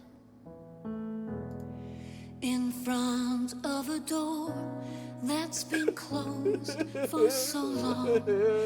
With your foreseeing eyes, what do you see? Until you open it, you cannot know. Afraid to see.